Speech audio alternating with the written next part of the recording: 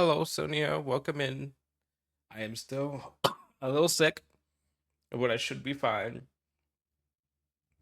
I just have a cough at this point, I believe. But just in case, I'm gonna jump right in.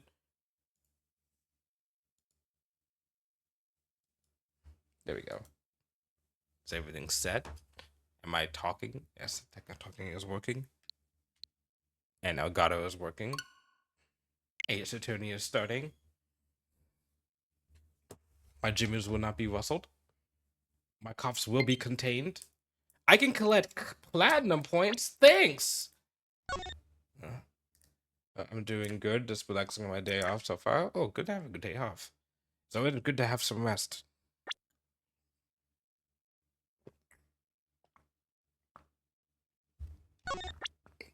On a healthier day, I probably would be talking, reading out everyone's dialogue, but today is not that day.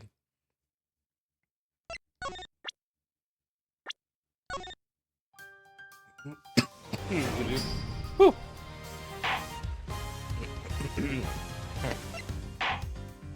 This isn't as loud as I thought it would be. Why isn't it?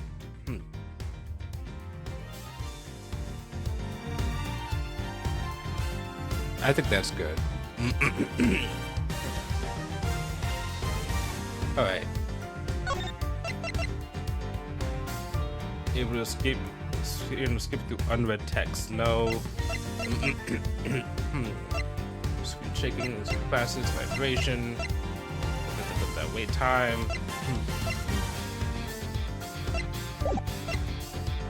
All right.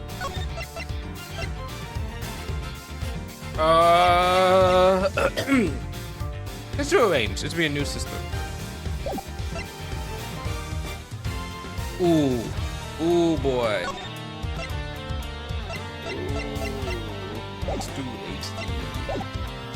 HD. Let's see how HD looks.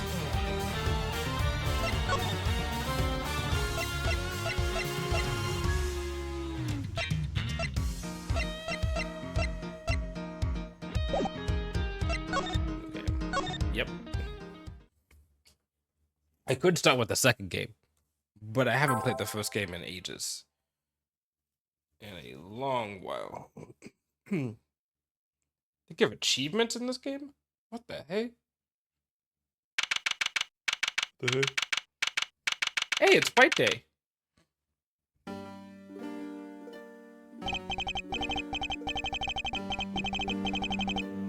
Maybe I can read some of it. To make sure the defendant is found guilty, what other choice we have? That's the job of a prosecutor after all. That may be true, but why? Why go this far? Sorry, maybe I wasn't clear enough, but a guilty verdict is all that matters to me. No matter what the cost.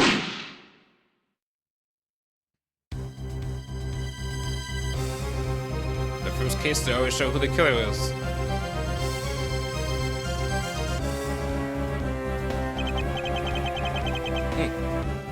I'm a prodigy among prosecutors. Always have been, always will be.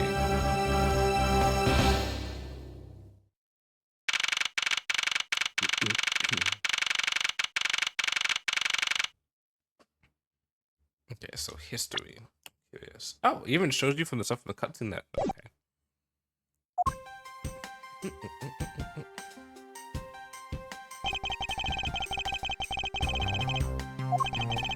Detective Shu has been keeping an eye on my office and keeping it clean. The door is unlocked.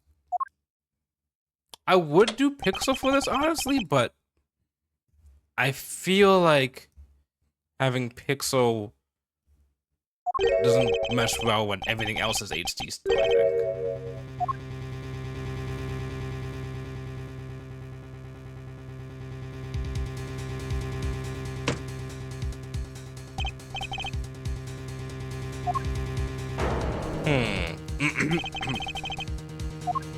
Actually, no, let me switch to Pixel. We'll test something.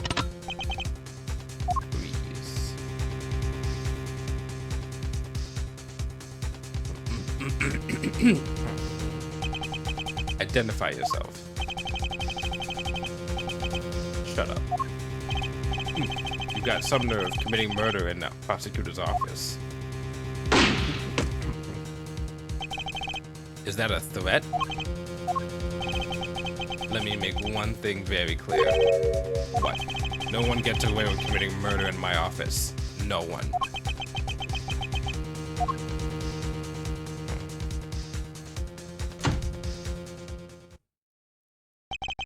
My name is Miles Edgeworth, and I work as a prosecutor in my local district.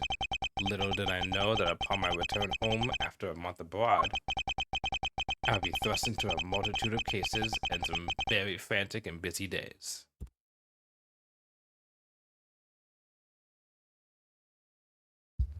Okay. Whew.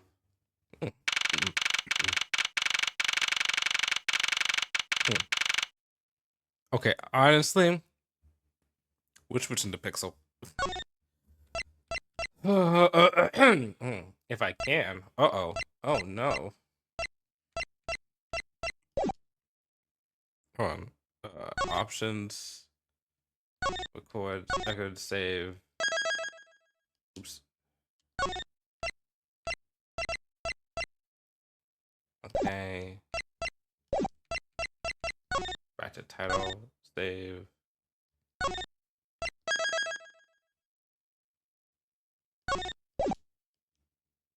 There's something about the options.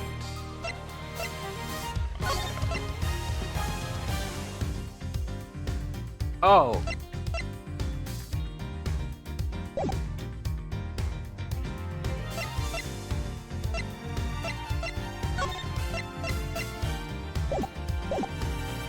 If I do that though, I have to.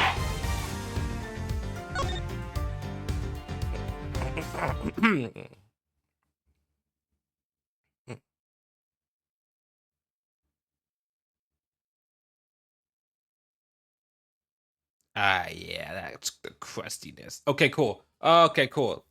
The background also is also pixelity too. Okay, I'm okay with this. Just photographing the victim's body, sir. Very well. Please continue your investigation. Yes, sir.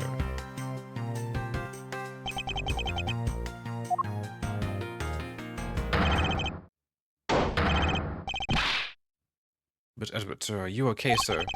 Keep it down, detective. This is a crime scene.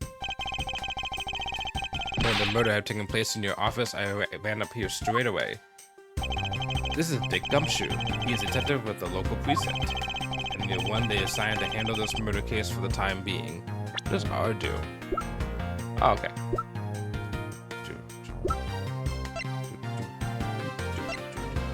Oh, these are different. I don't think I looked like this originally.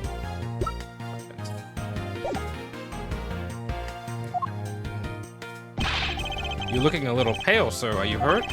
No, I'm perfectly fine. However... Heck, look what they did to your office. It's totally trashed. I'll say, the culprit sullied my floor with dirt rather than... well... No one gets away with tracking mud into my office. But take your shoes off before entering any office. Whoa, sounds like you're getting really burned up over this whole thing. This crime was committed in my office, so it is my responsibility to solve it. Oh, that's just like you, Mr. Edgeworth. Okay, time to do some investigating. Agreed.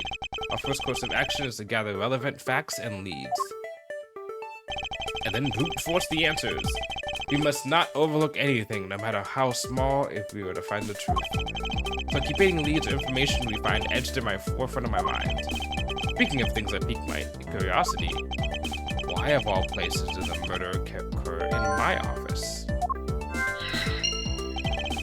I get the nagging feeling that something is important to keep in mind.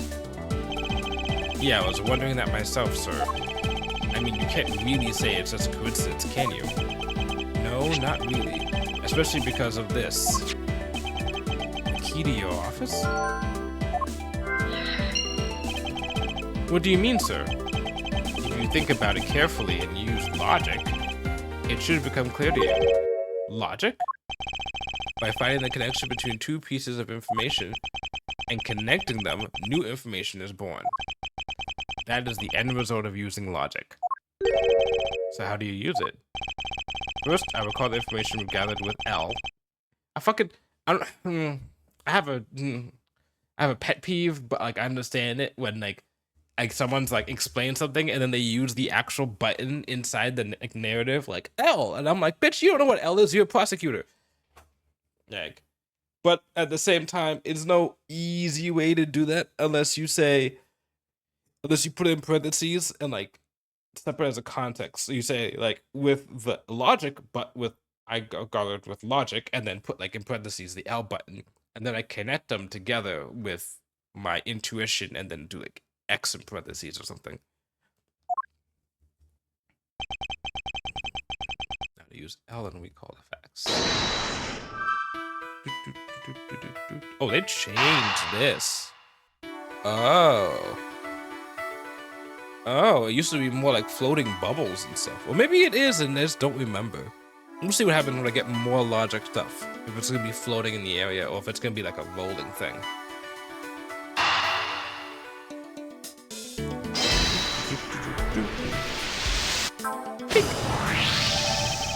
Doing things my way. For security reasons, all prosecutor doors are outfitted with locks. This means it would have been hard for the murderer and the victim to get in here. Ergo, it's impossible to dismiss the location of this crime as a mere coincidence. Yes, that's exactly what I was thinking, sir. There must be a reason why someone infiltrated my room. What was the killer after? You're really on the ball today, Mr. Edgeworth. That's some beautiful logic, sir. Yes, well, when you follow the leads to the conclusion, only the truth remains. If information doesn't line up properly, I may stray far from the truth as well. But if I think carefully before piecing leads together, the logic should flow. In other words, if I do logic wrong, I get damaged. Well, let's start with our investigation, shall we? Yes, sir. The basis of any good investigation is to examine everything, sir. I know. When I want to examine something, I simply use A when next to it. To reveal laws I want to talk, let's use X. Okay. Maybe I'll see if they're talking about like this deductions. Excuse me. What have we here? This be the murder weapon?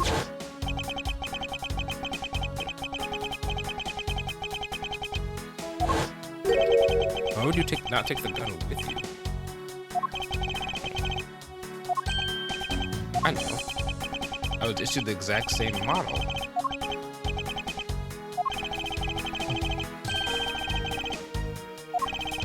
Now that I think about it, you do see this model in the precinct a lot, sir. I don't use mine once except for emergency, so that's why I didn't recognize it. Revolver as the ones used by the precinct detectives.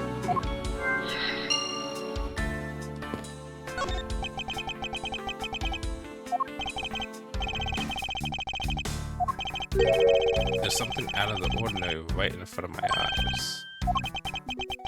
Out of the ordinary, huh? I should look around a bit more.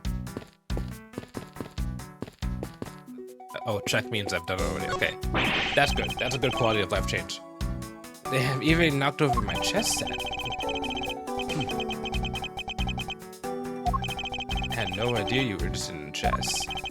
Actually pretty good at checkers, so I thought I'd give chess a try. 2 different games, my man. In that case, I suppose I can set some time aside after we solve this case.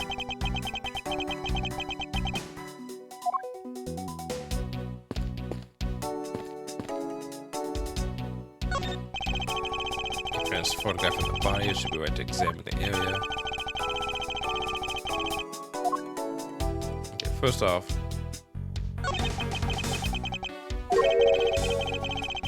it's a wallet. Oh, it's a police badge. What a coinky dink. Hey, they say the same thing I do.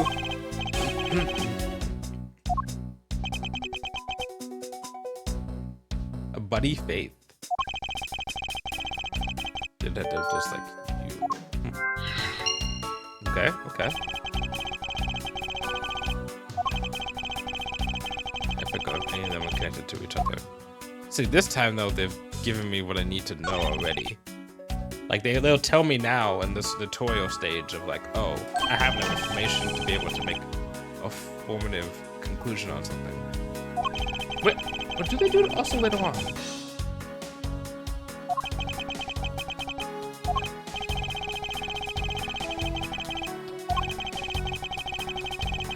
Hmm. 2:05 a.m.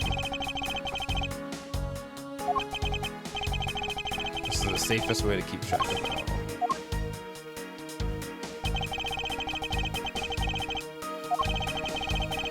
I have to but to press R.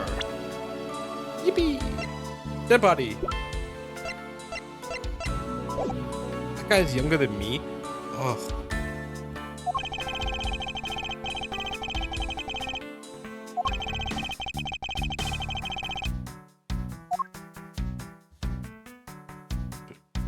Checks means I've done it before. And oh, look at that. Interesting.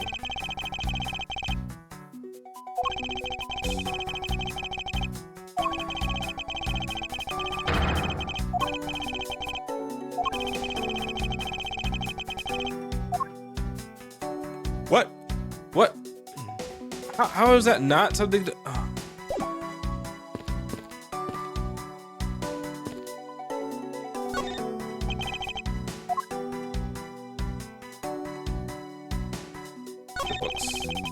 Falls over the floor. Probably fell down during the struggle between the victim and killer.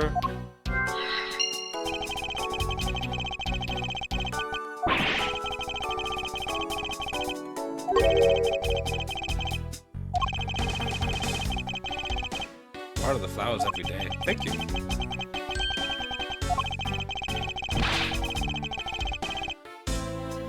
Half a day every Saturday? You give up your weekend? Bro.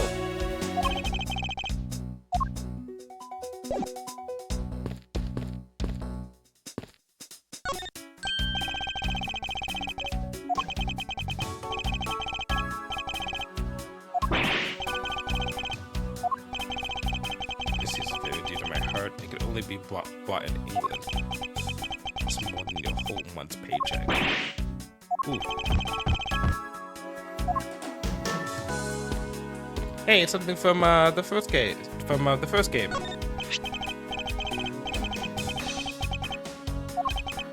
King of prosecutors.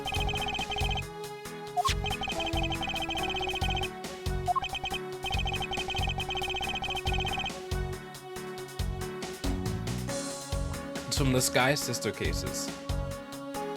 Sky Sister case. Sky Sister's case. Yeah.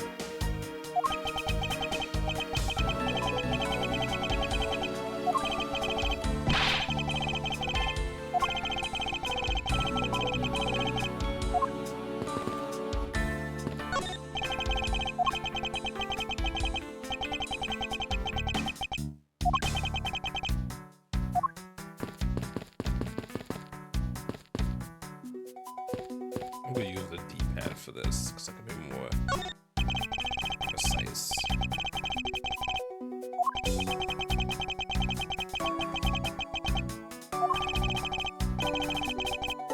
Go ahead, sit on it. What?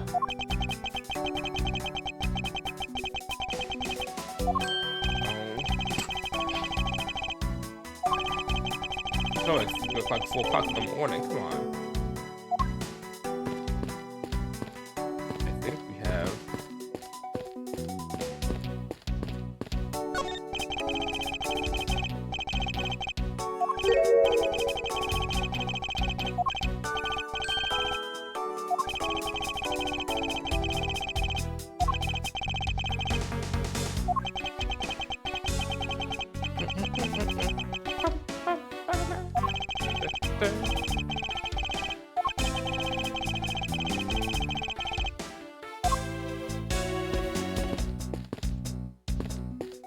There's like blood underneath here. I can see it.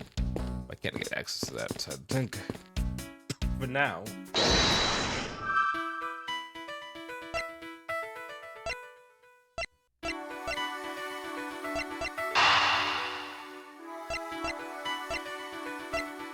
Interesting. So originally, when this game first came out, I think it used to be more like floating bubbles that were around, and then you would select a bubble and then you connect them together. I don't remember it looking like this.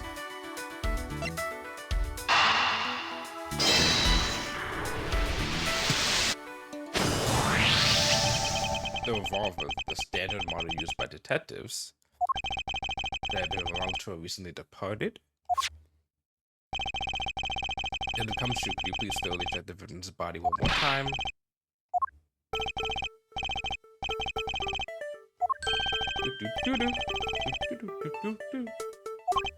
Gun holster.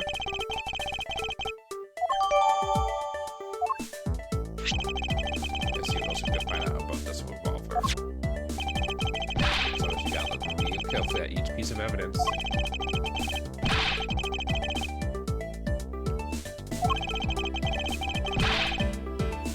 I forgot, did the original only release on the... Oh, hi, Edgeworth 33. What's on in? Thank you for the follow. Oh, God, which of these? Was these on the DS? Yeah, must have, because I emulated the second one. I emulated the first one too.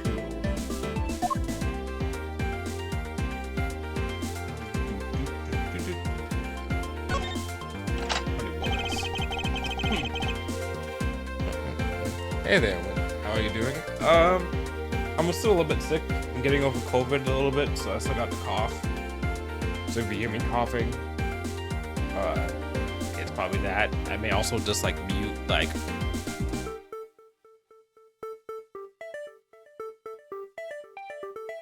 I did just now, so I can cough even worse. But other than that, I'm doing pretty well. Yeah, I'm getting better. The worst day was the first day, I would say. Honestly, I probably just need to go sleep early, which is the reason why I'm streaming earlier nowadays, so I can get more rest. Only one bullet was used. But welcome into Ace Attorney. It was something I've been hoping to play for like ages. Well, stream for ages. I played the first game before, which is this is, but I never beat the second game. Whoa, what was that? Ow. How could this happen to a guy like you? Oh, you're alright? Touch me. Leave me alone. Just let me be. Sorry, I can't do that. The investigation is still ongoing, so please refrain from touching the body. The body? The body? Don't talk to him like he's some lump of flesh. Dude, we saw you kill him in the beginning. Look at him. Jim looks like he's just turned in for the night. Sure, just a bloodstained suit, pal. Where are my manners? Portsman. Well, I'm a Duckwest Portsman, prosecutor. What is the pun there? Jim here is my partner in crime busting.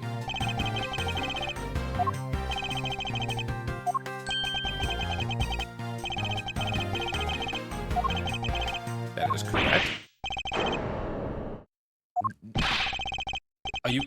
Why would I kill someone and then stay here? Hi, prosecutor's office doors all have locks built into them. Oh, thank you for the look. Hope you get some rest, or some food, drink, or whatever else you're doing. And only for... Oh, sweet. Only the owner of the office has the key to his or her own office door. That is correct. However, I was not the one who killed your partner. Yeah, Mr. Edgeworth has been overseas on a business trip this whole time. And the key to the door was with me the entire time. The only one who could get in here was me. Gumshoe. Gumshoe.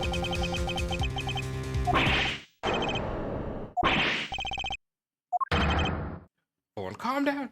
Calm down. You say calm down.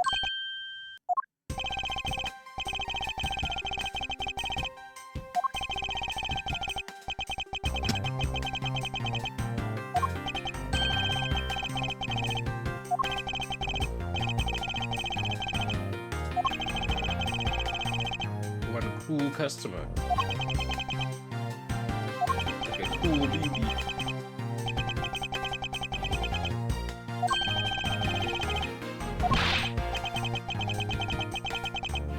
You're something of a legend. You might even say you're something of a ace attorney, if you might say so.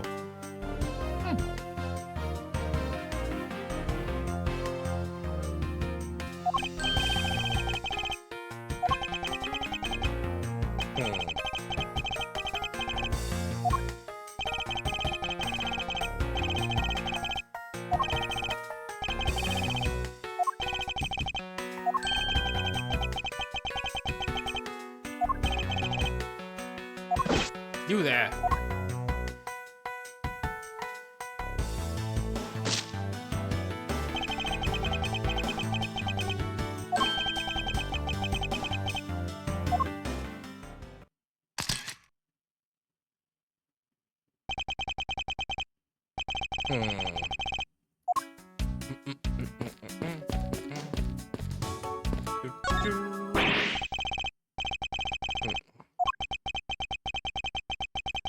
Huh.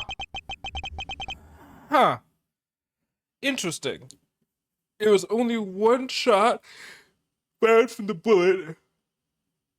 It was only one shot that was fired from the bullet. Thinking about that, according to the gun. However, we saw the guy who was holding up Edgeworth at the beginning fired a shot and brought this down, so 2 bullets were used. Far off the wall and tried to fire around. They could only shot the victim, but they shot your jacket as well.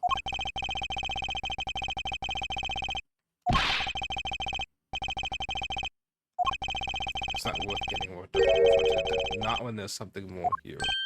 Huh? Like what? Have you ever noticed it yet, detective? There's a giant contradiction right here in front of us. Really? Did I say contradiction? He must be rubbing off on me. I'm starting to sound like him. Like Phoenix Wright. Seems for me as contradicts a piece of evidence for something off. So my evidence goes to the play. What's the contradiction? This is it, the bullet hole.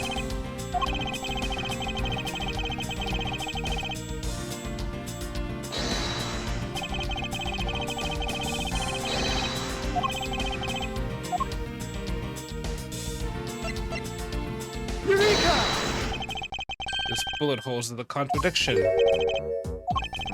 It's elementary. 2 shots were fired in this room. The first felled the victim, and the second felled this frame. However, this gun was only fired once, which means that one of these 2 bullets was fired from a different gun. It could have been another gun. Check the ballistic markings on the dead body, and then compare that to the gun, and then you know if they don't match, then the gun that was fired by wait, what? That means the gun that yeah, that means the gun that was fired at you was his gun, and then the other gun was the one that was fired. Was his gun, which was fired at that thing. Okay.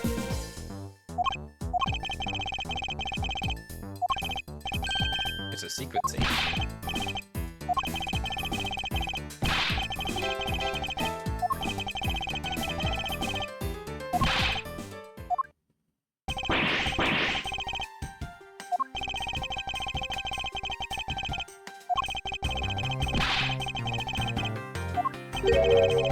When did you put this thing in?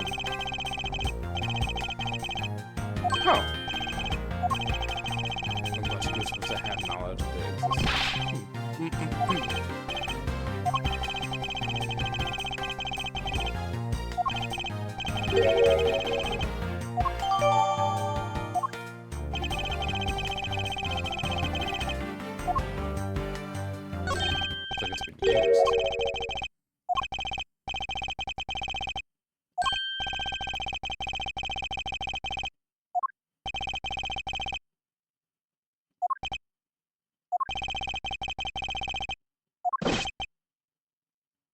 Dust for Prince.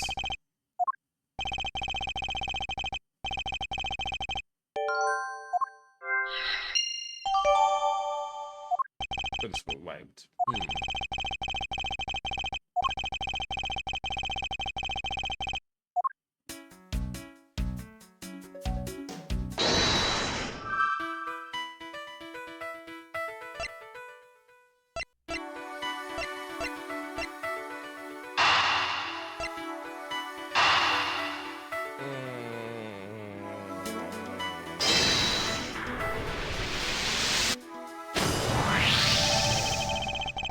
What the murder was after. Table's wife cleared her fingerprints suggest someone trying to break into it. Motive for breaking and entering theft.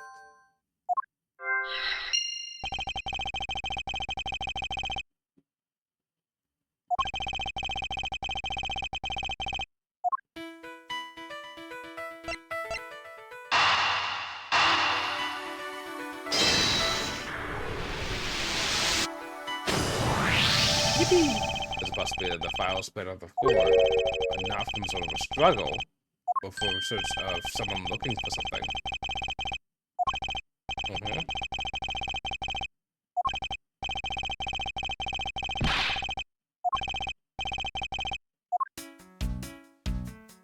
Get out the fucking way!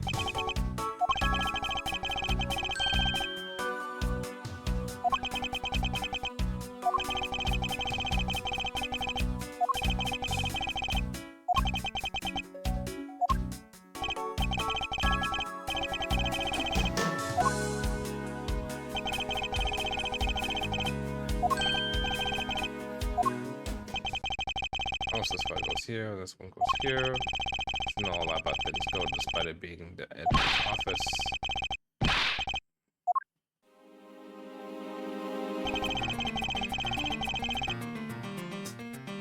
Murder was definitely committed here.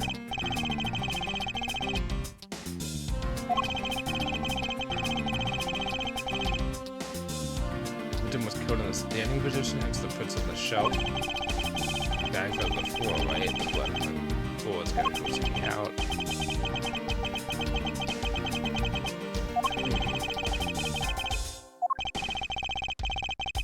How could he be a detective and not be good with blood?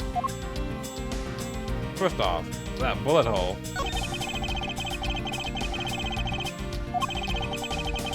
The blood's so screwed in and the file's fine. Guess the files were ransacked after the shooting occurred.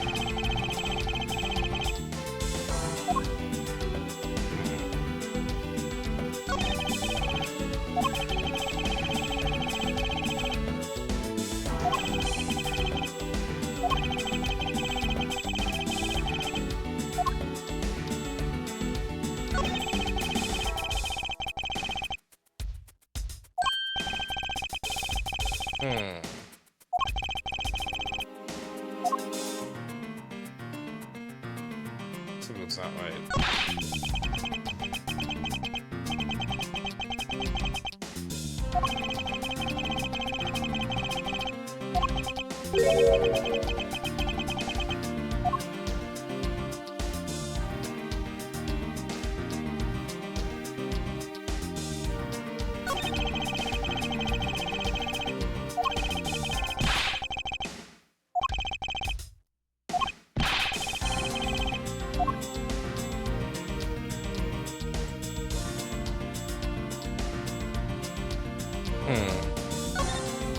Oops.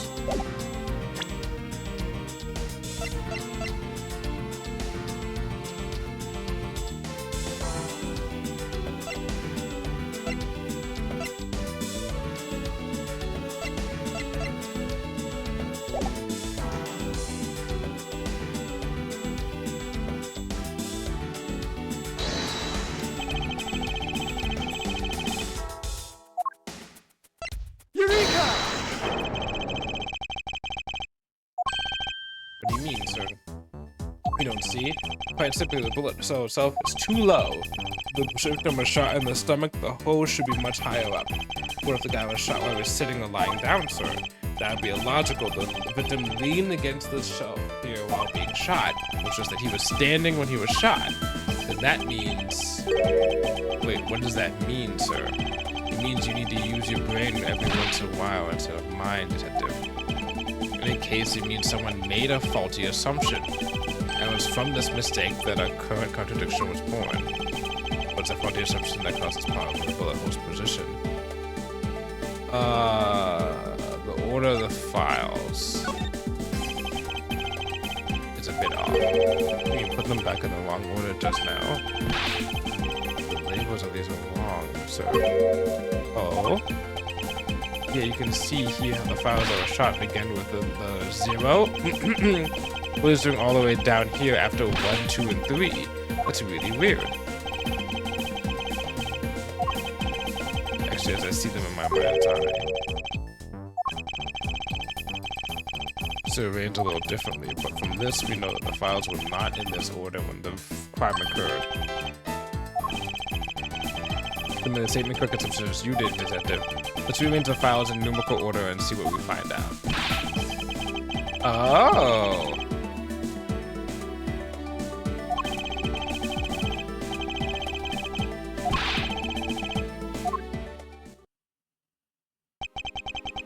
As expected, the bullet hole is now where it should logically be.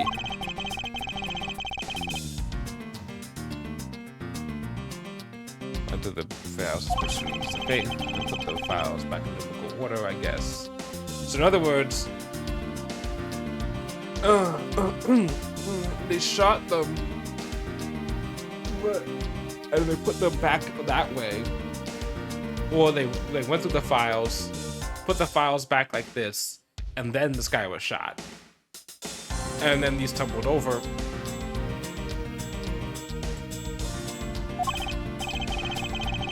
Thus, Gumshoe moved them before this case all happened.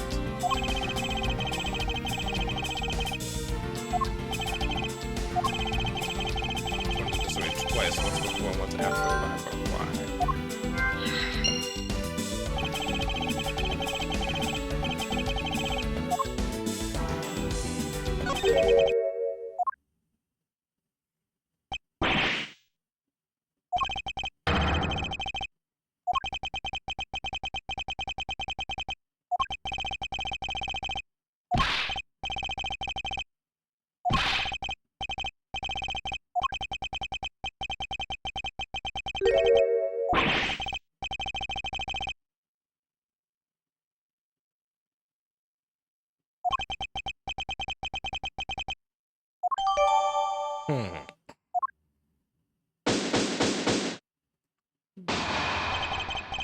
It's like Jim was able to leave us the name of the killer in the end, and most important mention to manage to reach us.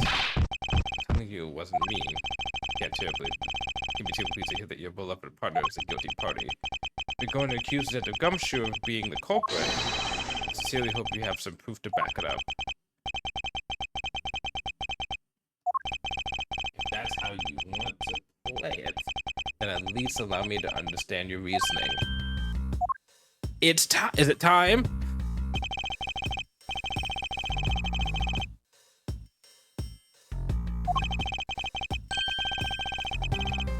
Is it time for the chess battle? What I always do in court, I'm going to cross-examine him. One way or another, I'll expose the flaw in his logic with that this technique. Yeah, might as well. Alright, first listen to the witness testimony. I find a flaw in the testimony, something that contradicts the evidence. Open my organizer with R and present the piece of contradictory evidence. To present something, I'm simply use X, but that's old news. Correct, and in those times I need to press the witness with L. Since we're pressing and draw out new information and new and modified testimony. Very well, I'll even show you how it's done. Now, watch carefully. Is it time?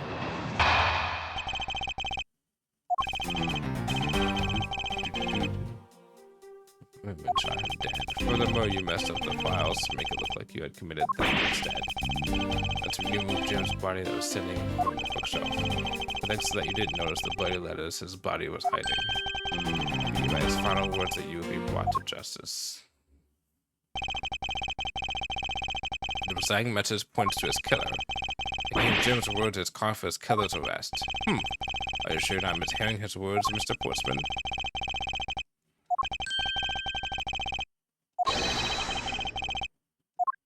Whew. Okay.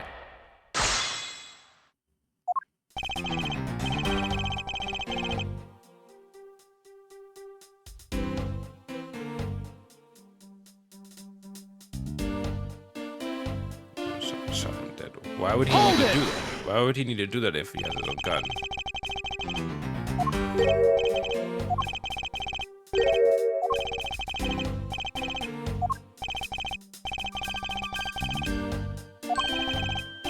The question, Jim.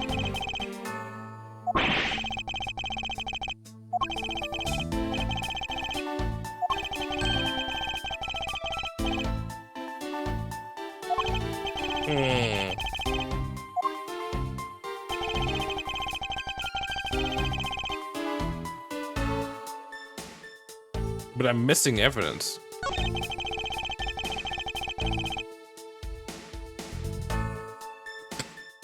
Hold it!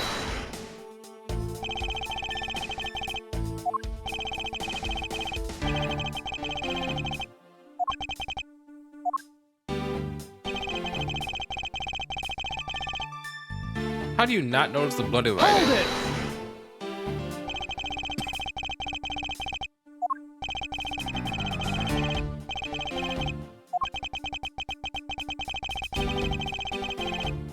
You know what? That's fair.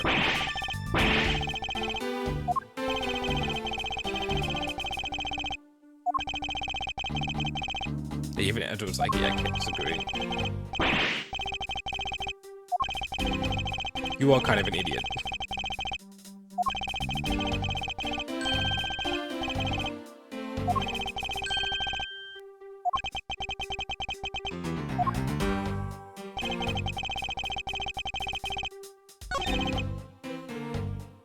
Present. Objection! Objection awarded. Perhaps you're not aware, Ooh. Mr. Portsman, but there's a serious flaw in your logic. I can't help but find it odd. Odd that a fellow prosecutor would be brought down by the power of his own office.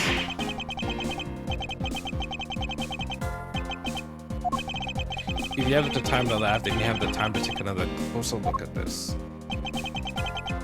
Do you still not see? If not, may I direct your attention to the missing file? What's impossible, Mr. Portsman? The files on that shelf are all about a certain case. When the killer went to take the file after murdering your partner, I highly doubt they could have missed the bloody letters written on the spine. Objection!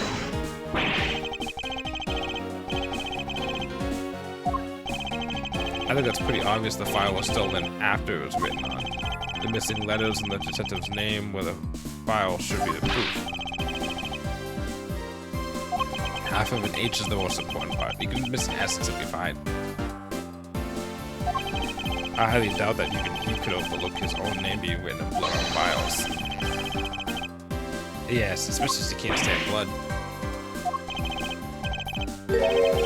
That you were framed.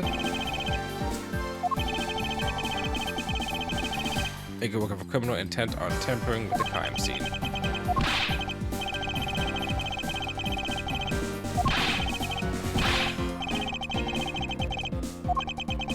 Well, Mr. Portsman.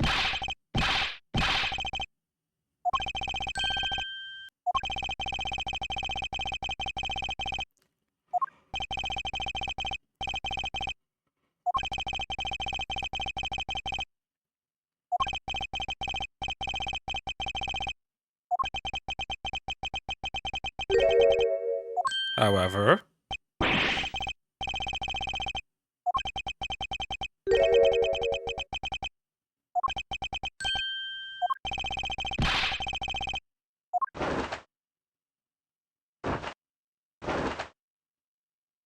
okay, dude.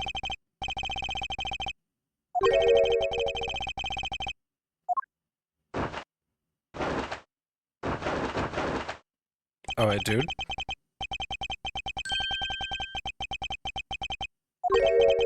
One other person.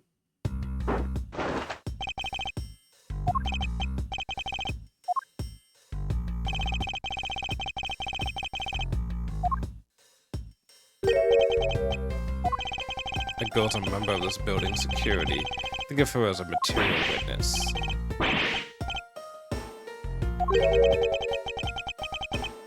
Oh shit!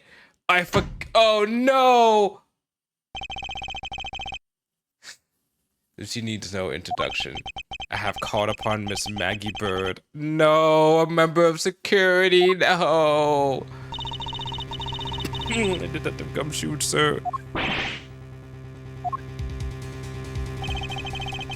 Miss Bird is the security guard on watch tonight. I see, and your point is, my point is that she could very well have used it. And by it, I mean the master key, which could open the office doors in this building. You're not guilty party, Detective Gumshoe, and the only other person with access to this room is Miss Bird.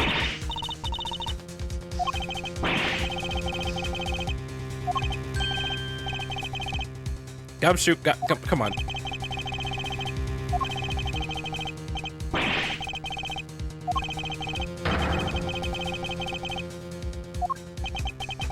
Please refrain from flying off the handle, Detective.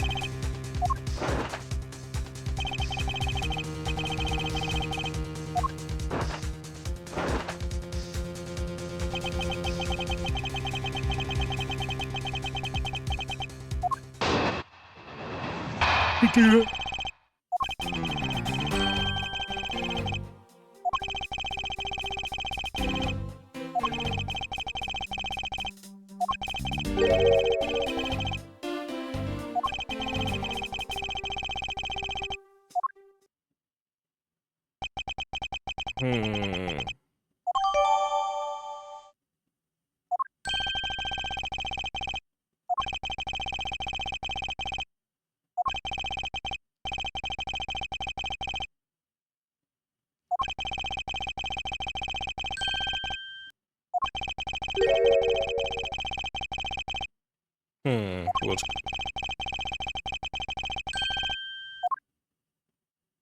Does she have the master key on her?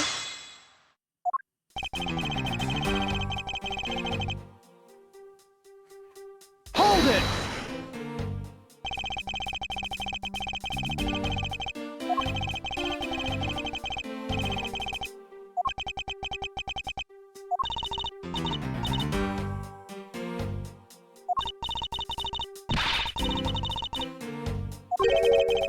Wasn't able to?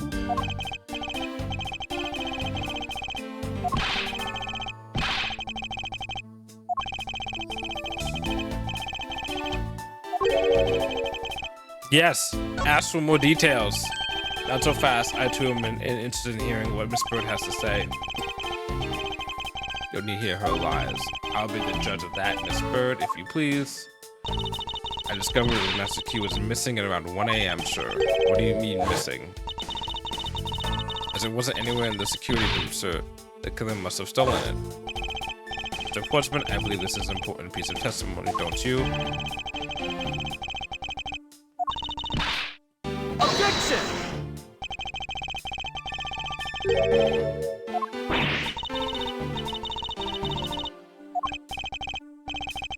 It was proof that the key was stolen to begin with.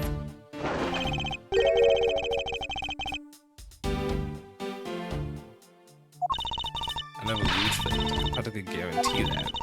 When something disappears, it's usually because someone stole it.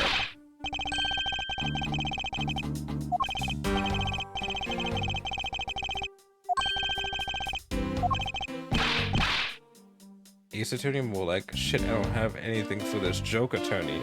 Yeah, right? Also, welcome in, Kiki Betty.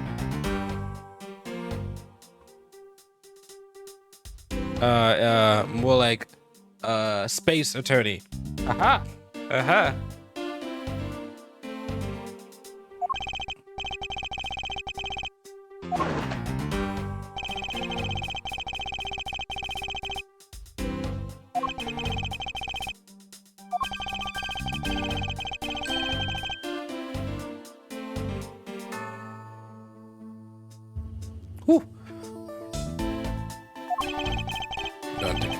time to counterattack with a few effects of my own. Thievery. Hold it!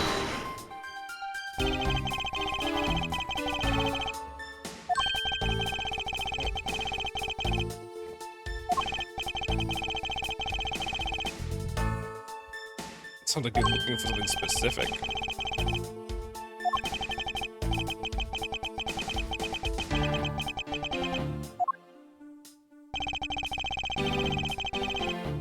Hold it! Ooh, you did.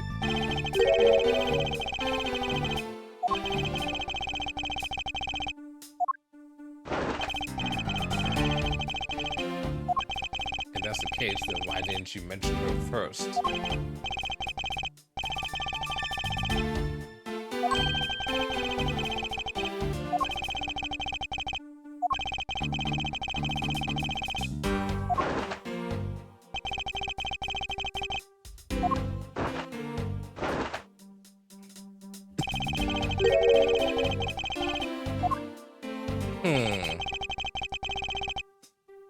Hold it! I'm gonna press all of these because I don't remember what I need to do here.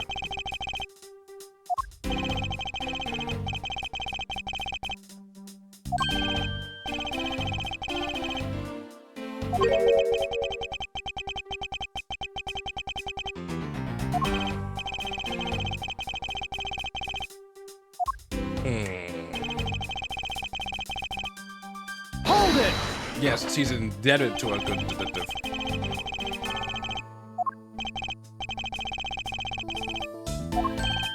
Really? I never knew I was so talkative, sir. Pouring a collective breath, you know. And when you screw up so badly that you're literally chased off the board. Damn.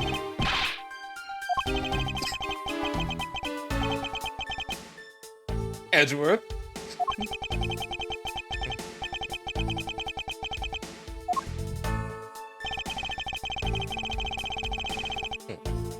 Hold it!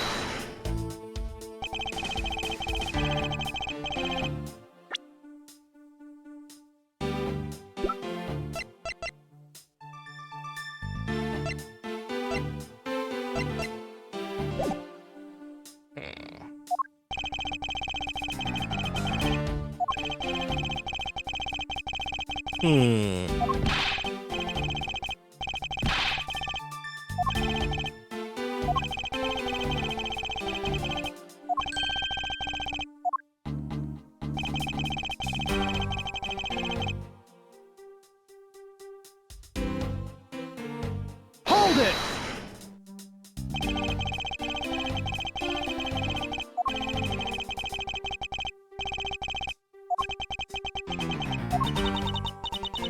How do you...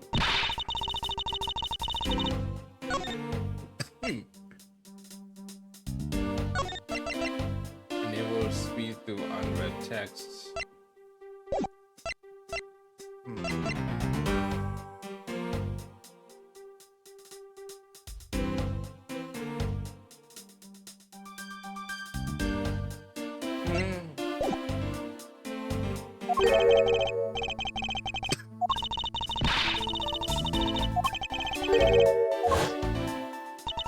Oh, this would be faster. Is that if I'm gonna pull down a button that makes this go faster? Objection!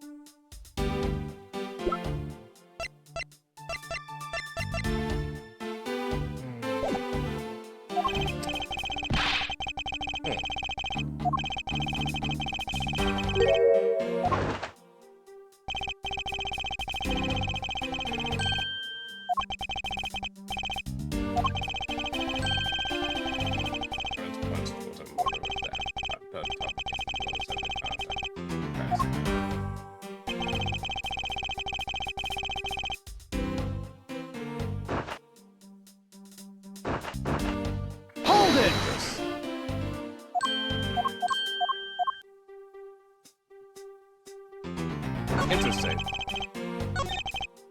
Hold it!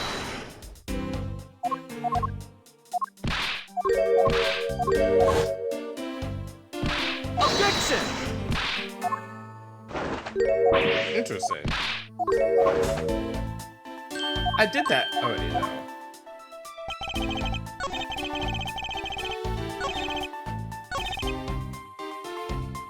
Hold it!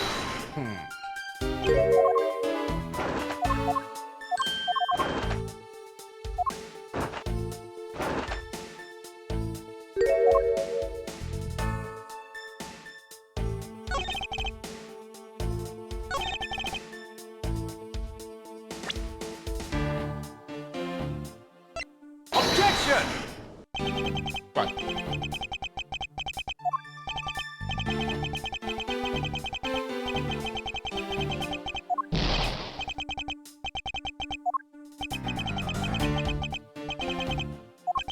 I was hoping to get through the whole entire case without getting a hit, but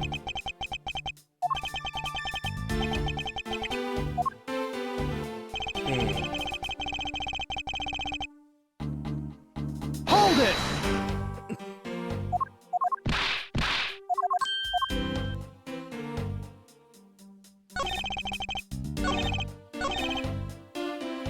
Hold it!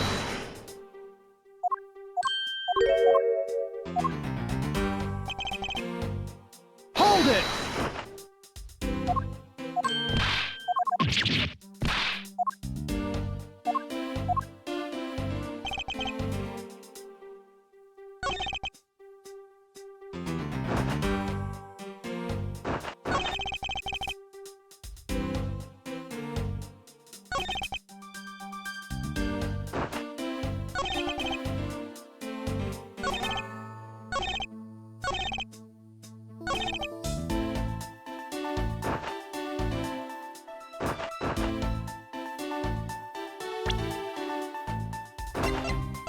she wouldn't know about the safe. She wouldn't know about the safe. She wouldn't know about the safe at all. Deduce and continue insisting that Miss Bride was stealing something. Why not? It's the truth after all. So by logic, that we came to the whole theory conclusion anyway. That would be, but you must also be aware of the fact that the safe is a secret safe. The sense of which is only going to prosecutors. I find it a little hard to believe that a hidden safe was a part of her current plan.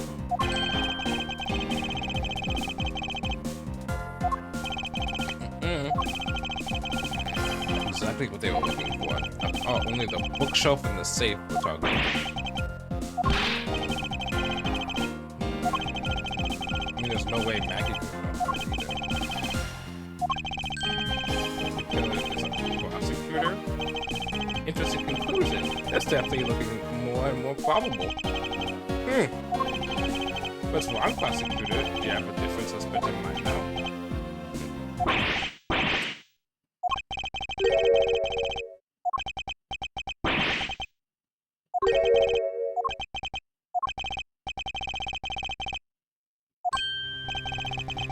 What did you say?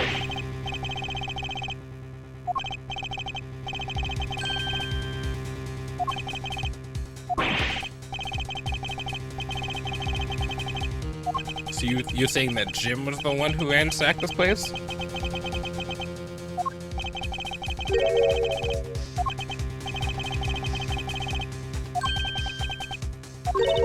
Excuse me?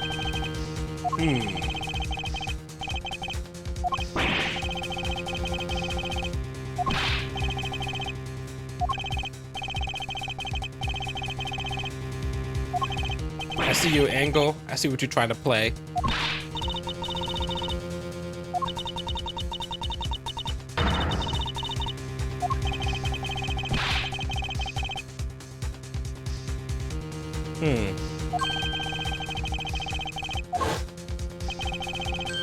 It was Jim who stole the mask.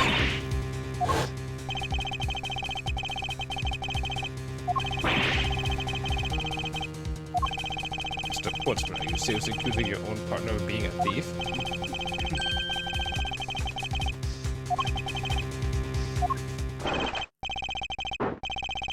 Investigation awaits for no man. see yourselves out. Yeah, this is my office.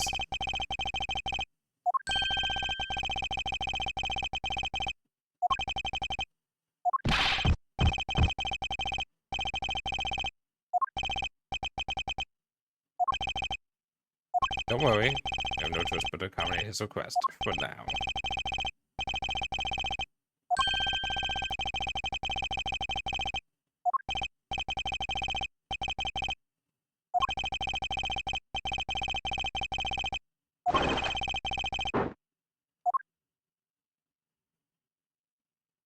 To be continued.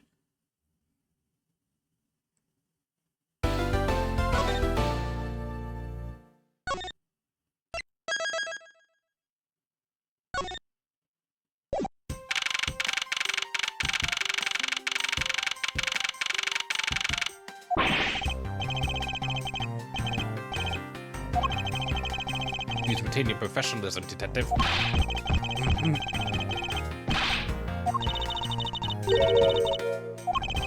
True. So what now? Looks like my life's fallen in another gigantic ditch.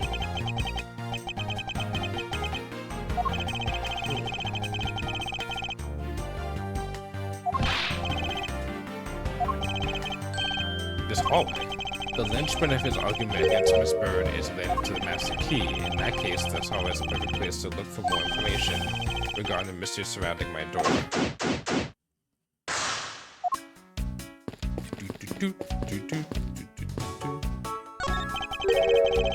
a basketball down here. And even tennis.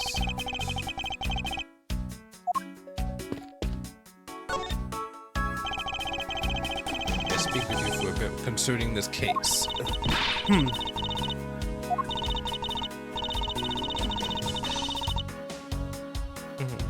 The Miles Edgeworth.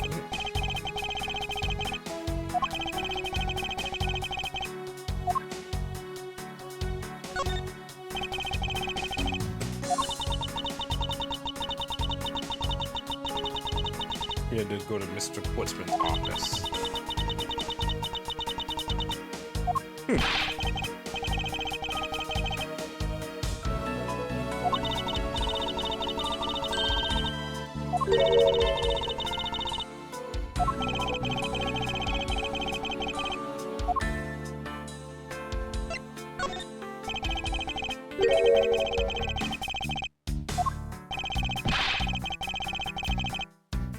And you're quite sweet on her, aren't you, Gumshoe? Oh. I was getting up to stretch for a second.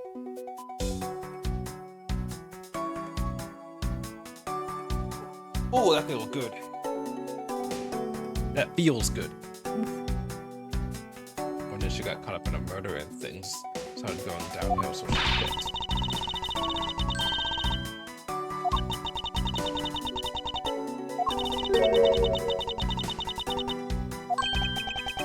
Yeah, caught up in this whirlwind of the case, correct?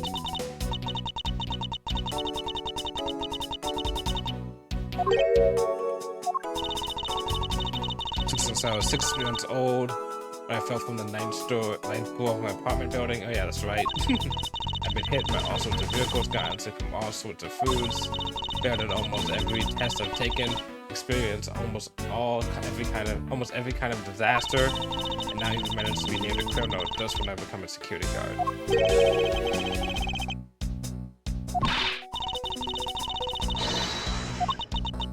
I wound up getting you and Detective Gumshoe involved in my bad luck. Talk about a girl failure.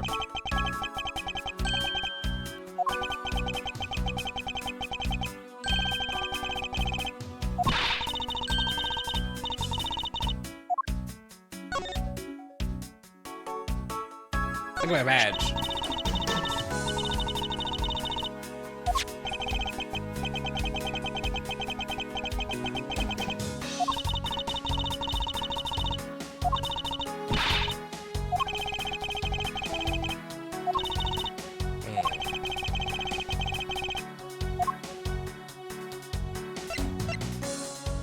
You've seen this gun before?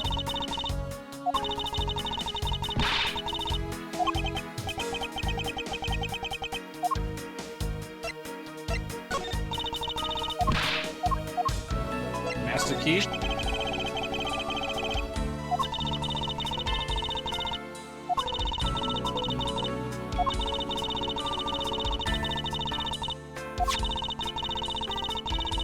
It's not just gone, but stolen. Stolen between 1 and 2:30. And then the guy was killed at 2:05? Yeah, 2:05. It's not like that, sir. You always keep the key further inside the room away from the window. Except for this time. I admit it was a bit careless, but I had my reason. I doubt because I was sort of using it at the time. I left it out sitting on the...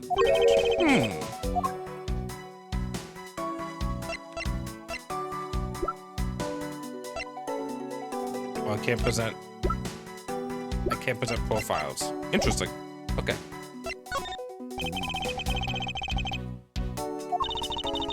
That was like from the first game.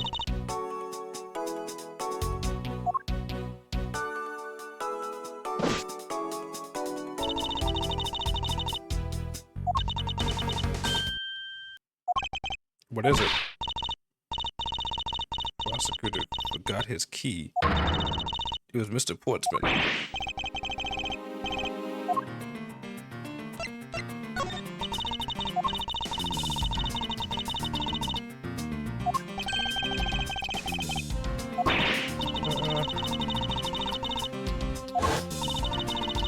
I walked Mr. Portsman to his office and opened the door for him personally.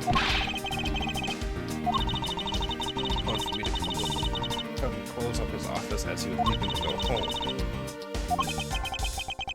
For the sake of one forgetful prosecutor, you used the master key twice tonight.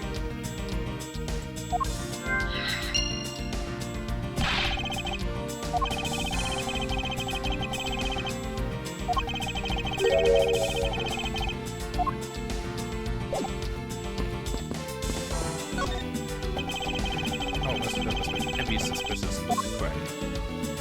Ooh, a chair. A sofa.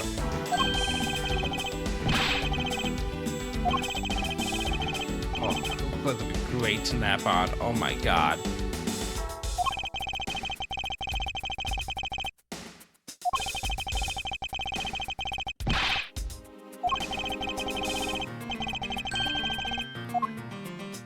One day I want to be able to like sleep and not have to worry about like something the next day.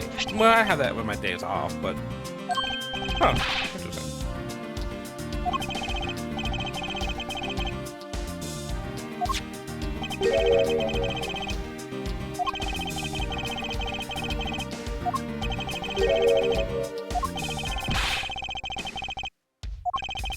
Not particularly, it's just a collection of court case files. Cases within these files are not mine. They belong to the high prosecutor that used to occupy my current office. I have my reasons, but let's just say I was charged with keeping them as they were. The person also wanted the files that specifically used, right? It seems so. One of the pages relating to that case from 10 years ago are missing. I don't care about such an old case.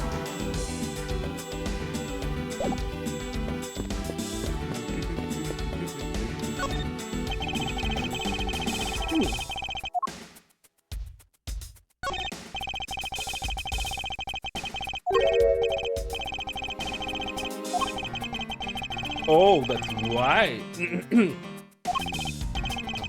That could be some easy moves, kind of. Oh.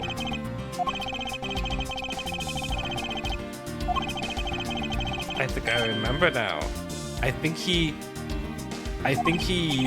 switched the plates and then had Maggie open up the not his office, but Edgeworth's office.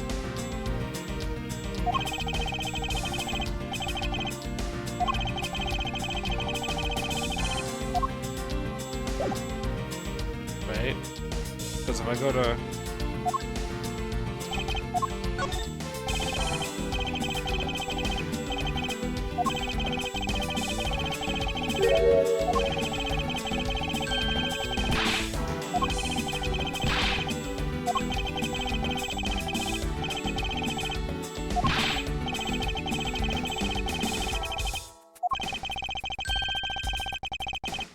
Yeah, about that.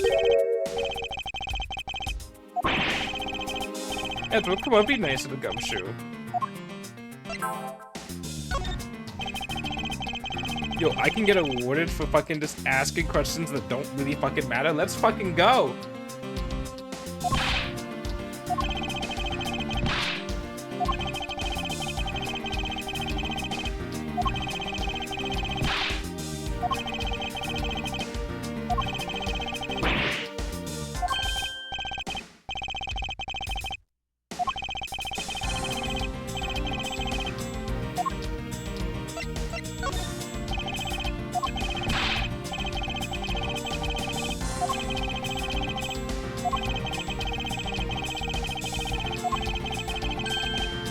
What is an achievement for like getting through the whole entire case without getting damaged?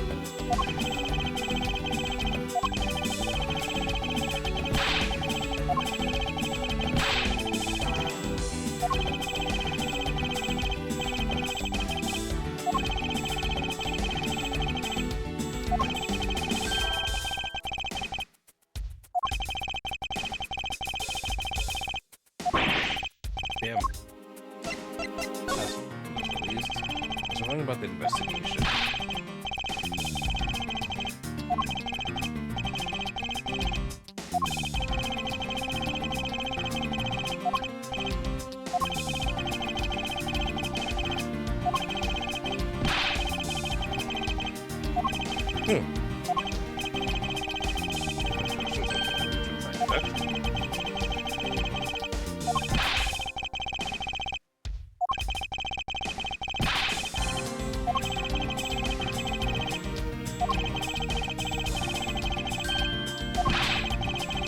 Ace investigator.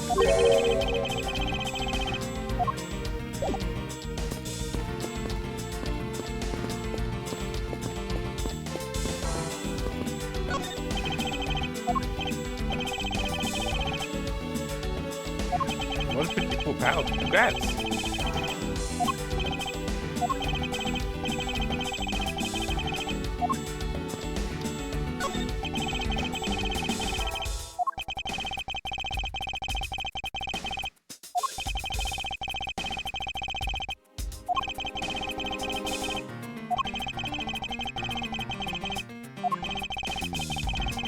What was his name again? Who was this guy again? Yep. It's Winston Payne. How do you not know the greatest character, Winston Payne? Whose pun is he winced in pain?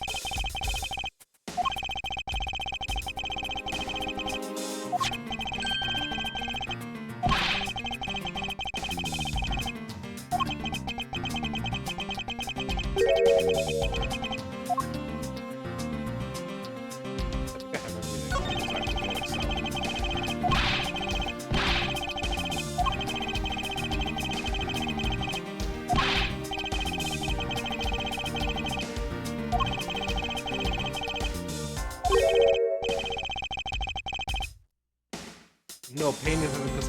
Wow. Wow. I think I got everything.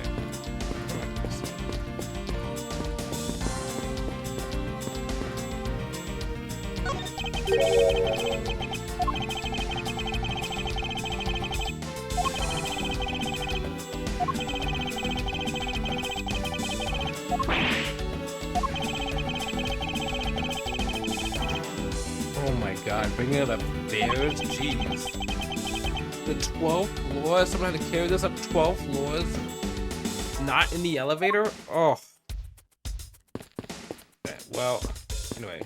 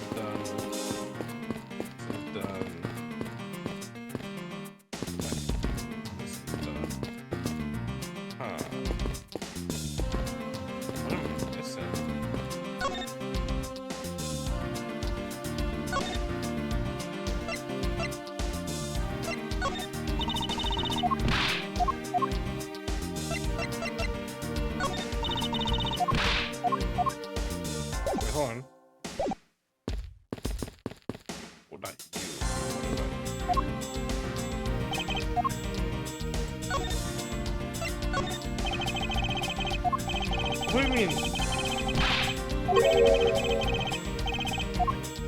You and Maggie both talk the same way.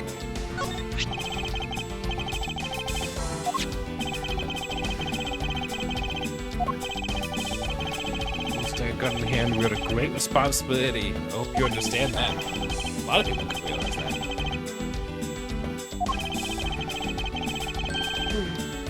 Oh my god, Gumshoe!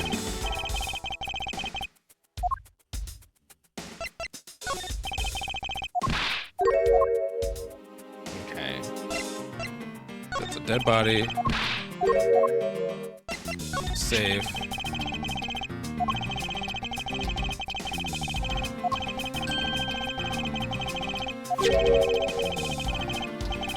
You don't know me! You don't know me at all! Watch, look at my badge!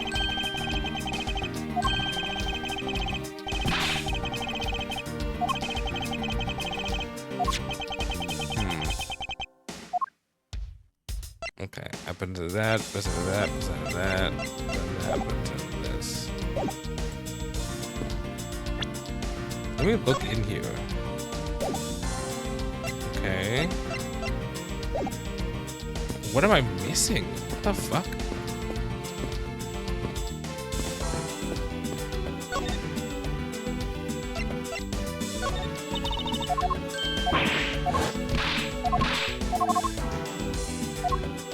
Oh, fuck.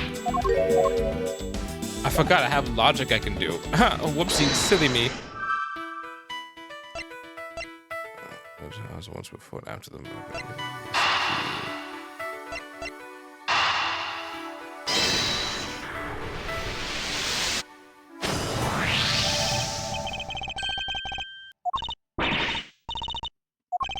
You said that you locked up Mr. Portman's office at around 1:30 a.m. The master key had already been stolen at that time.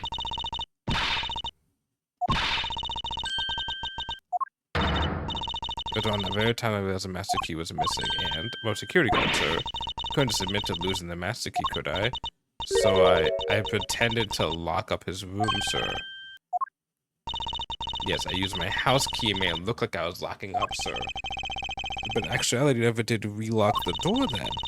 I thought maybe I can go lock it after I found the key. Come to think of it, I guess the door still hasn't been locked properly. But that can't be true.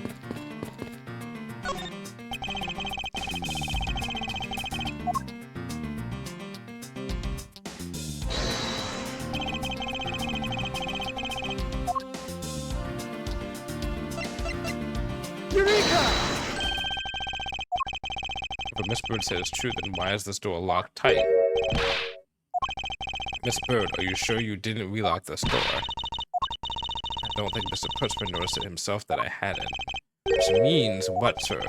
It either means that he actually does have the key to this office, or that the door Miss Bird opened wasn't this one at all, but a completely different one. How can you prove that? There's an easy way to find out. All we need to do is examine the...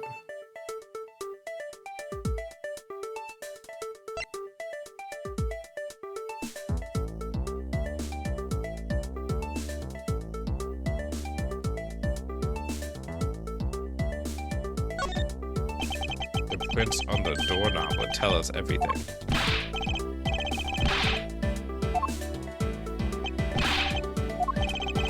There's no need for this belligerent nostril flare, detective. So only 2 people's prints were found on this, huh? That's pretty decisive. Logically, a certain other person's prints should be on this knob as well. Nice! Because she's supposed to be opening the door. The print of the person who unlocked this door are absent? You mean, yes, the door that Miss Bird opened could not have been this one, but a different one. What have we here?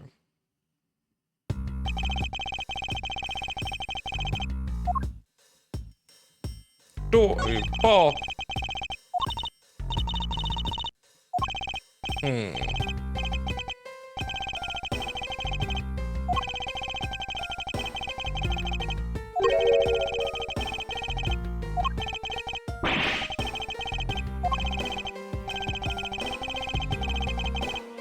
Yep.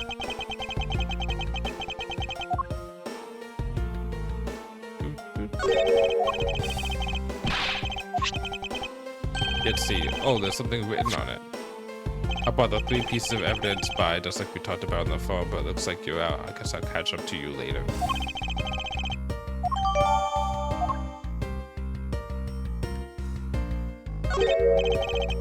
It looks like this was moved.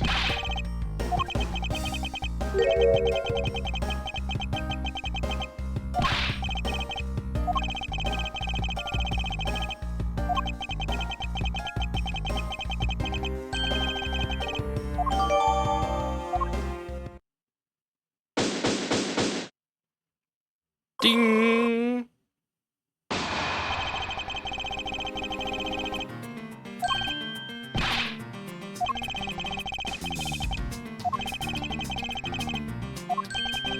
With the real culprit of this case.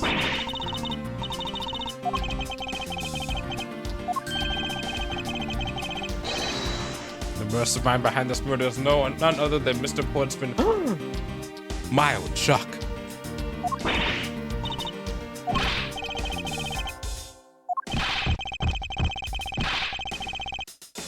A peg, I'm sure. Lady and gentlemen, prepare yourselves. I'm what may. It's time to knock on Toot's door. Dee dee dee dee dee. Bum bum bum.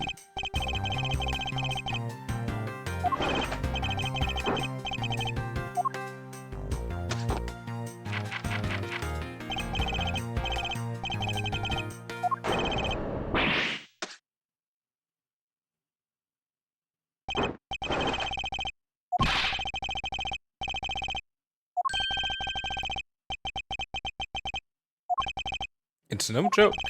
We know, Mr. Jacques Portsman, that you are the guilty party in this case.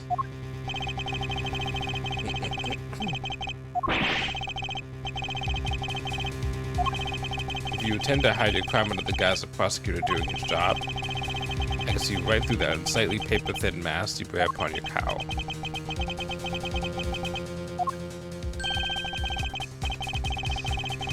That's it, you man. Oh, don't you fucking bring up Von Karma.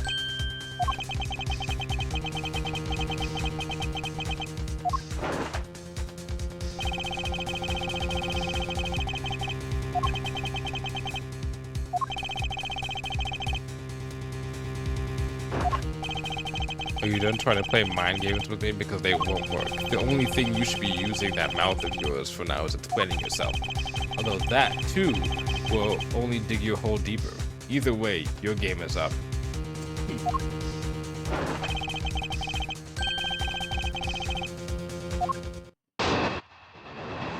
Let's go.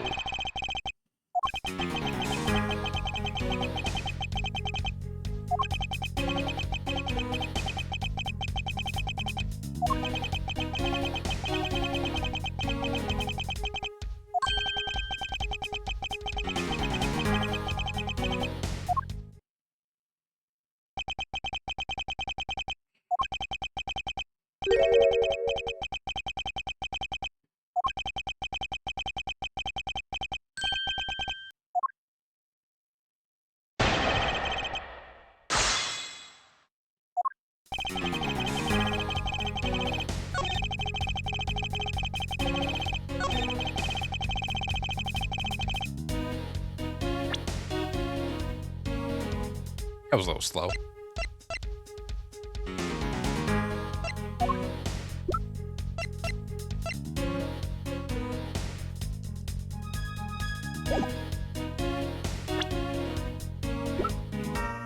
Can't present. Objection!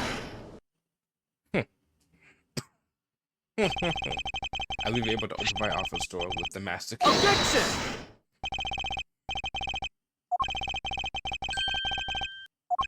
Precisely. You're able to open my door without lifting a single finger.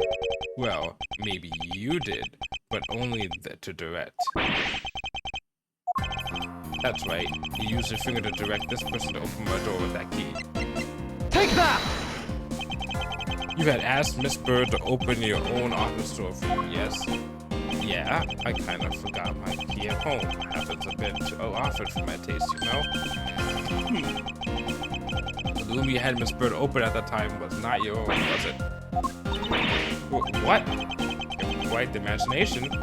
Well, why don't we ask the girl herself whose door she opened, shall we? I'm certain that it was Mr. Portsman's door, sir. I checked the number plate to make sure I was opening the right door, sir. See, Miss Bird backs up my story. Yeah, what if you have misled her to fool her into thinking what you wanted? How do you suppose I did that?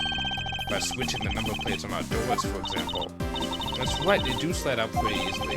Furthermore, you then used one other thing to give you a very strong impression. The door she was opening was yours and not, in fact, mine. Or was it that Mr. Portsman used to make Mr. Bird think it was his room? What was this mood? Take that! What? The basketball hoop, sir? It's quite a peculiar fixture in any hallway, let alone a hallway in this building, which was having an hugely strong impression on you. It's now perfectly suited to just sit outside the office of a peculiar prosecutor. Very true, sir, because there was a basketball hoop sitting there, and that the door was opening had to be Mr. Portsman's. There were signs that the hoop had been moved. To sit in front of my office, to be sure. I see, so that's how you throw suspicion on people. Thanks for the tip, but I think your conjecture's a little off the racetrack. Alright, round 2.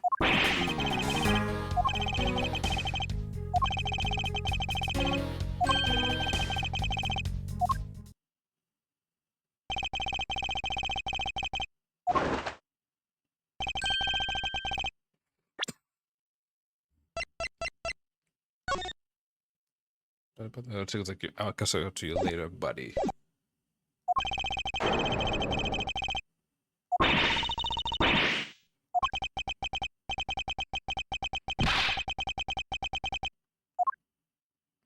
Round 2. Begin. Round 2. About to be over. Objection! Round 2, over. That was a lie. What are you talking about? How is that a lie? This is a note that had been left for you, Mr. Portsman. Reload. Is that under your door? Did you not notice? And right here it says, but you're out. You were not in your room when the victim came to call on you. So then, where were you and what were you doing? Shall I explain in full detail for you? You're busy snooping around in my room, the very room you had Miss Bird open. Objection! That's just nonsense. You have no evidence that I made the girl open your door for me. Oh, but I do. I have very decisive evidence. Who's positive that you had Miss Bird open the door for you? Take that! And your door dusted for prints. My door? Ha! What for? Come on, I bet you didn't find anything. You sure are good at wasting time. You're right. I didn't find anything. And definitely not Miss Bird's fingerprints. Oh, I got a message of my equipment.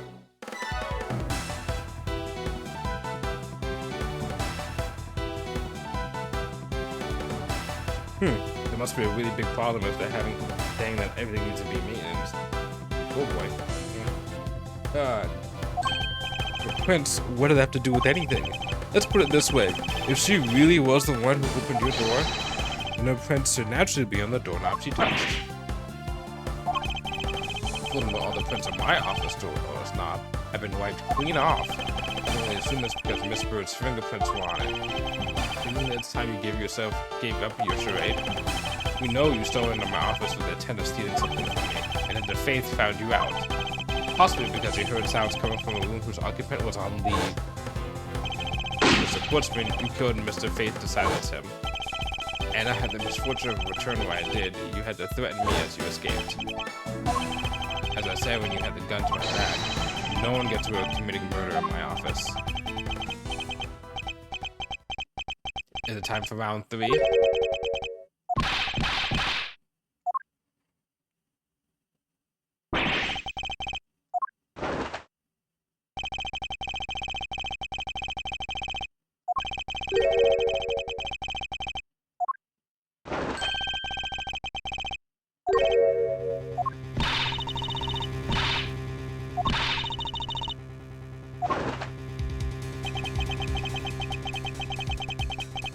Circumstantial? Everything you're accusing my friends of is circumstantial. Get the fuck out of here.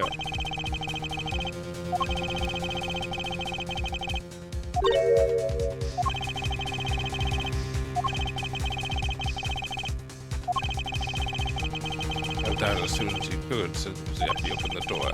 After that, it made perfect sense that only Jim's amount of footprints would be on there. Aww. Knew exactly what it was. After all, I still left it there before I arrived at the office. Like early evening, for example. Even geniuses fail at times. I'll be too quick by Brooklyn Adams was no excuse. What do I still got? Got the safe. Got the message. Note left by the victim.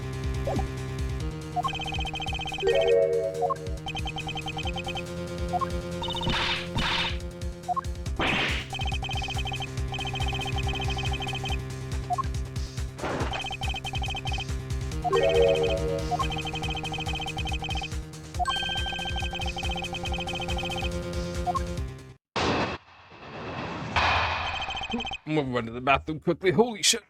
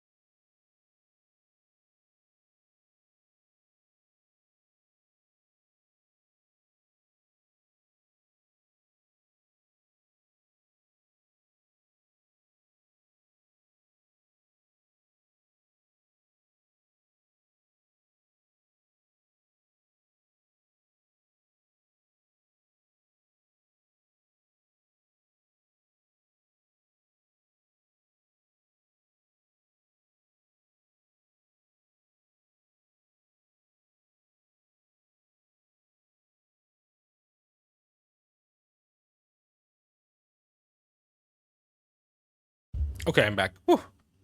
Remember you soon as you came back to this office around 2 a.m.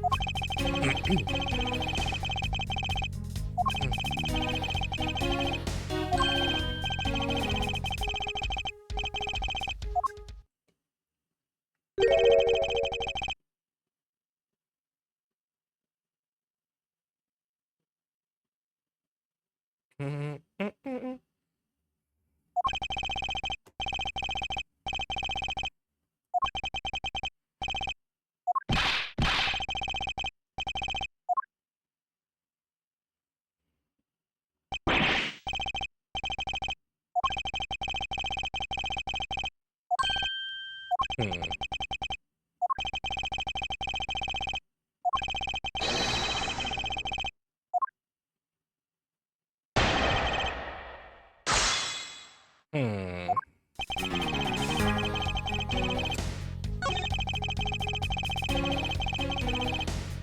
Hold it!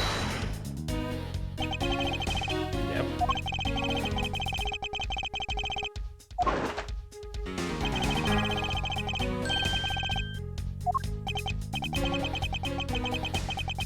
Objection!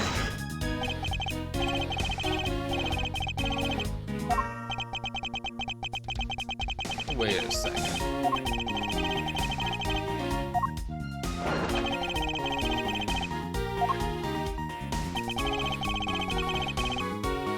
Hold it!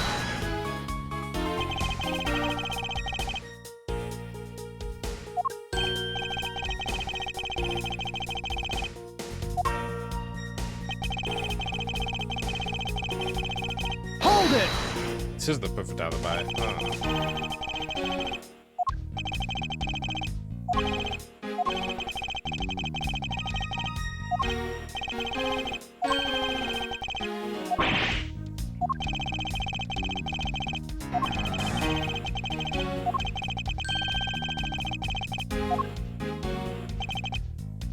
Hold it!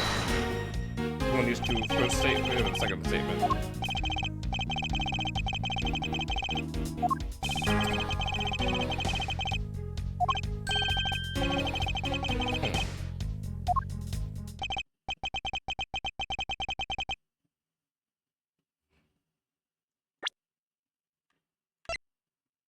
Well, I was found on 205.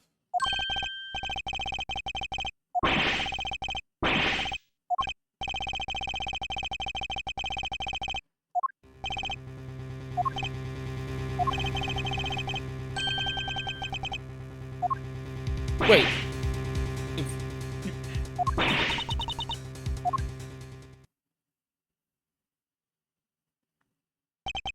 Is there nothing to do? There must be a way to turn the situation around.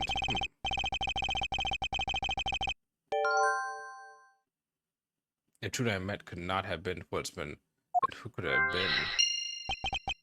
I need to calmly think about this through one more time and with logic.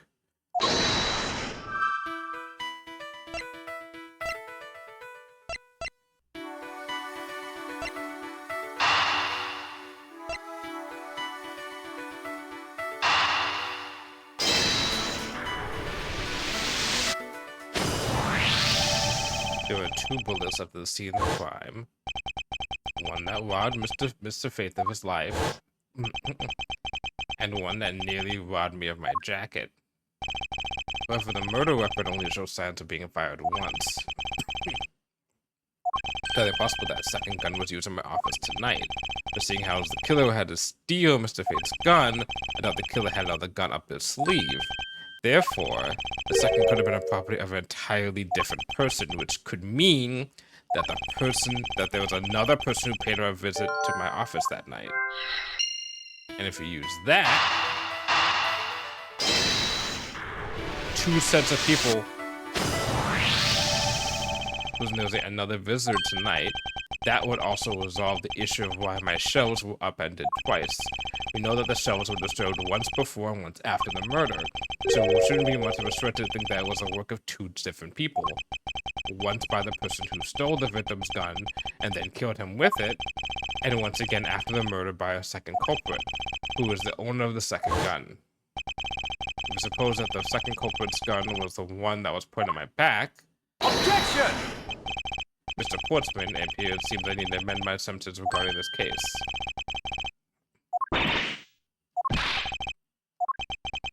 This has been a big misunderstanding on my part from the start. I had assumed that the person I ran into was the killer, but that may not be the case. The person I ran into was just your average thief. But, sir, doesn't that cause some sort of contradiction in the facts? Not at all. It simply means the killer was someone else. And it means that in actuality, 2 culprits stole into my office tonight. Explains why both my shelves were disturbed twice and how there were 2 guns. Mr. Portsman tricked Miss Bride and gained entry into my office.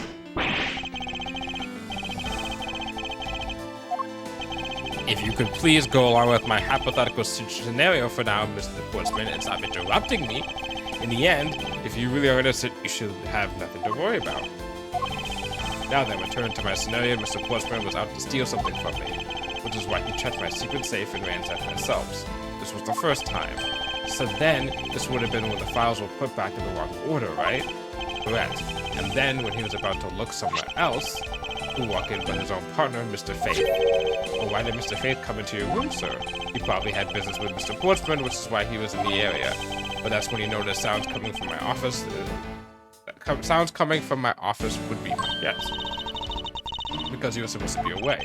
It's thought it was honest he came into this office to check it out. But as if that was the right thing to do. When he came in, he found his own partner standing there. Because of Mr. Portsman, Mr. Faith probably let his guard down. Mr. Portsman was not so merciful as to let him leave alive. He waited for a chance and stole Mr. Faith's gun from him and then shot him. He killed him. He silenced Mr. Faith for catching him in the act of stealing. There's a lot of conjecture going on right here, but you know what? We're rolling with that shit. This was the moment when the first shot was fired and when that landed on my files. Following that, Mr. Portsman let the gun down and left it behind as he made his exit. He wanted to do that because he also left the fake dying message behind. Complicating a troublemaker, you know that. If things were as simple as that, then all would be solved. However, there was yet another visitor to my room, and this is where it gets complicated. Yes, and this other person's objective was to steal something from me. Now then, even after Mr. Portsman left, the door to my office remains unlocked. However, this new visitor had no way of knowing that, and so they stole the master key from the security guard's room, and then entered my room and searched through my shelves. This was the second time they were disturbed, and it seems the thief found their prize. The stolen 0 file, right? Correct. Only just as the thief was about to leave with the file, I appeared. The thief then threatened me with their own gun and made their escape. The second bullet was fired upon the brief encounter, so the shelves getting more messed up twice than the 2 bullets. It was all because 2 different people were doing those things at 2 different times. Precisely. So how do you see, Mr. Portsman? The person I just met was a thief. That's not in fact Mr. Kate's killer. Your alibi for the time frame which I ran into the other person is now irrelevant because we now know the murder took place during the first culprit's Objection!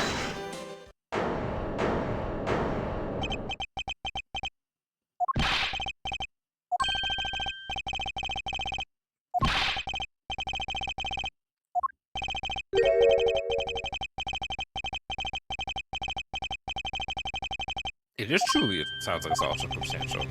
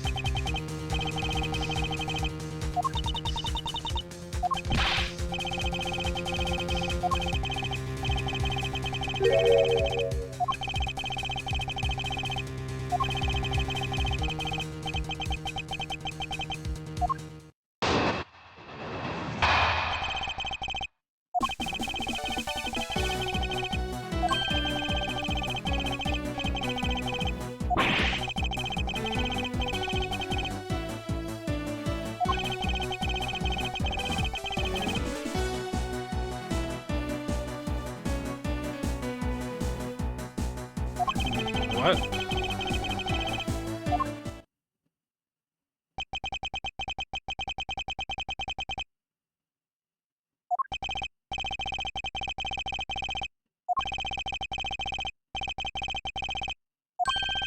Let's continue where we left off, shall we?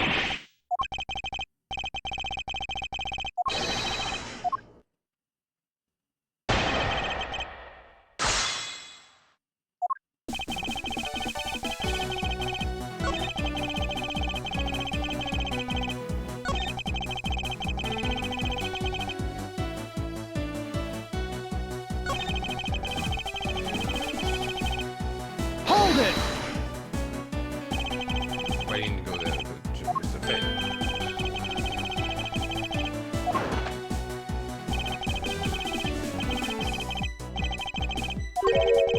What are the evidence he finds?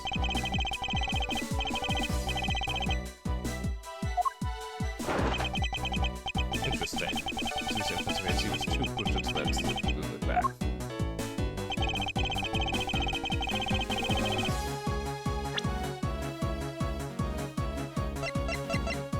Objection!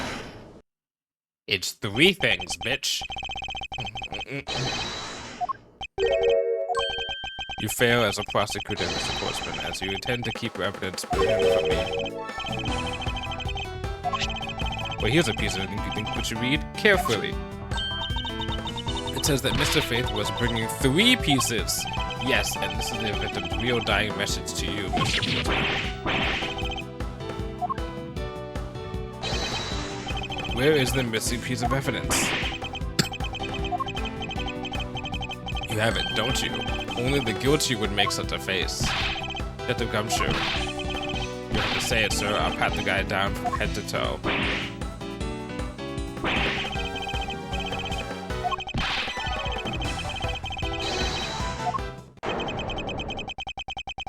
Gotcha.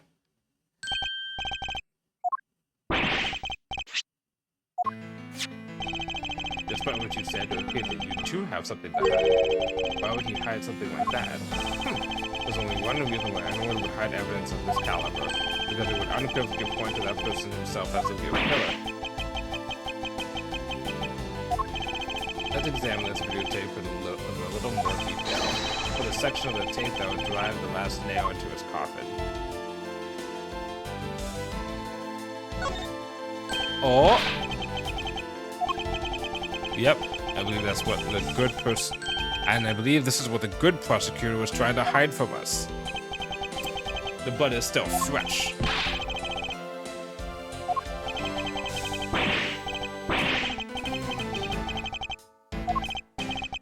No matter, they now can save you. We have but to run a blood test to find the truth.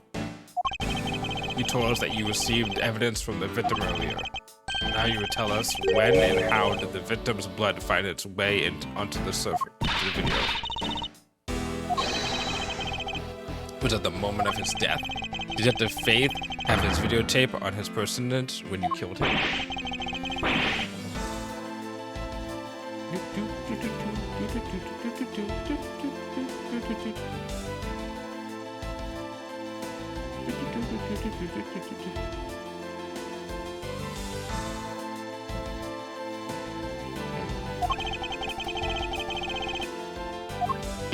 Examine this for fingerprints. I'd say that the only ones here who belong to the murderous you and Mr. Fate.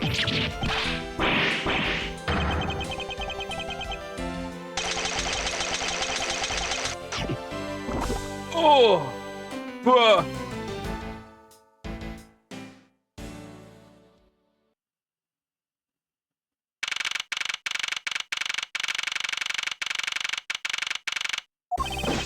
Mr. Portsmouth has been placed under arrest for the murder of Detective Buddy Faith, sir. Very good. And the result that came back from the text on the tape turned out to be real solid, sir. The blood work came back and it was definitely Mr. Fate's blood on there. As a bonus, they left a few of Mr. Fate's fingerprints as well.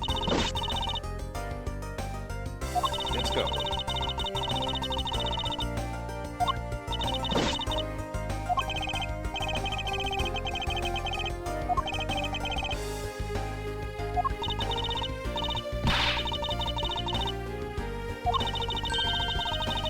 Sounds like JRPG music.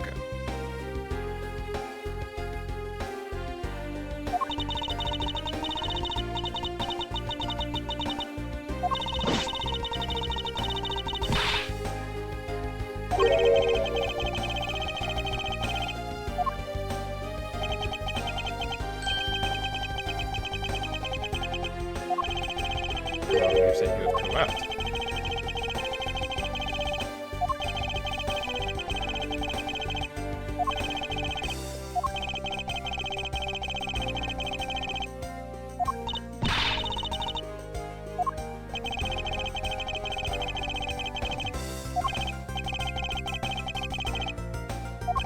Interesting. Why did you clam up? Doing that some sort of huge organizations involved behind the scenes.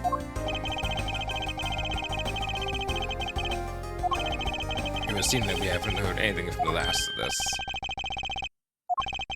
I didn't say that, but rather there are still many more mysteries for us to solve. For example, we should figure out the significance of this piece of evidence.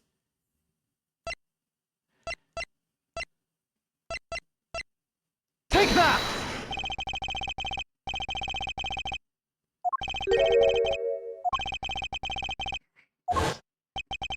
I wonder who in the world was it that held me up at the airport? Yes? I came across this while I was processing your office earlier. This card.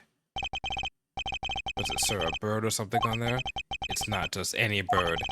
It's the mark of the raven. The three-legged raven. You should know what this is, detective. It's about that thing, isn't it?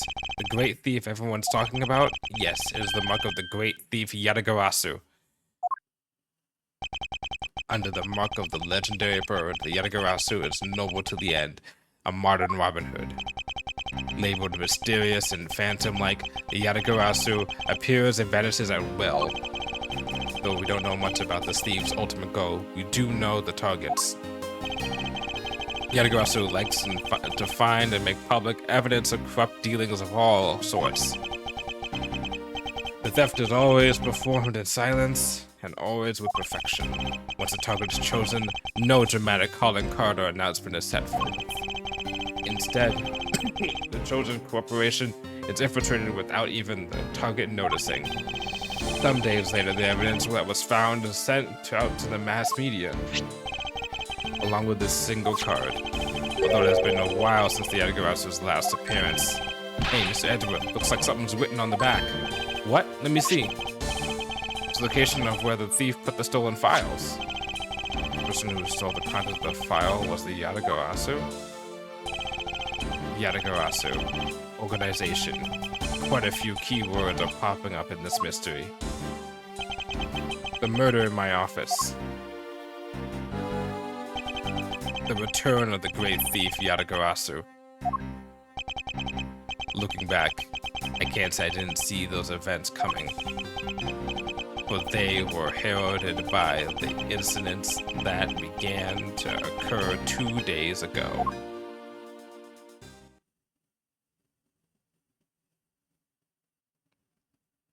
The end. Yep. Just level 5, so we can definitely start the second one.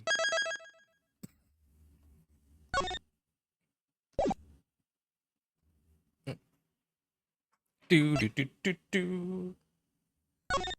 Start episode. Do do do do do.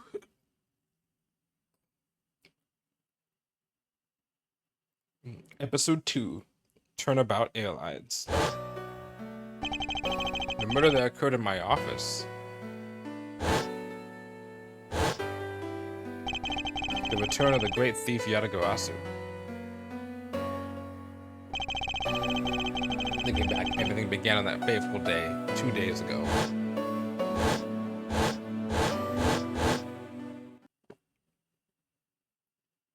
Two days earlier.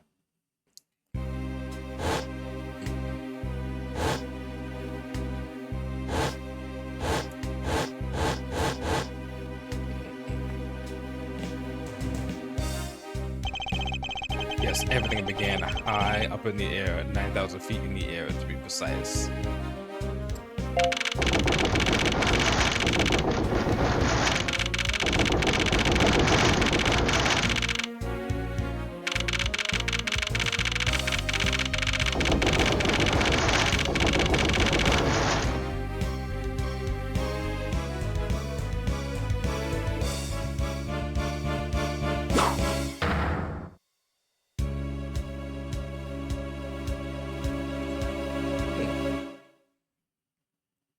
Ew, blood.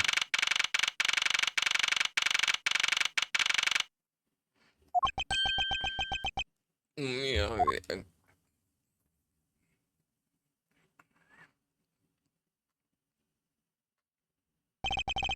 Why do I feel like I just woke up from a horrible nightmare? 6:13, huh? Guess I was out cold for about 10 minutes. Slight turbulence indeed.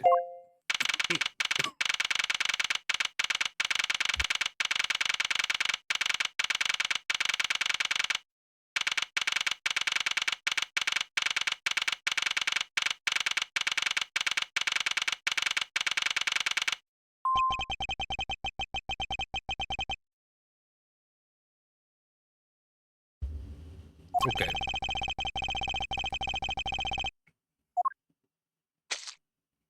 No, my stuff.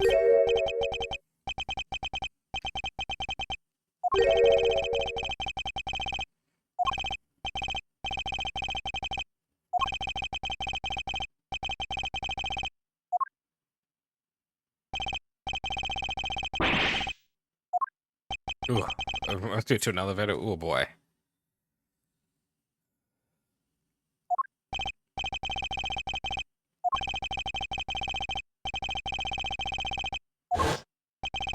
I was caught up in a murder that happened in an elevator right after an earthquake. I'm a grown man now. I put on my big boy pants.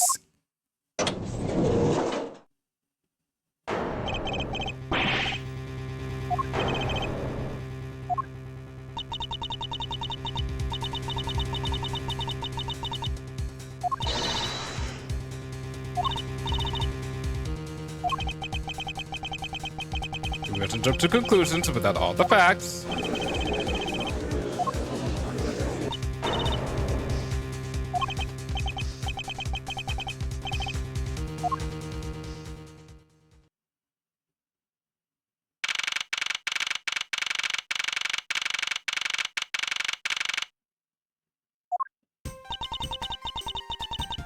Shut up and have an announcement.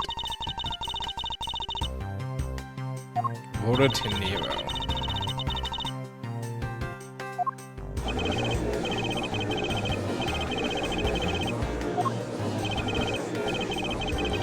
Murder? What's going on this flight? Oh, that's a lot of alcohol. How much have you been drinking?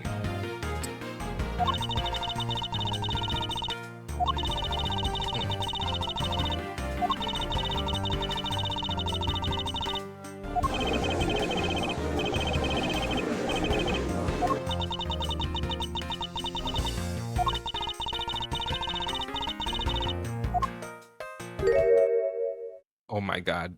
Edgeworth asks that everyone please remain calm. My name is Mount Edgeworth. I am a prosecutor and I assure you I'm not the killer. Now you listen here, I am not the killer, I simply found the body.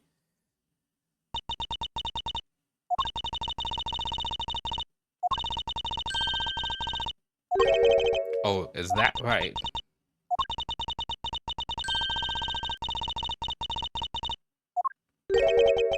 What kind of incriminating evidence is she talking about?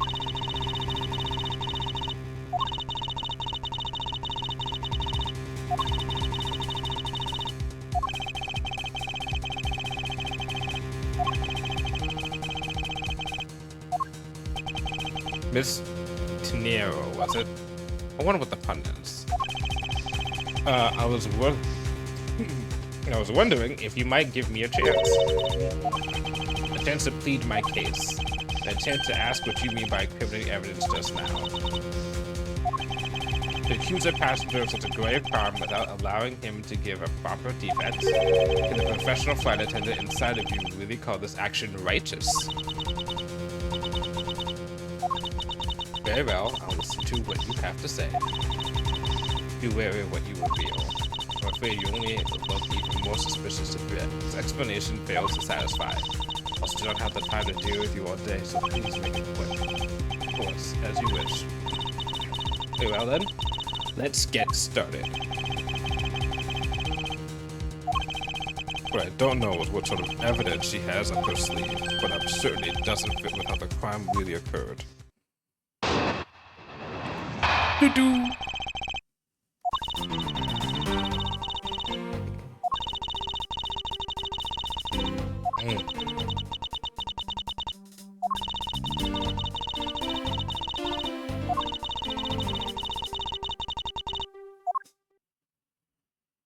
What? That's it? I'm going to ask for more perfect witness testimony. Wouldn't you agree, Mr. Edgeworth?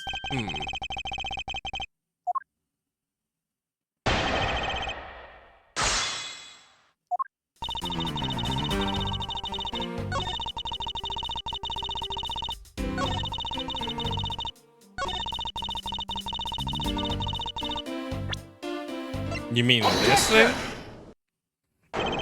Miss Tenero.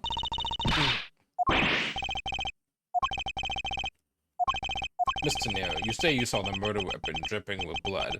Is that correct?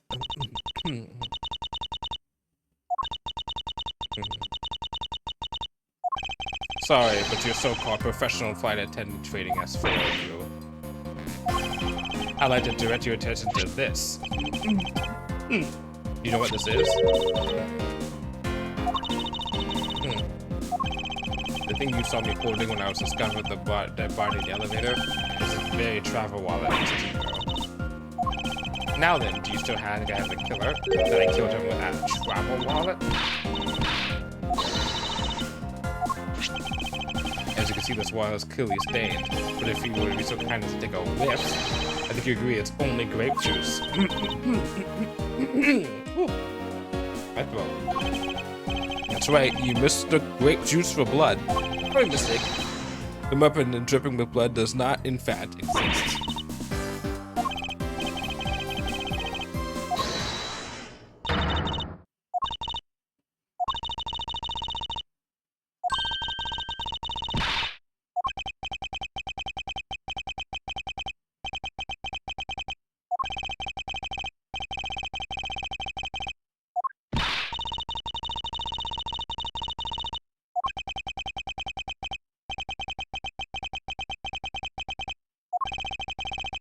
You'd be so kind as to open the wallet and check its contents for me.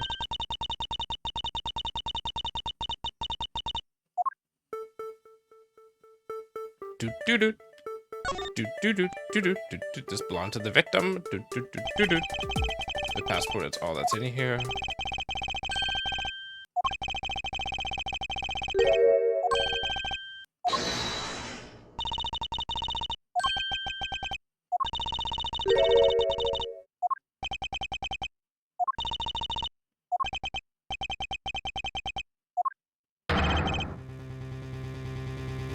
Republic of Virginia. Abby Hicks. Abby P. Hicks. Abby. Oh, Acby P. Hicks. What's the pun?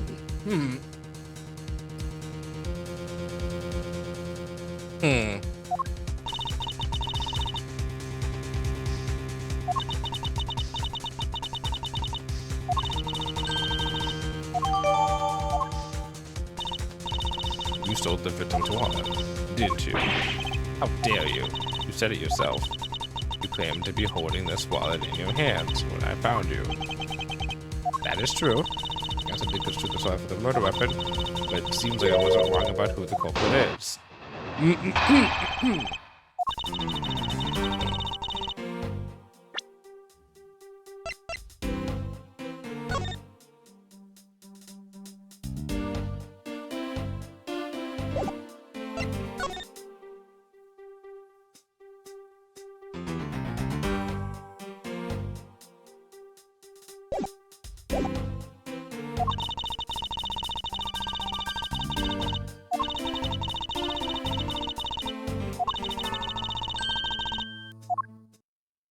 please. Bitch, come on. That's easy as easy peasy.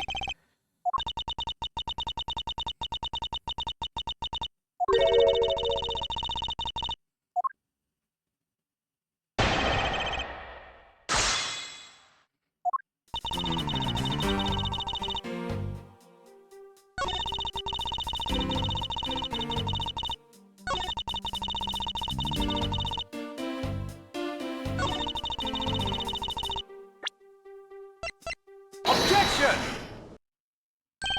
I wonder if I might get a word in, Miss Tenero. Miss Tenero, I wonder if you noticed the contradiction within your own testimony. It's simply impossible that the motive for this murder was monetary theft. One glance at the crime scene should have told you that. What about the scene will include the motive whether it was not the money, would be all just the fucking money. Redirect your attention to the things strewn all over the floor. That's what the floor is covered in bills and coinage. By your rationale, these were the very things the killer was after. I think we can assume that the wallet fell during the victim's struggle with his killer, and I would think that the killer would have noticed something like money scattering everywhere. Furthermore, as you can see, there was no effort made by the killer to gather the money. Objection! Ah yes, the wallet. You also recall that the only thing in it was Hicks's passport. If you're really insisting that it was a crime based off greed, then you claim that it was all for an empty travel wallet.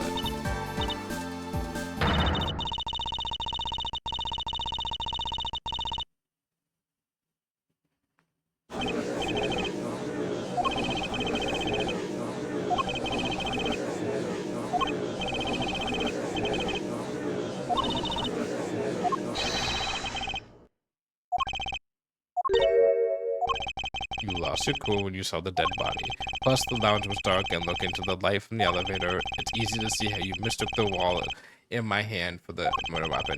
Is it gaslighting if it's true? I take no offense that you thought what I was in the killer.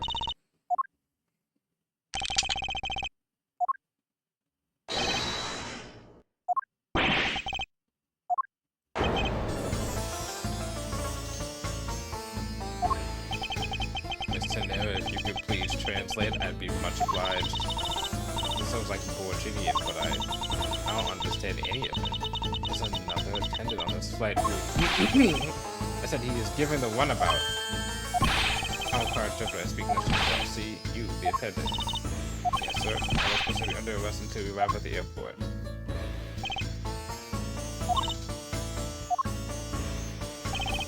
I'm sorry, sir, but what exactly are you hoping for? Hear why you would like me to be under arrest until we land.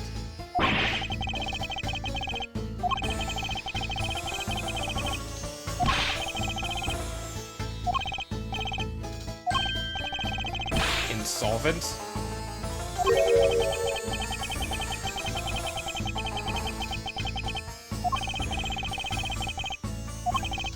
And Zinc LeBlanc of the Second. The man of Virginia. I'm not rich man or rich southern beauty. Is he in the last case or something?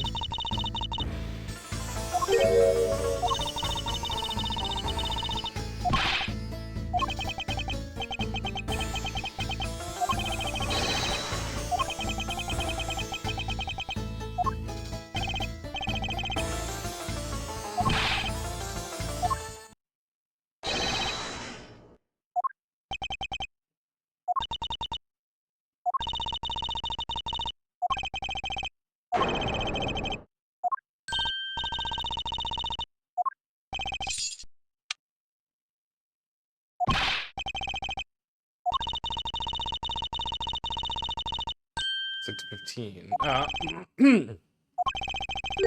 That man was killed within a 15-minute time span. The only person in the lounge at the time was this prosecutor, yes. See, this guy's not dumb.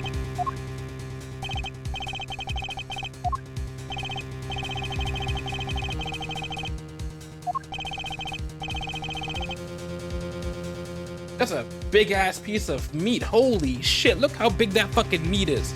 Holy shit, that's like a whole body's worth. God damn. Okay, now I'm hungry. Shit.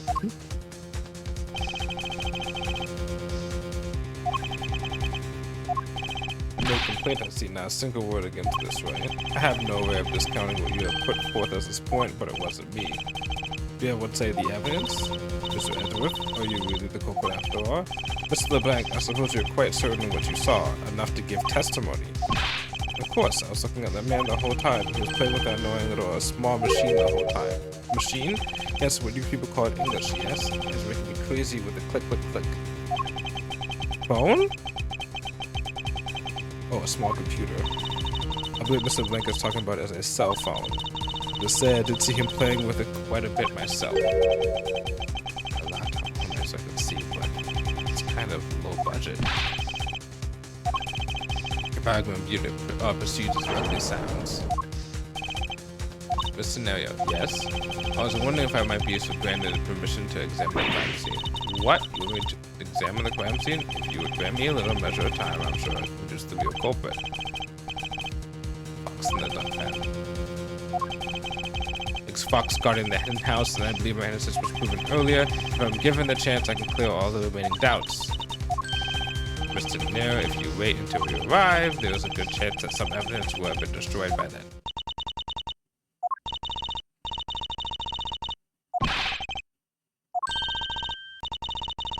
All decisions are made to be made by the captain alone.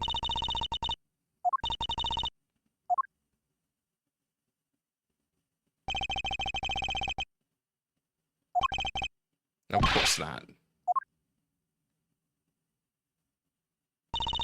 Mr. Edgeworth, you have the captain's permission to investigate the crime scene.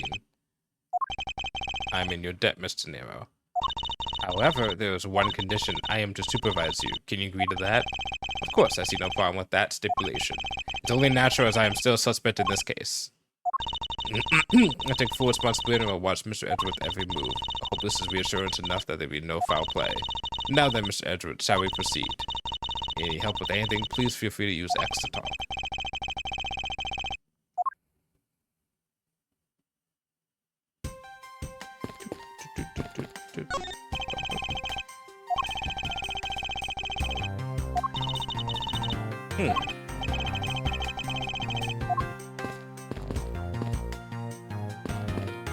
I'm going to kill you.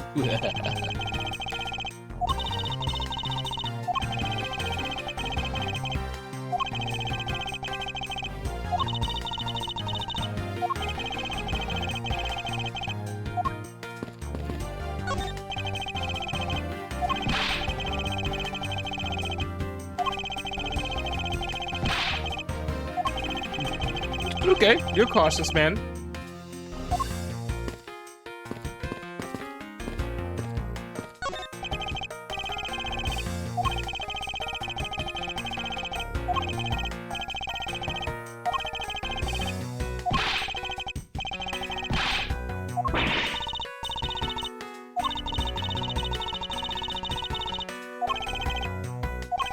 Ugh.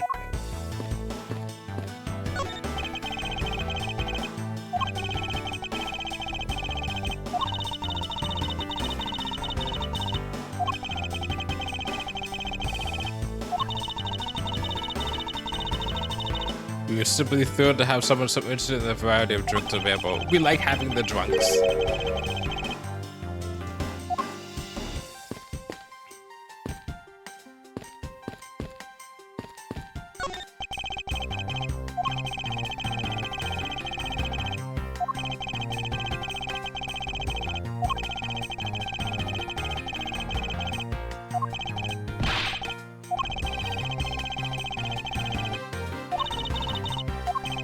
What? It's my chest hit.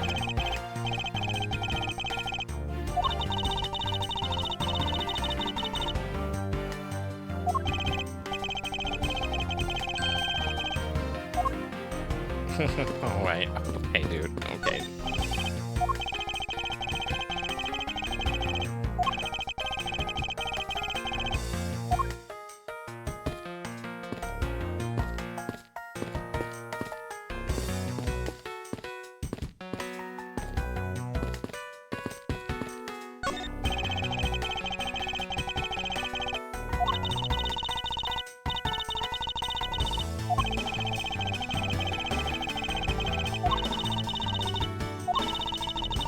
professional flight attendant.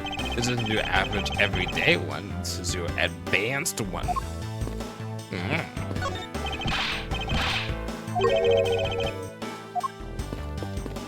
Food.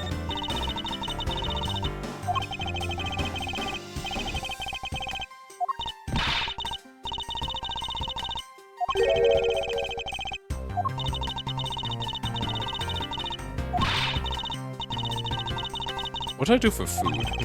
Should think about that.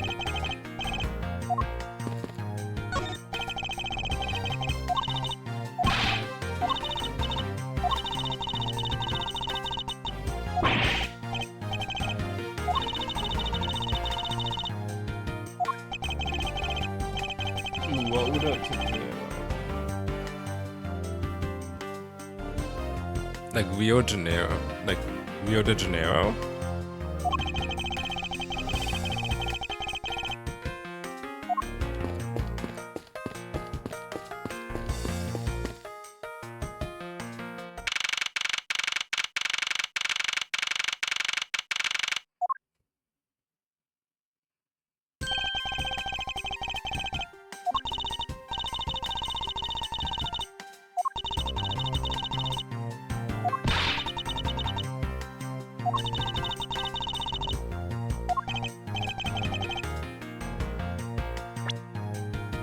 What do I have so far? 28, 24, 62. Guy's face looks so fucking funny. It looks like so fucking different than both of these.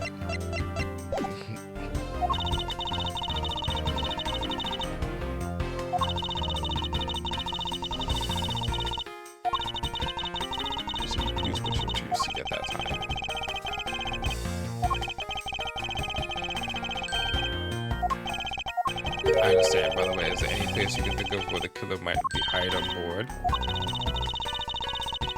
Every first-class passenger was accounted for in his or her seat. We made a thorough search of the plane. As for business of economy class, no one could move between the two classes and first class without staff keycard. And we found no record of keycard being used. Okay. A first-class killer. That sounds like a really cool name for a band. First-class killers.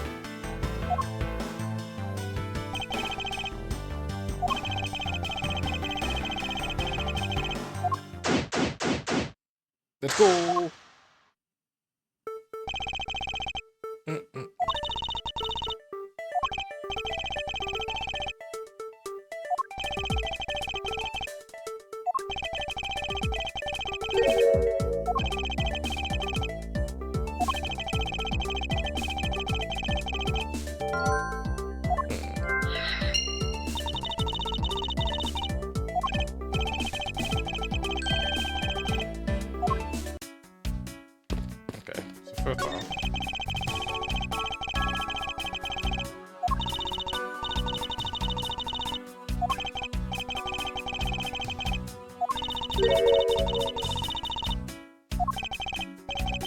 They tell me nothing.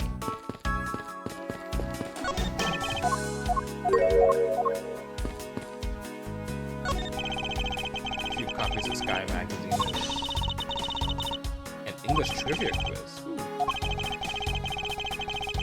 I wonder if anyone's ever. I feel like I've done it once. Ordered off of something that I see in one of those like Sky Mall magazines on the back of an airplane, right? I wonder if anyone else has done that. I can't remember what I got though.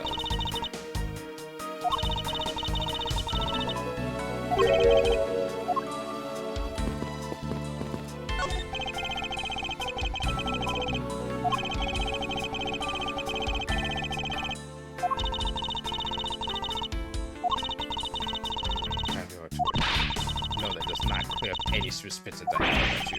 Jeez, alright. This leads to the fire attendant's room.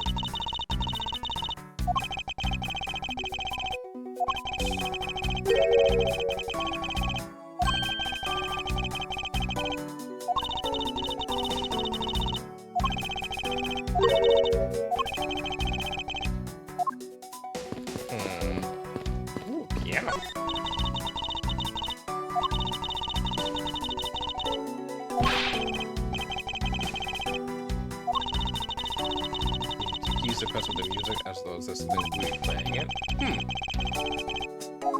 That's pretty neat, kind of.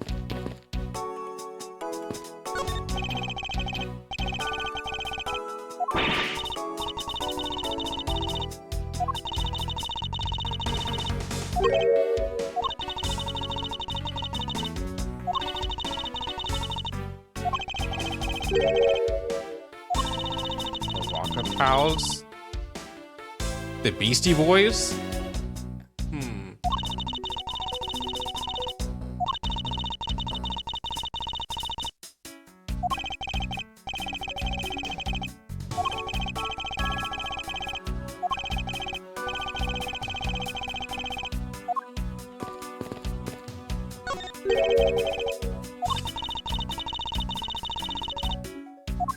Go Hughes, and that is the one in his 40s and one of his 80s. They look the same. Okay. That's the candles thrown in disarray.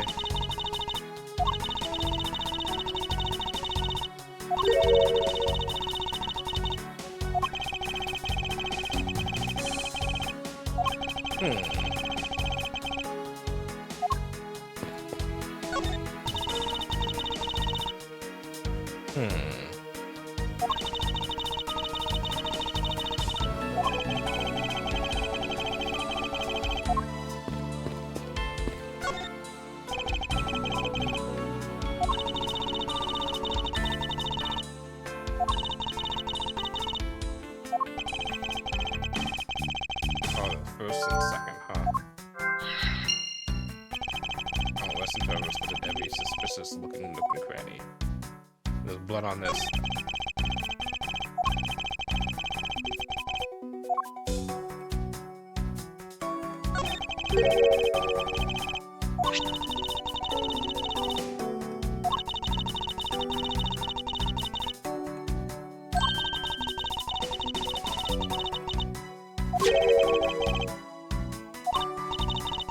Imagine being on a plane that's so big that it has an in-flight shop. What the fuck?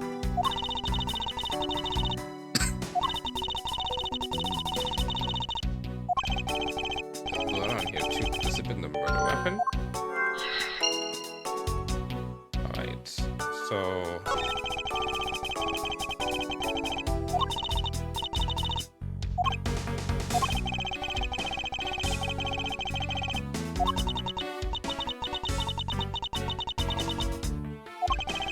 Oh boy.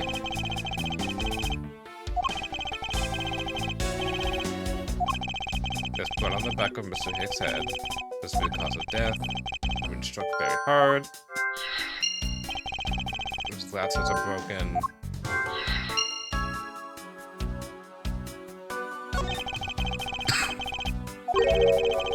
It's missing from this picture now if I can just put my finger on it.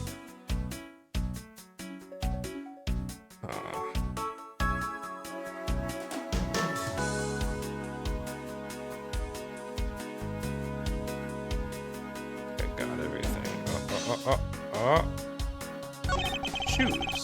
No grape juice residue on the soles of the shoes. Okay, that's important to know. I remember who the killer was, but I don't remember the motive or the method.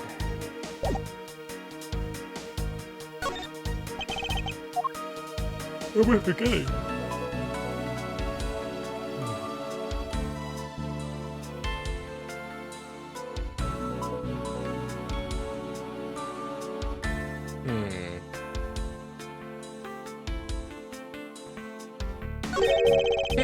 Something sticking out of his pocket.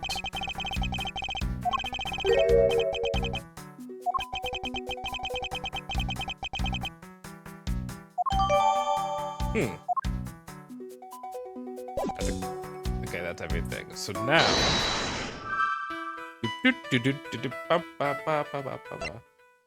Murder weapons and bunker's trauma.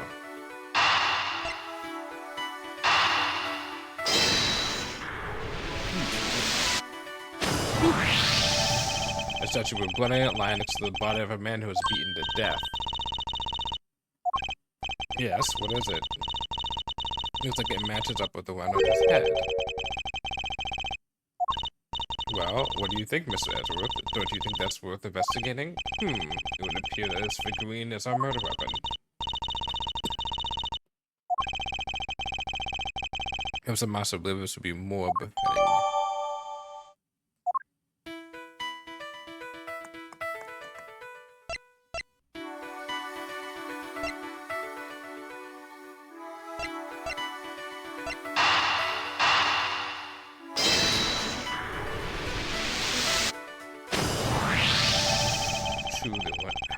No anyone else in the lounge other than myself right before the turbulence. If the killer was in the elevator along with the victim, that's a different story.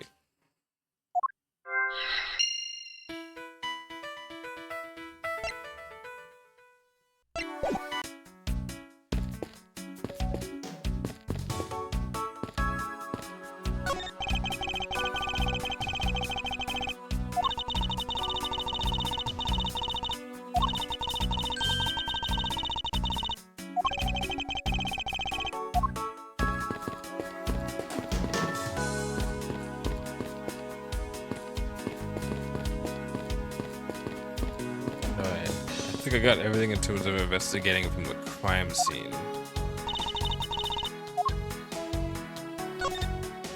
Look at my badge.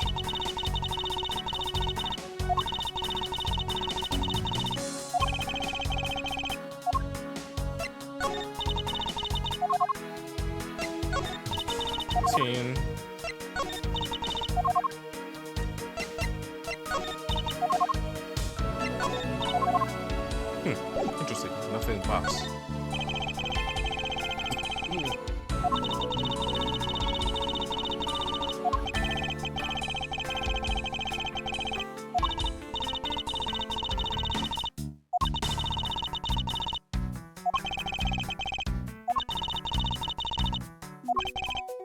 Yes, barely. So, ergo, verily, therefore, herter out, how do you say it? Herefore, forthwith. I can sound fancy too.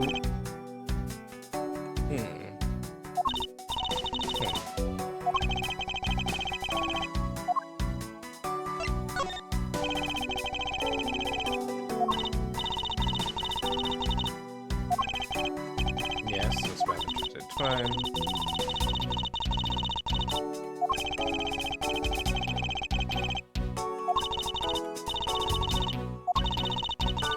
There's something off. I'm missing from when he was at his seat.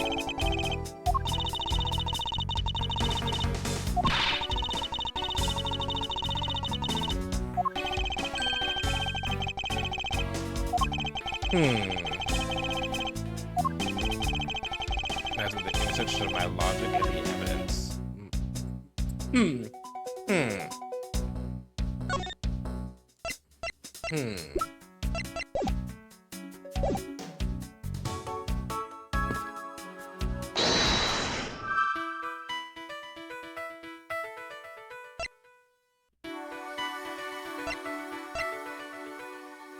This doesn't prove this, does it?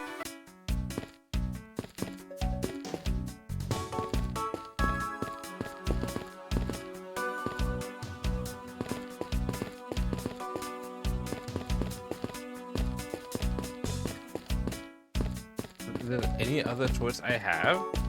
I mean, I guess. Try it.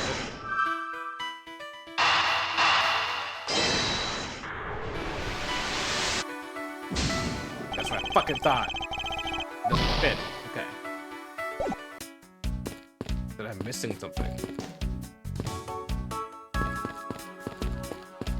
I'm missing a piece of evidence. Or I'm missing a deduction. 2 pieces of deductions that I can have.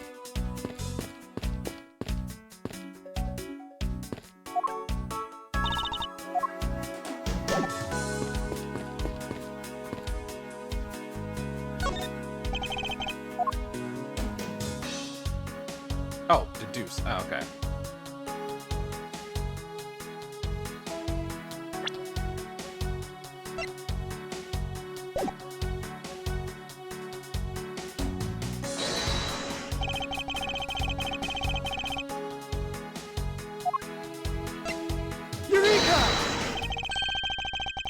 Hicks' machine is nowhere to be found. His machine, his cell phone, now. Yes, it's not here. Yes, I think we can safely deduce that the killer took it. Okay. I think that's it. Literally, I think that's it.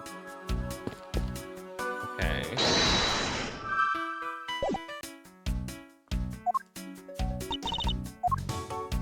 Makes sense.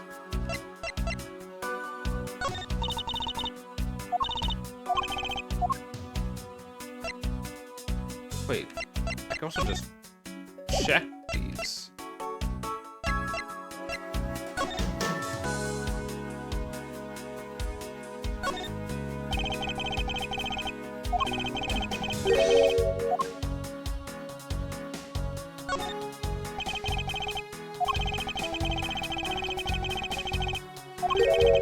Why do some brands acceptable to simply smash 2 words together and call it a day? Haha, yeah, oh, yeah,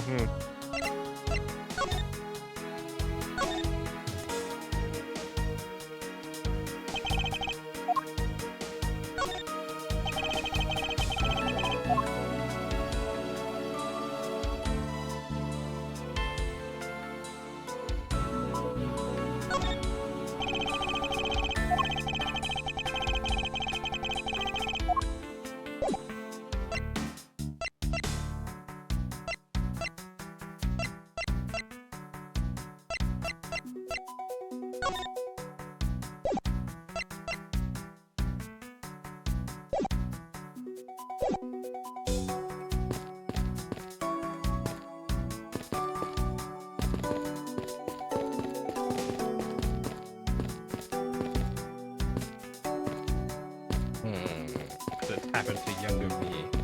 I'm trying to remember what I need to do.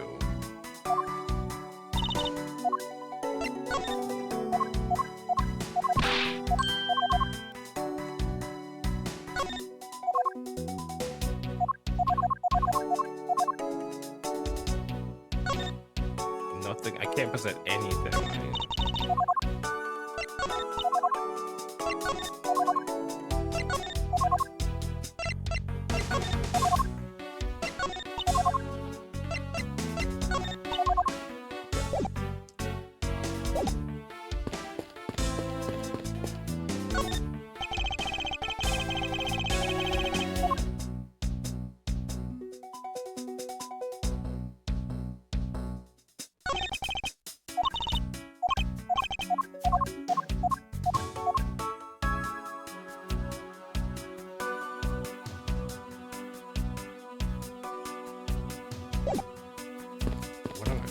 Oh!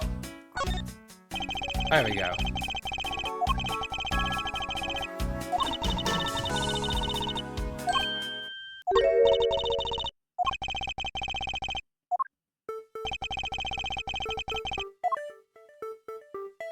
Take that!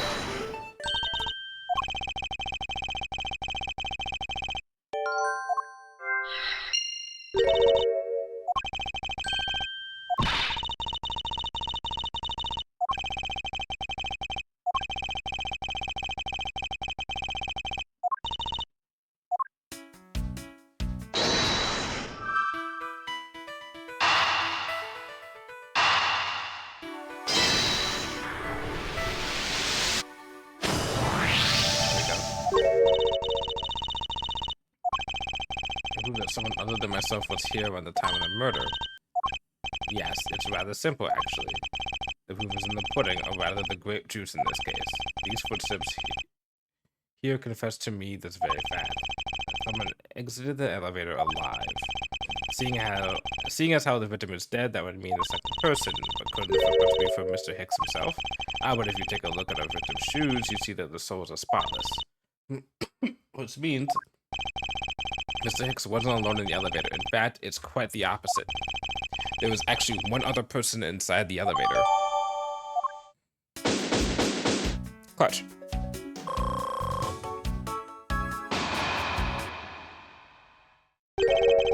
What's going on over there?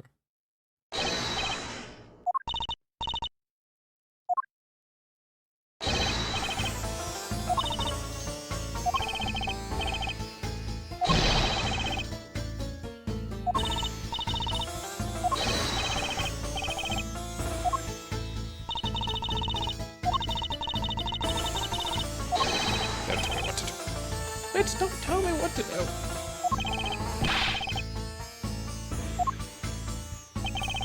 If you like, I will prove my innocence to you right now.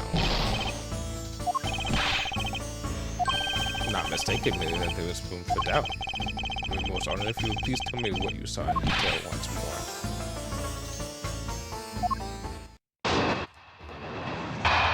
Ding ding! Okay.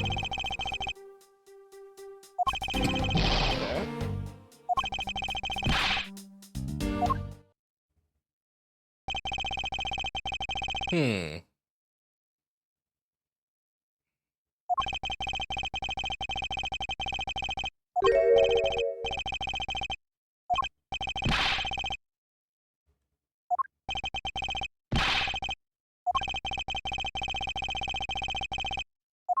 Let's see. Okay, so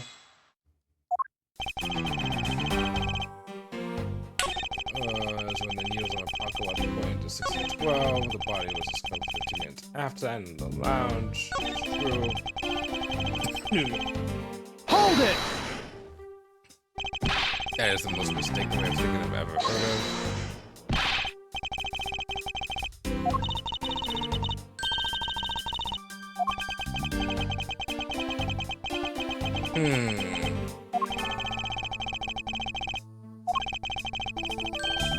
Yeah, you're gonna need to press for more information. Hold it! So no one else in there though?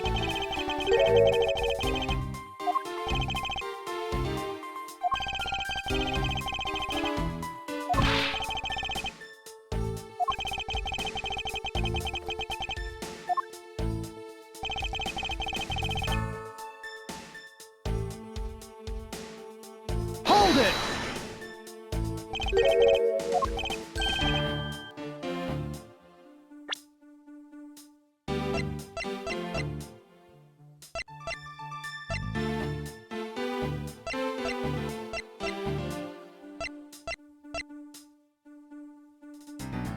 It's being dragged.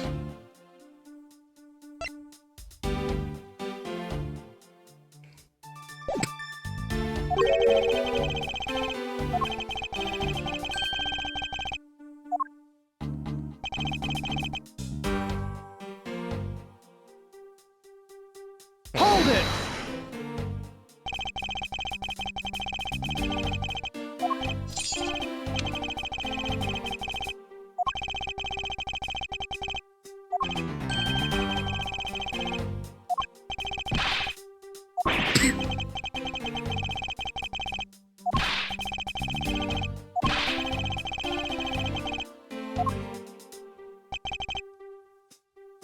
Hold it!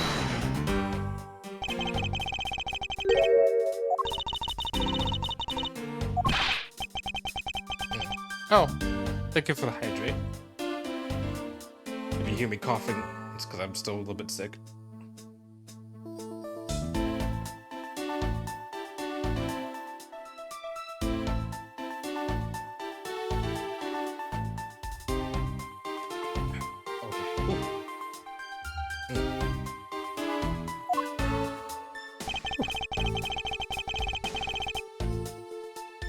The only person allowed to tell us.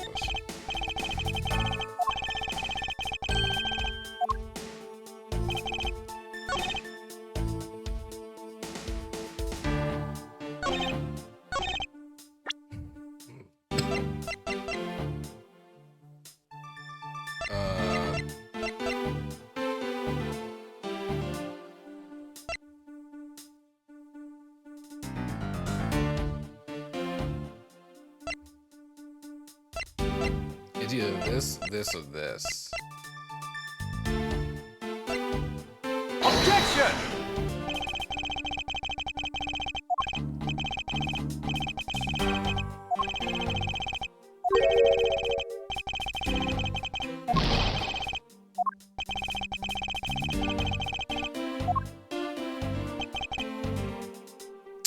I hate when I'm thinking of something.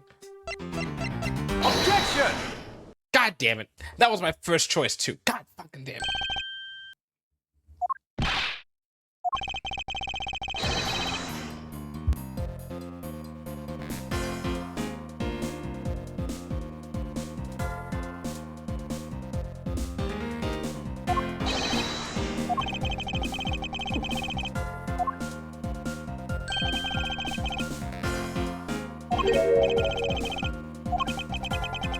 built itself during the turbulence. But the interesting thing here is the sound of grape juice footprints that lead out of the elevator.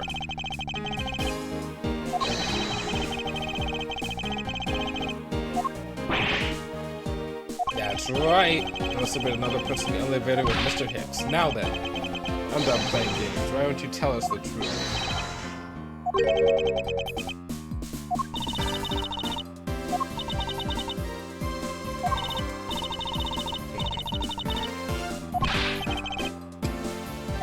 Yep. Did you?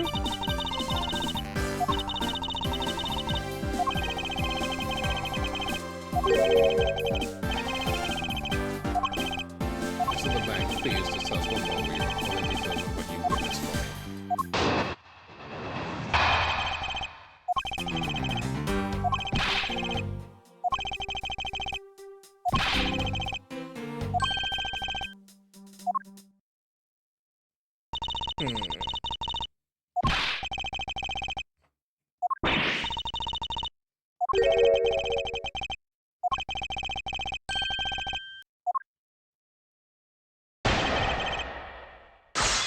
I'm gonna have to press a shit ton of these, okay. Hold it! Why were you upset?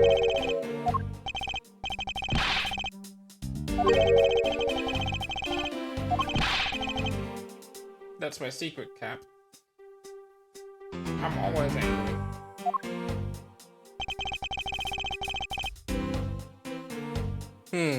Hold it!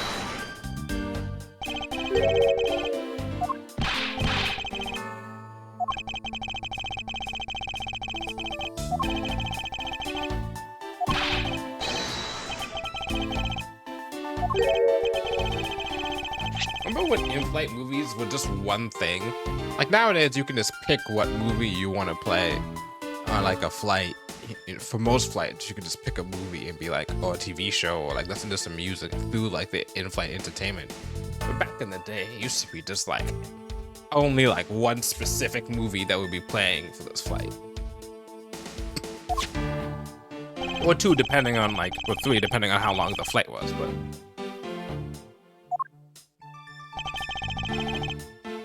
License to love, laugh, maim, and murder.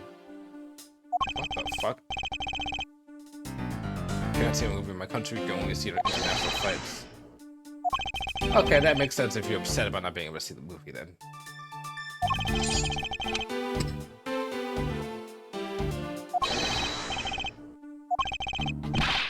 Hold it! Wait, Poker Watch, I'd like to ask you a little more about it, if that's alright.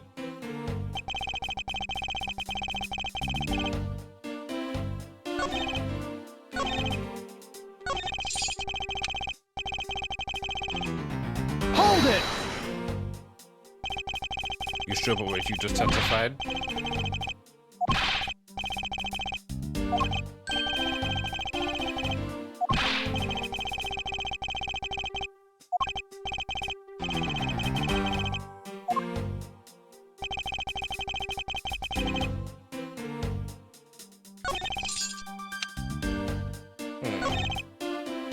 Hold it!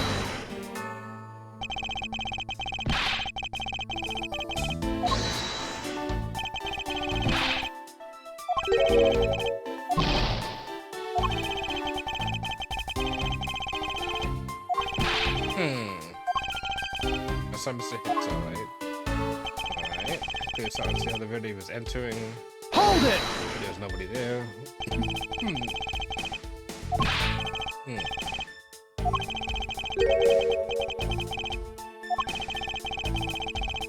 Makes sense.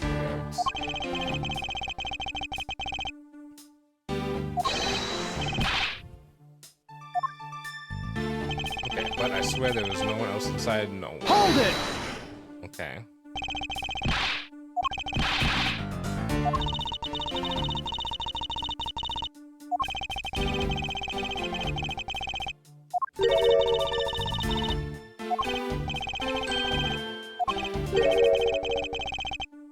Mistaken about the time because the time is set to his part.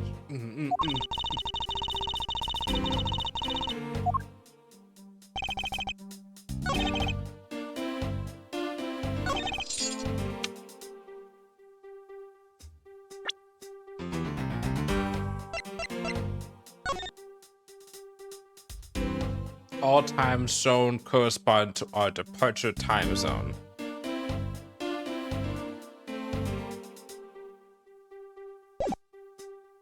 And my watch is set to my destination's time. Objection! Gotcha, bitch. Mr. LeBlanc, you said this just now in your testimony. I have set my Parker watch to the destination time when I came on board. Now, if your watch has been set to our destination's time zone, it would mean that your watch is displaying the time of our destination. Yes, and the correct time is worth its 6 cents. I would like you to take a look at this. If you believe the Sky magazine, Auckland's flight went at the accordance of the time of our departure time zone. Of course, the movie schedule was also created with that in mind. Mr. Tenero, for confirmation's sake, what time zone is this flight aligned to right now? If you take a short stop at a transfer point, that's right. It was in that small Asian country, the Republic of Shanghai. Oh, I forgot about that. But we didn't readjust our onboard clocks at that time, so right now we're still running on Virginian time. The time difference between Virginian and our destination, is 9 hours. In that case, it's only natural that your watch would be out of sync with the schedule. Furthermore, with your analog watch set to our destination time, it would appear to be running 3 hours fast when compared to the new flight's onboard clocks. It also changes everything about your testimony. And you bet 1 million cents on that. Line of separation means you saw Miss Hicks 3 hours prior to 3 a.m.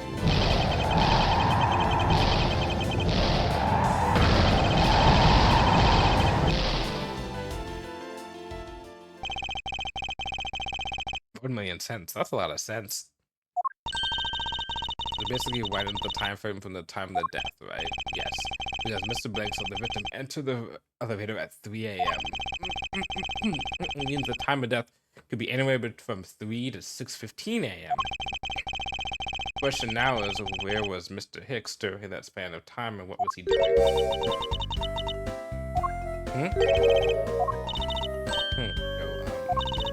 I'm chamomile. A chamomile tea. I'm a flight attendant. What is it you wish to say? Oh, I think you get your little different from how I read it. What do you mean, Tim? Someone's like sitting in his seat at 5 a.m., you know? What? How can you be so sure of the time? Oh, that's right, he pushed his call button while we were parked at the transfer point. If I were making a brief stop to refuel transfer cargo from the Republic of Shanghai between 4 and 5 a.m., we asked that all passengers remain on board at the time to give cooperation. There's from 4 to 5. And during that time, did any of the passengers leave, or did any new ones aboard the flight? What about the flight crew? We were hanging there, the cargo transfer might have temporarily gotten on or off, but eventually everyone, including Cammy and myself, came back on the plane. So basically, I assume no one left or got on since our initial takeoff.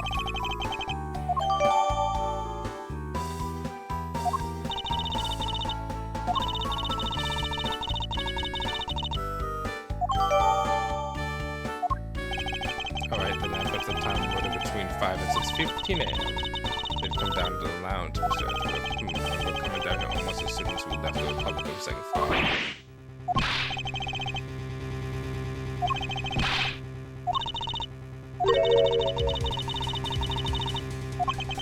Unfortunately, yes. I would expect the footprints.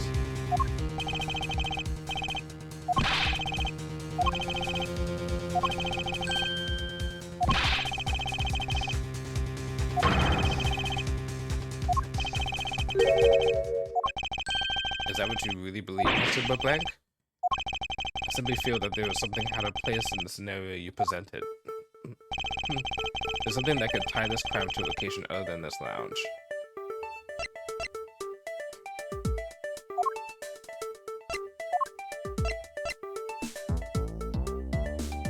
Take that!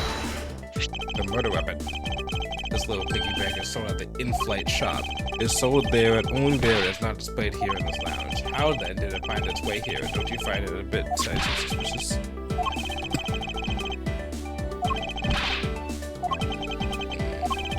So no way with this man.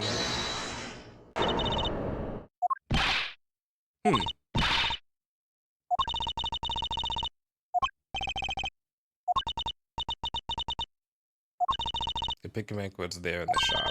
I saw it with my own eyes. And when was this? It was maybe around 4:40 a.m. 5:40 a.m.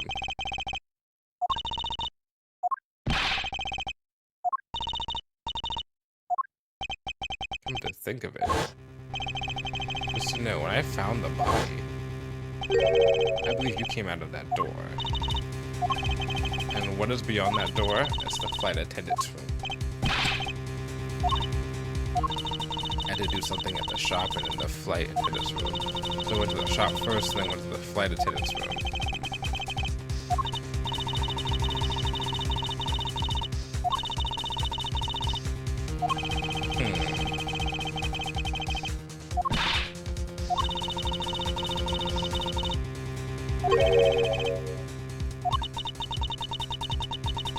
A work-related manner?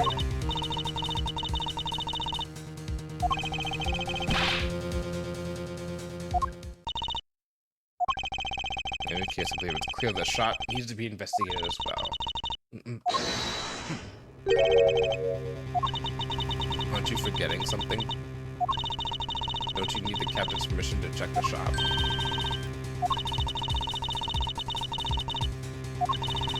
So I think we're all right. What is?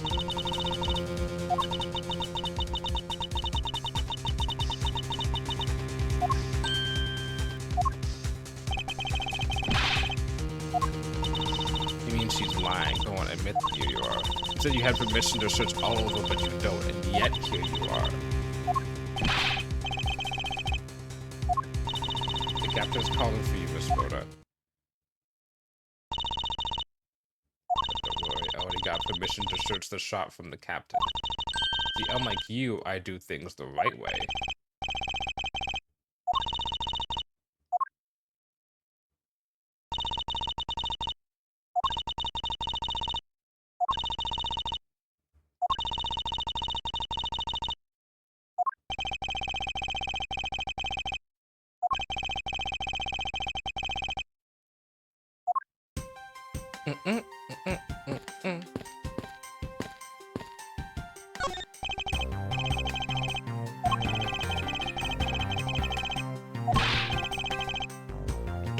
Don't number the birds before they board. Don't catch the chickens before they hatch.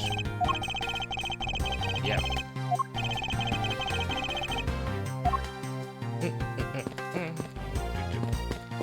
All this evidence is again like this? Wait, what the fuck?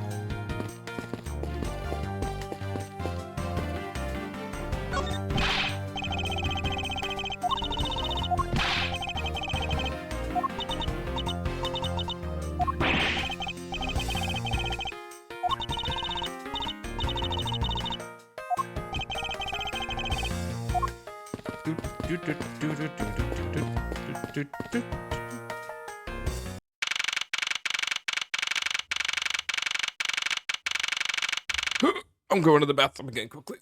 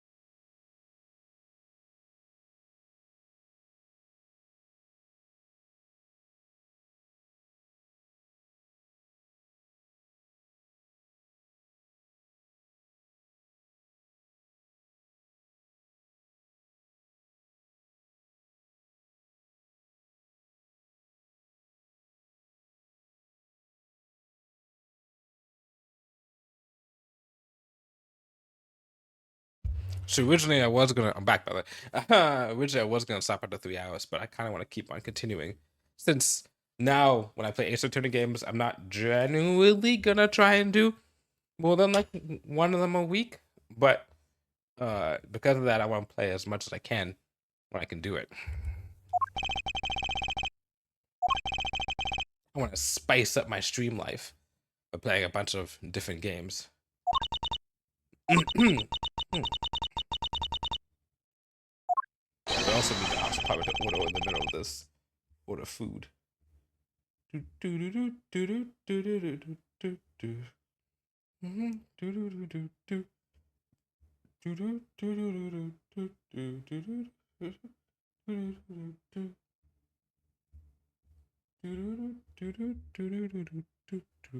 am I gonna do for food? You can't clean up a potential crime scene.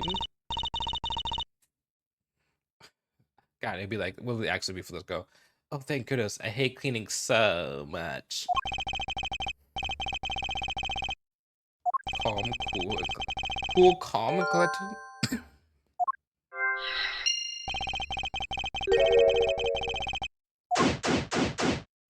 Investigation time, let's go.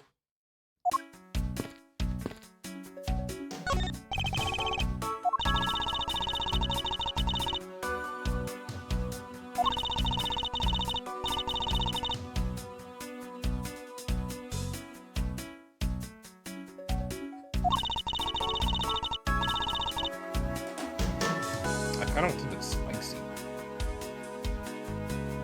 No, they put some spice in my thing.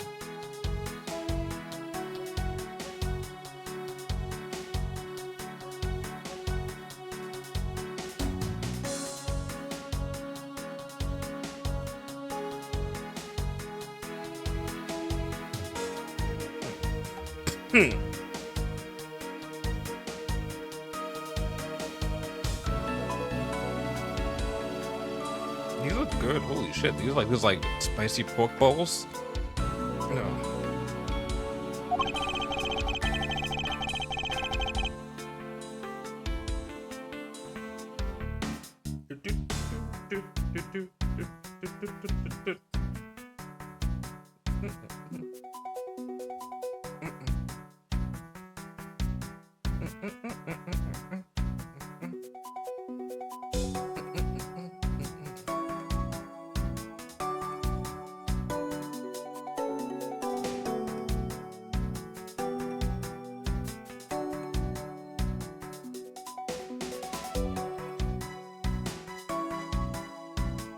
You know what? Let's try these.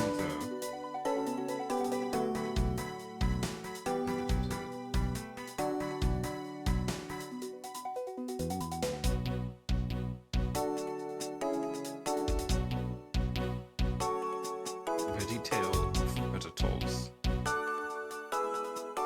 Let's do this one because I'm not sure if it means that there's mushrooms in this. Hold on.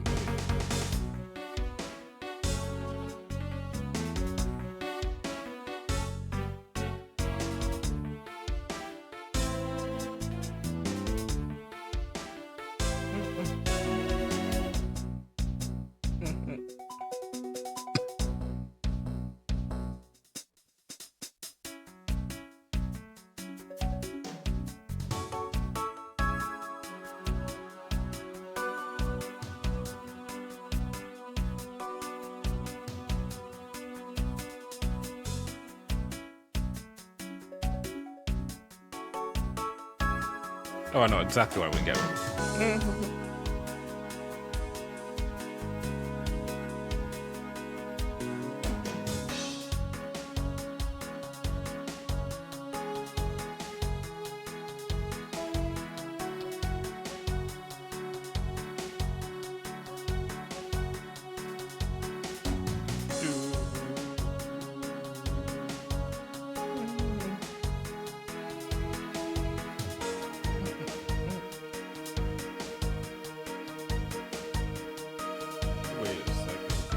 Get a deal on this? Sorry about this chat. I need some orders for food. Oh yes, I can get it. I can get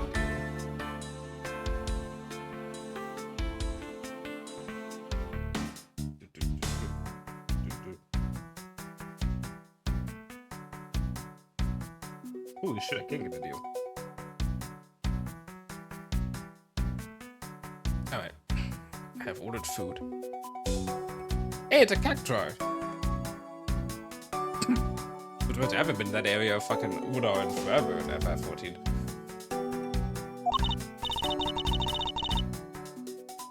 I haven't faced a cactuar in a while. Wait, no. I saw a cactuar in, Monster Hunter World. Anyway, see that. Okay. These suitcases look pretty tacky. I'm not gonna lie. They look kinda iffy.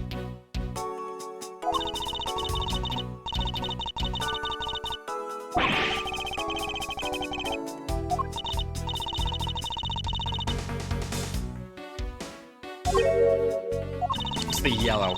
I think it's the yellow. The yellow and the green. It's not necessarily great colors to have on like something like that.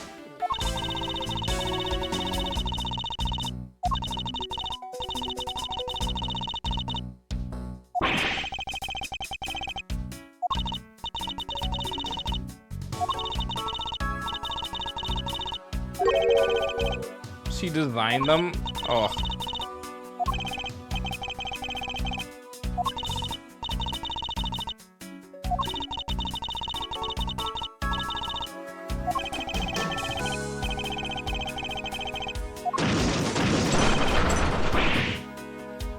Holy shit. That was scary. Letting a suitcase freely roll around has to be a safety violation. Okay.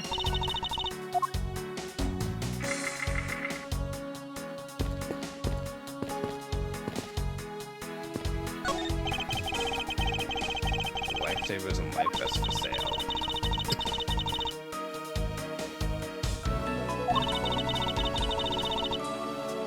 Why would you be selling life vests and life wraps? That's kind of life stuff whatsoever. That's kind of fucked up.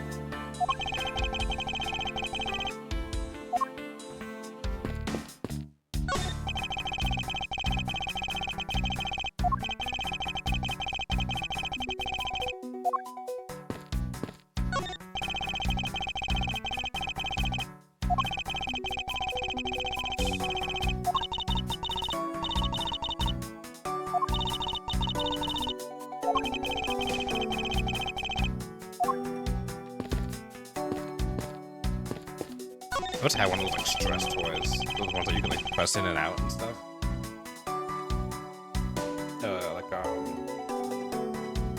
Oh, like even like a fidget cube. You can get one of those.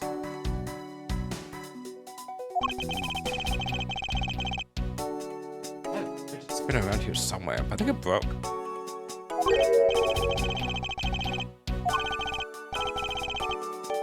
A mini captain's hat. That's cute. Bum, bum, bum.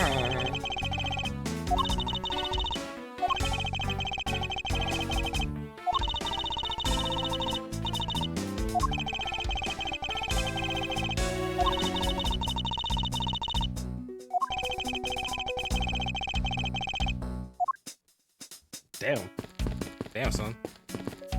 Alright, I think I have everything that I can get, right? Got these.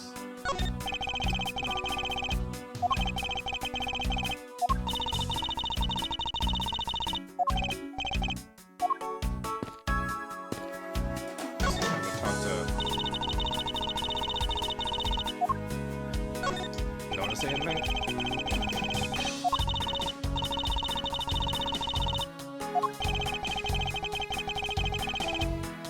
Bro, her mood is exactly how it was at work today and yesterday. Almost falling asleep, just going, and just push it, and wake yourself up.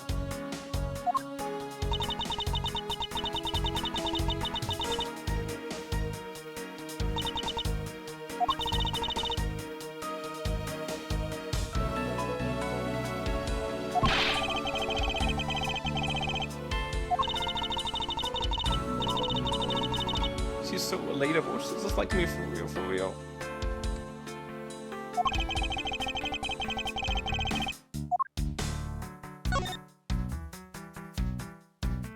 Where's my badge? can talk to that.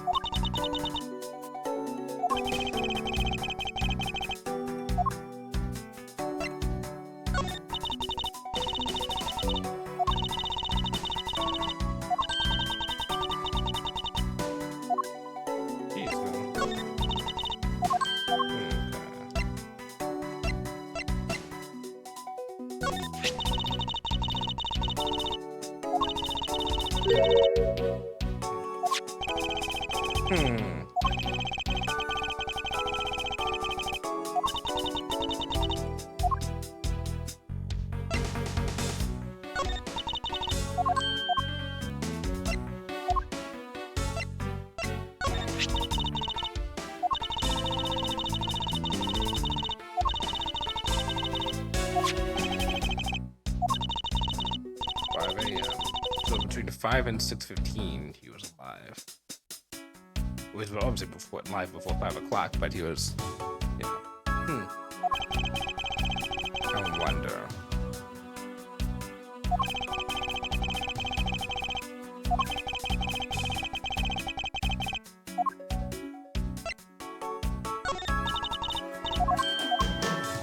It's your statement.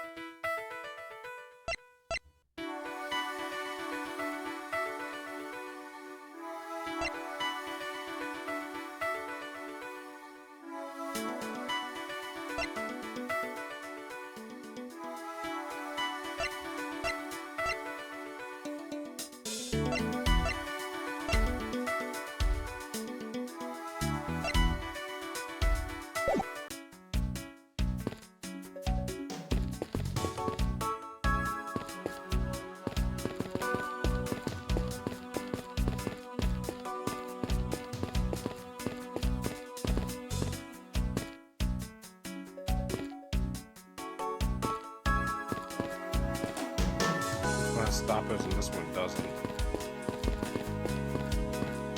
It's good.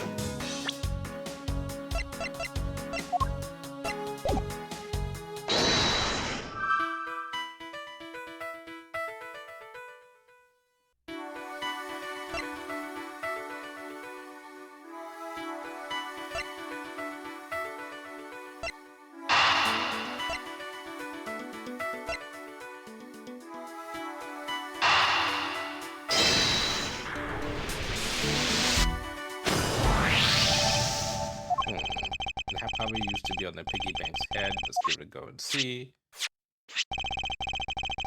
This piggy bank was forcibly removed from this display case. Does this mean that the killer broke the glass to get at it?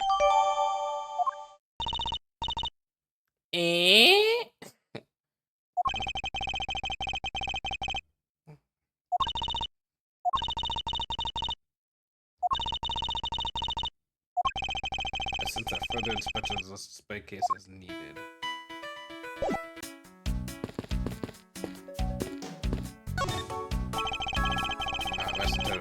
Suspicious cranny.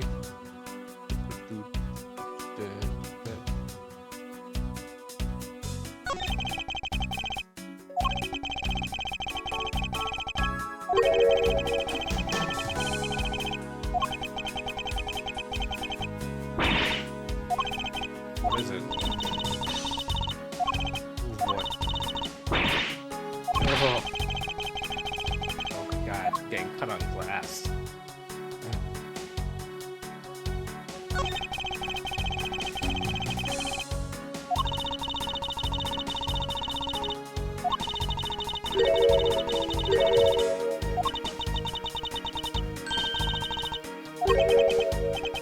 What?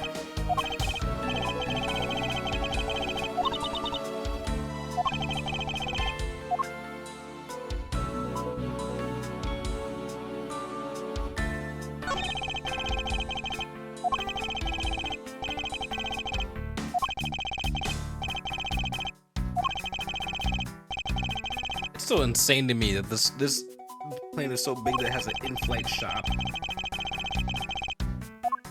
I don't know if that exists in real life. Okay, deduce. What is that?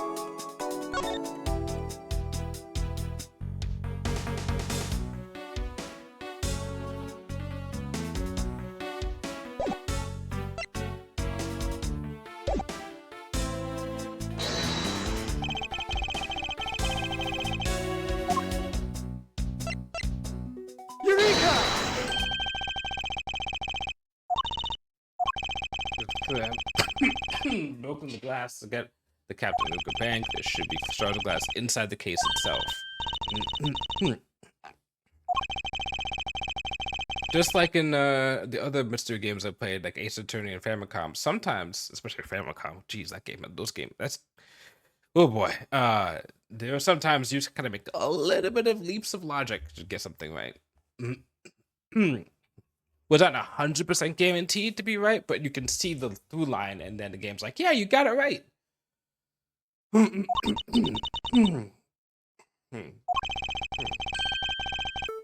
Broker's gas was broken from the inside out. The piggy bank must have fallen over from the turbulence and right through the glass. Some glass all over the floor. Willing to bet that the glass was knocked off its hand at the time too. It leads me to believe the killer took the Captain Ugo Bank from here to after the turbulence.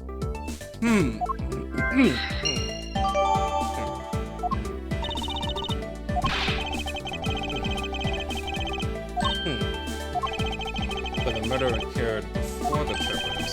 This was his piggy bank out as the murder weapon.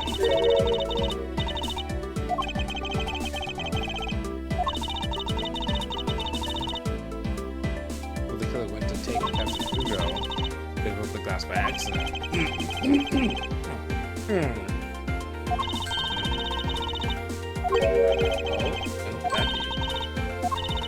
mean, she's the one who charged this place, so she had the keys to everything.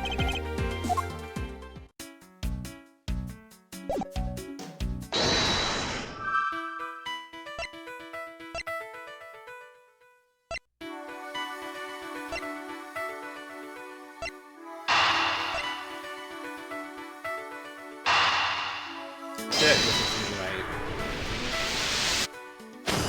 Oh! Wrong here. Tell me, Miss Mio, don't you think it's something strange about these suitcases? They totally ooze strange, like the color and the touch. That's not what I'm talking about. Pay attention. These suitcases are lined up a bit too prim and proper. Again, that's not what I mean. They should have been moved. Especially in these cases, the only things undisturbed by the turbulence. Yep.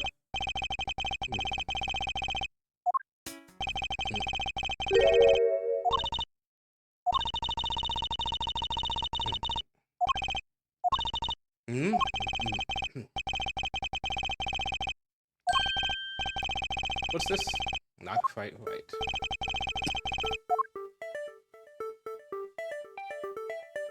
Take that!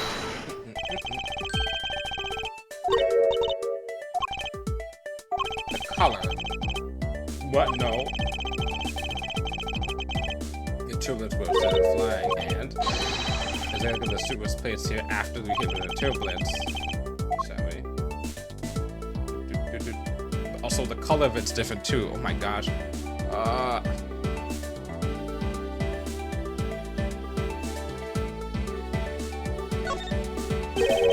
What's this? It's completely covered in something.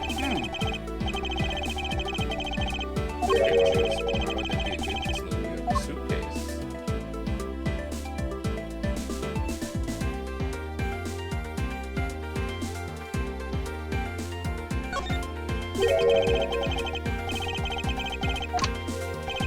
Oh, a piece of cloth.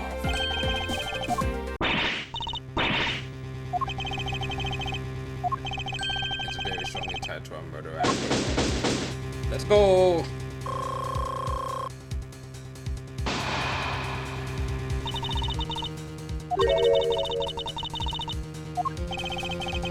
It's pretty safe to say that the killer used the suitcase in some manner. This also moves something else. Ella is too small. A larger item we needed to move what I'm thinking of. I believe the killer used this suitcase to transport is... Take that!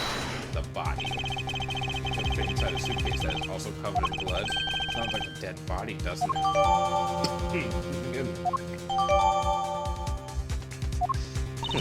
But in light of this, I would say that Mr. Hicks was moved into the elevator by someplace else, which means that the murder was completed in a completely different location. After moving the body into the elevator, the killer brought the suitcase in here and just left it? Exactly. What is it? Nothing, just that I was thinking about what Miss Rhoda said about coming here for something.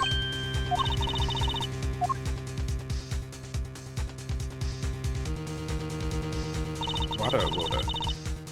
Wanted to give you a bit more time, but I'm afraid I wasn't able to convince the captain. I'm very sorry, Miss Edgeworth. The captain feels he has allowed you to ample time. He says that you appreciate it if you could wrap it up here and return to your seat.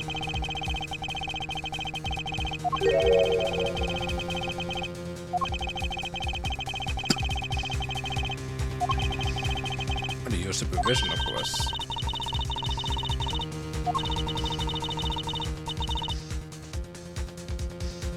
I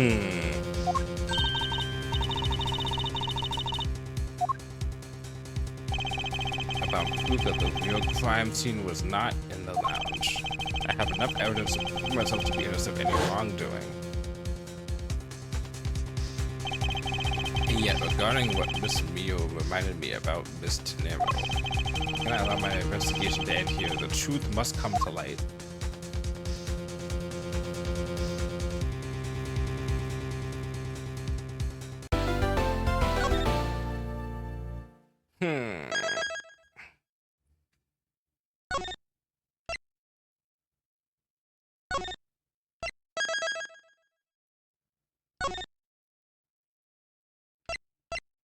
Beginning, middle. I could play more, I guess.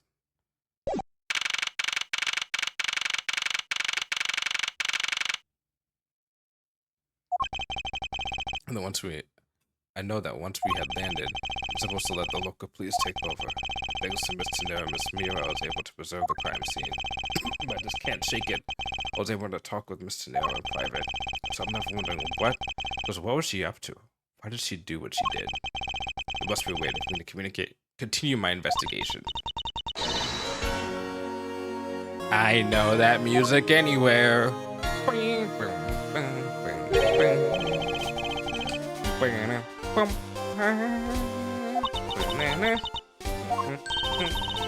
they're criminals to be caught.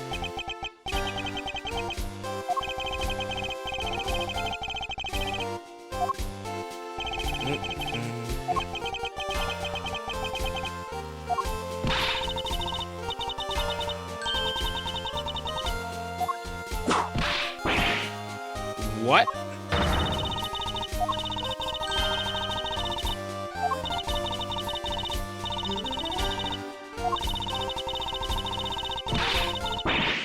When there's like a house of Von Karma will become a criminal. Oh, you kidding me? Von Karma himself was a criminal.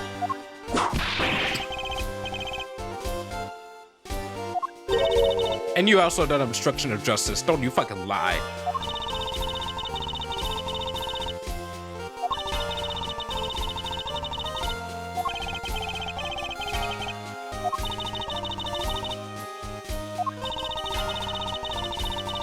Yeah, it's supposed to reserve judgment until after I've investigated this for myself.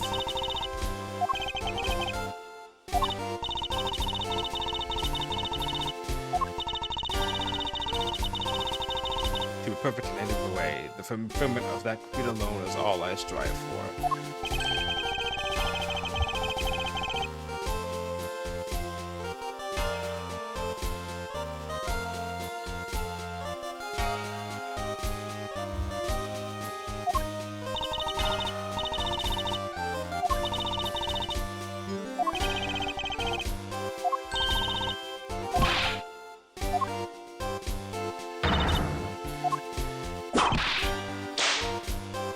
the crew! All we're missing is one person.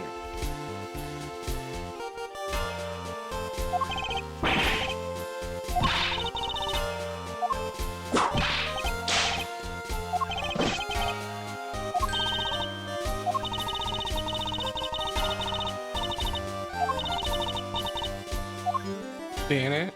Bam, bam. Thank you, detective.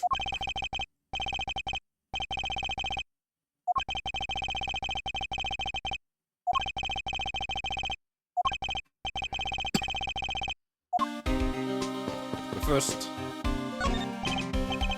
lunch plan. Oh, that's what that girl from that woman from the last case of the first game. That lunch lady.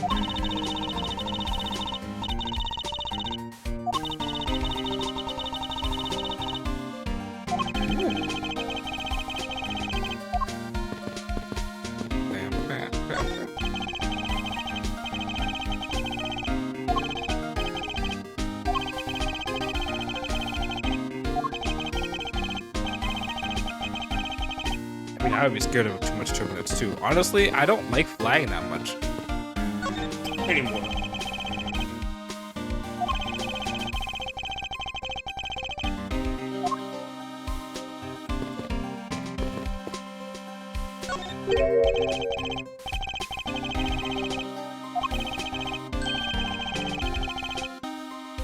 In Soviet Russia, Rush, bold flags, lunchbox, eat Jew.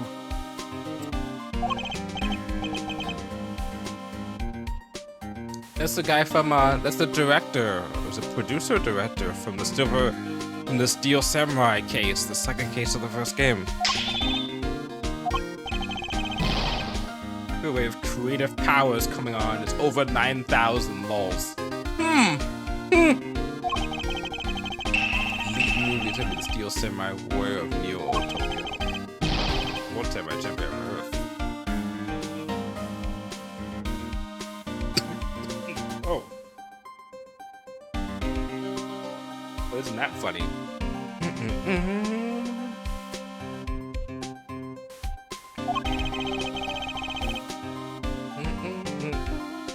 I got an alarm on my phone that was like, oh, it's time for you to stream, and I'm like, about that.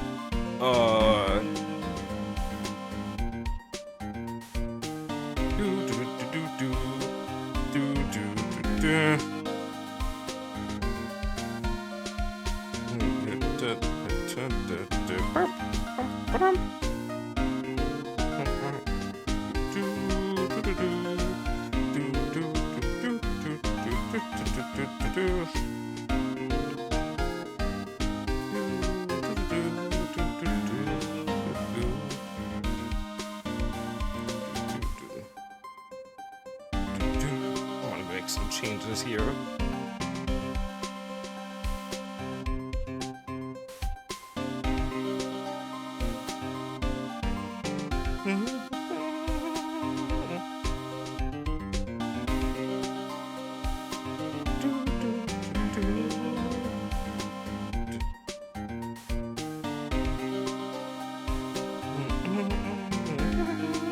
Perfect.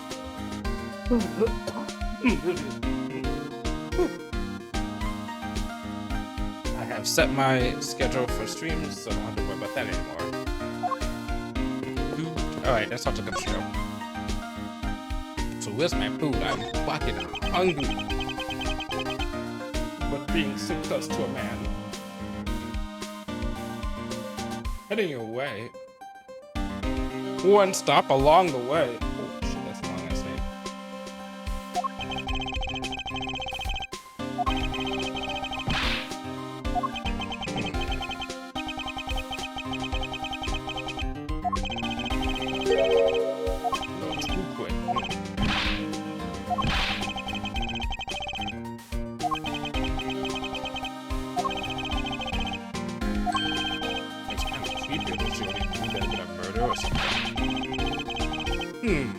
Interesting.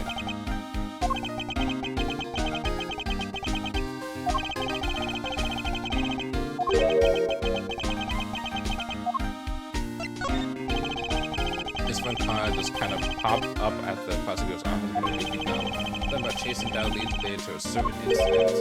No details. It's kind of top secret, so she can't talk about it, even with me, sir. Knowing her, the only type of talking she likes to do is with her lip. Plus, I doubt the top secret part was what stopped her from talking to you, detective. Although, I wonder if her case has anything to do with mine. Anyway, that's all about all the info I have, so we should find out what we want to investigate.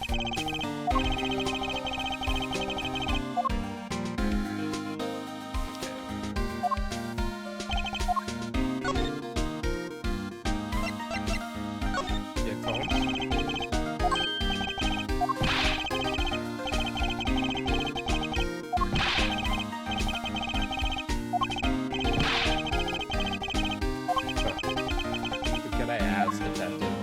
Forget I asked. Oh, my bad.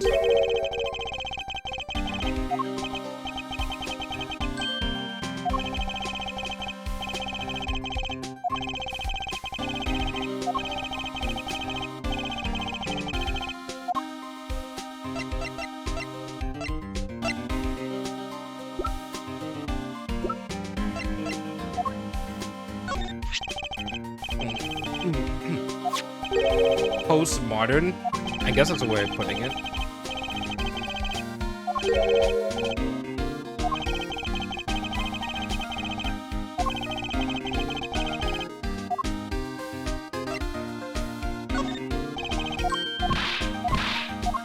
feel like that's 6 months so I can get out of it. Yep. Well, I think of this last thing. Here we go.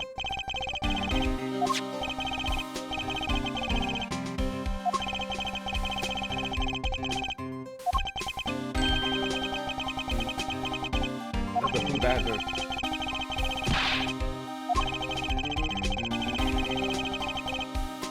That's actually not a bad idea. That's actually a pretty solid idea. You can test the police officer's integrity if they find loose change.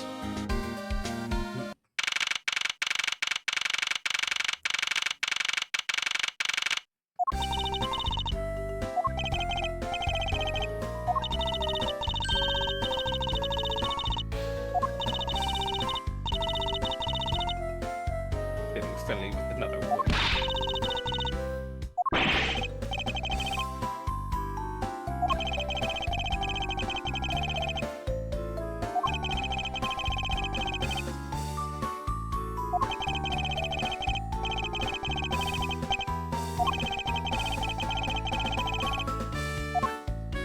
Let's get past right by you. That's why we pass right by you.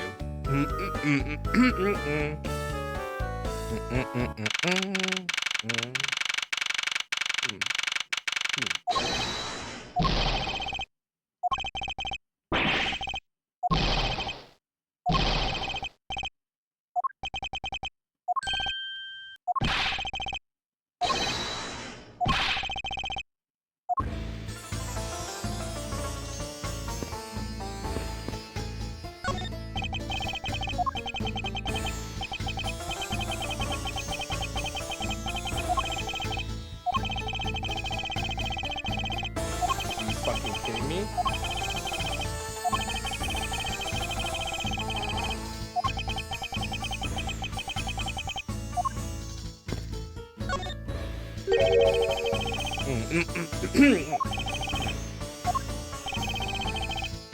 Not concerning if you're not done examining the cargo. Hold on, my cargo back.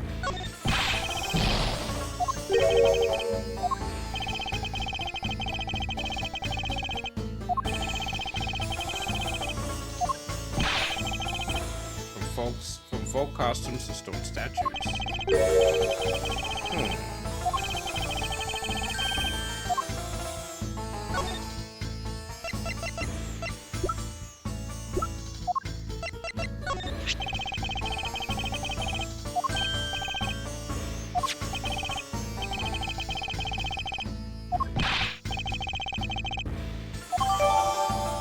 This is the cargo you were talking about earlier.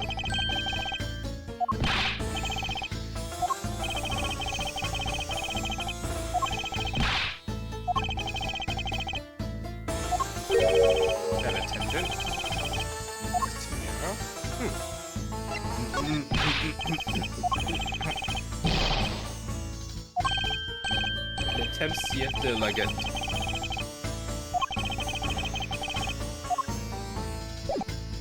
I don't know if I said that right. I think Wanda is Rhoda.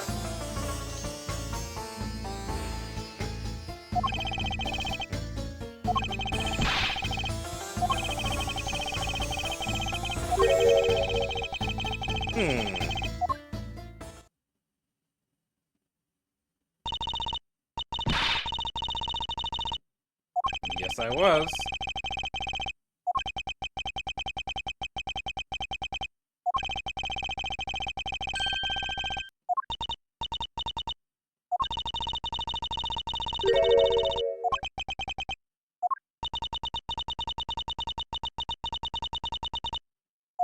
Sophisticated talking. Why do you make it sound like I'm some city boy or some shit? Oh boy, this is gonna be rough. But complicated things will go with the most obvious conclusion. The scene of the crime was here in the very lounge the body was discovered. The time the victim was seen calling for an attendant until his body was found. The only person in this lounge the entire time was 3 miles Edgeworth. This and mistakenly makes you likely a suspect. It does make me the likeliest suspect. However, no, but it's not like you to use such vague wording. Usually a bit more absolute.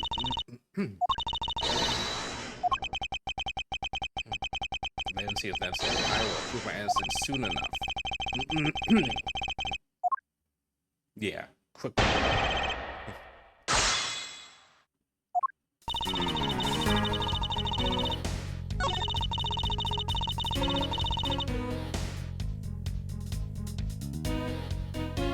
Hold it!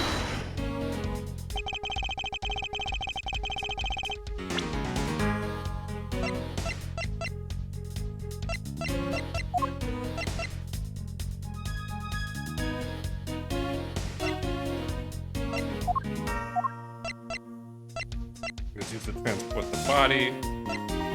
As a worst case scenario, I can use that.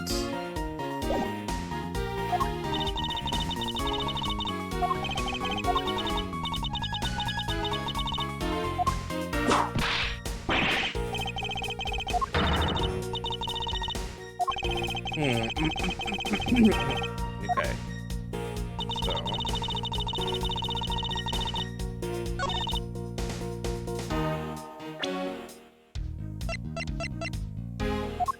Try this, but I don't know if it's gonna work. Objection! Oh, it's gonna work. Neat. It would appear that you did not have all the information you did after all. I found a nice piece of evidence just before I was forced to stop investigating. A piece that proves the body was moved from a different location. The killer used a suitcase to move the victim's body, meaning that the real scene of the crime is not this thing at all. Now someone who's actually jumping in the conclusion. Excuse me? All we do is find this piece of cloth inside the suitcase. Doesn't prove that the body was moved. It could be that the killer simply chose that suitcase as a good place to hide the cloth. I suspect you would come to that conclusion. But with the steam, I can't escape that easily. The karma is perfect in every way. Ah, but did you know that the killer definitely wheeled the suitcase around at some point? As if there's any proof of that. Yeah! Is the proof of the suitcase was moved around? Take that! I stored grape juice in front of the elevator. Yes, I'd like to draw your attention to this area here. Who the killer dragged the suitcase around to here? Take that! The mark here, wouldn't you say that looks suspiciously like tracks from 2 wheels? Suppose. Furthermore, there's also grape juice residue on the wheels of the suitcase. This means that the suitcase containing the victim's body definitely passed through here. I suppose this means that the killer did move the victim's body from somewhere else. I'm glad you've come to your senses. Does I put you in the clear, not by a long shot. Alright, round 2.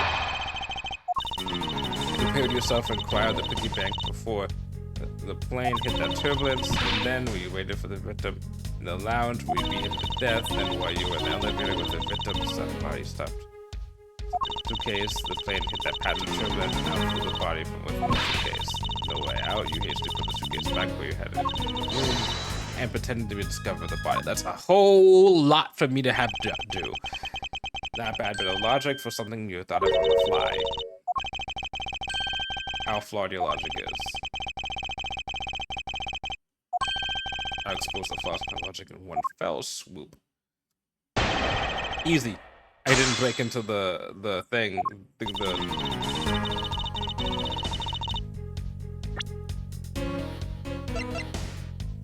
Objection! Quick, easy, painless. Took a while. The fact that you took this piece of evidence into account in your testimony is to be commended. Your legal prowess is certainly something to be feared. Essential tools that make what stand in a courtroom must learn to master. But what if there was a fake piece of evidence thrown into the mix? This Captain Ugo piggy bank was just such a fake. It's not the real murder weapon. Excuse me. What? The timing of when the bank was taken from the shop is important, and it's taken after the turbulence had occurred. Then what about the blood on the bank? What do you make of that? I assume it was added after the murder when the killer fabricated this weapon. Looking at it this way, the killer basically did 3 things after the turbulence. After exiting the elevator,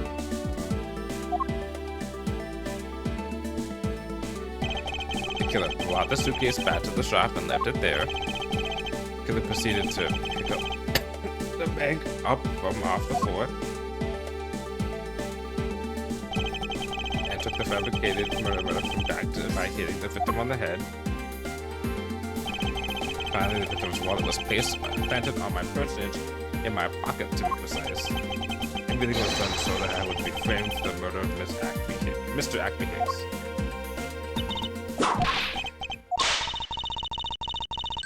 Resembling a murder weapon found. We didn't find anything in this lounge or in the shop that could be used as one man. Most items could have been used when broken during the turbulence, and the remaining items were all tested negative for any trace of blood.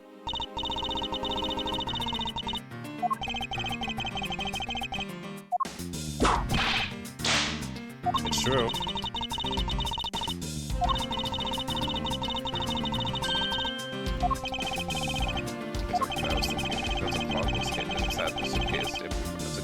Killer had not prepared a more secure place to hide the evidence. Since the real murder weapon was still on the murderer's personage, it was still at the real crime scene. Objection! And that would be that the piggy bank is in fact the real weapon. But didn't we just... The killer took the bank out from the display case before the turbulence by opening the lock on the display case door.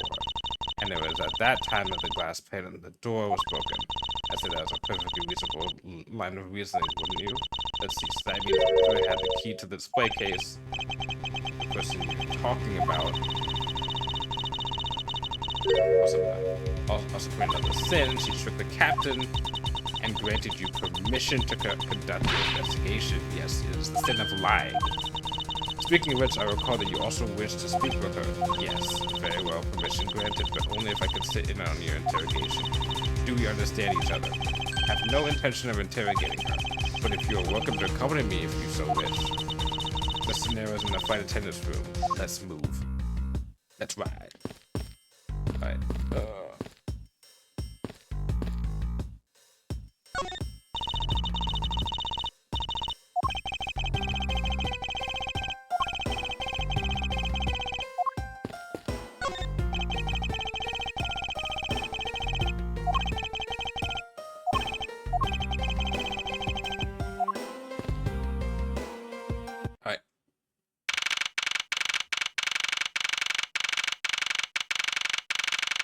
I'm going in the bathroom again. Holy shit, all these liquids go right through me.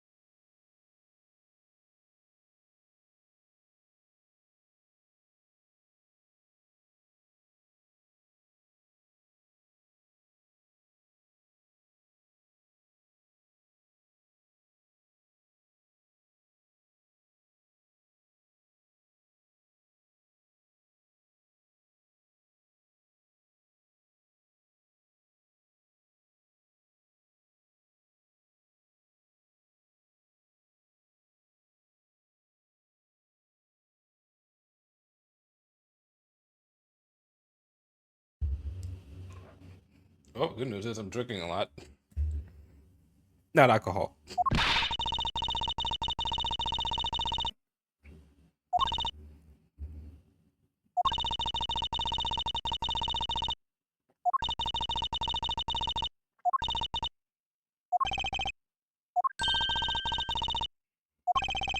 Could you please help us and shed some light on why you did what you did?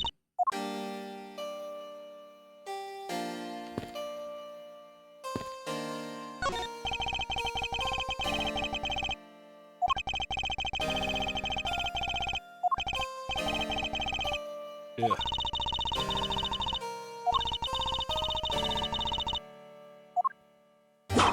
What?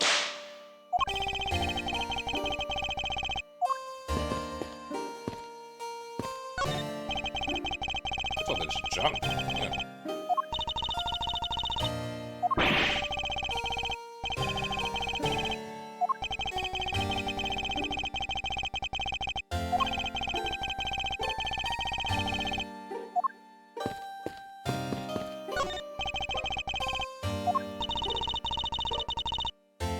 Souvenirs.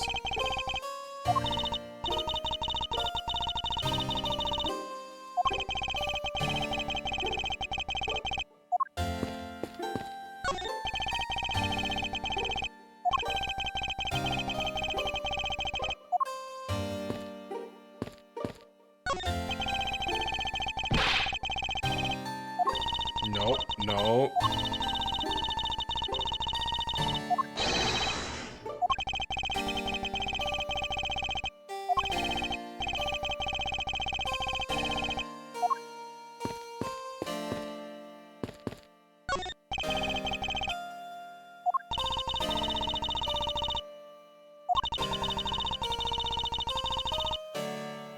Just stop the elevator on the first floor and the door's open.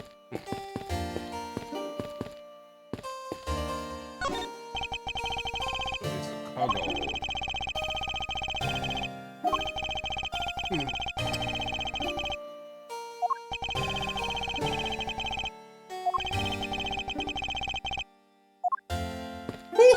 There's no comparison to be made. Oh boy.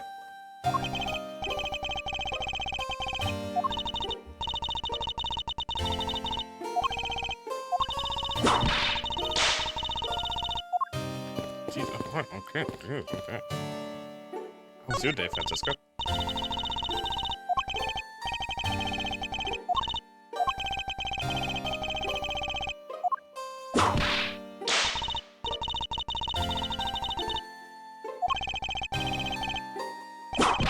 No, don't say anything, come to!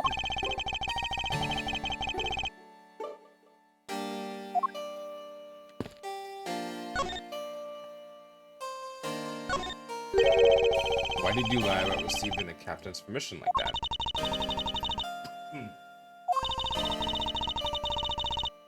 Dude, I got the like anime mom cough. Like, what the fuck?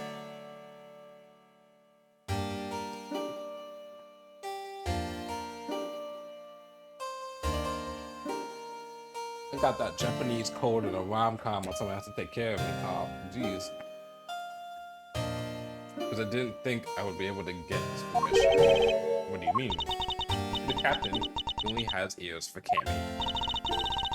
So the captain a little earlier myself.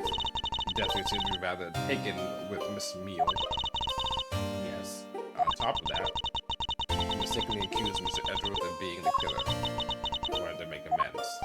In that case, please allow me to thank you for what you did. Mr. Yu was able to clear myself of all charges. Really? You able to prove your innocence? Oh, thank goodness. That's too narrow, isn't it? There's one more thing I'd like to ask you. You were in the in-flight shop just before the turbulence, weren't you? Please answer honestly. Yes, I was. And why were you there? Well, all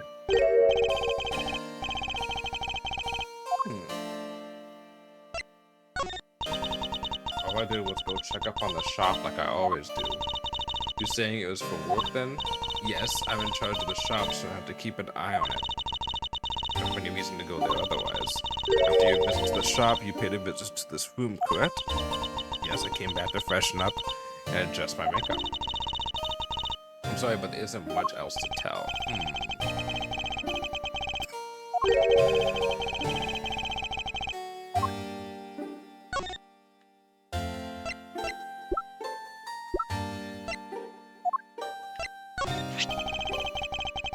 Look at this.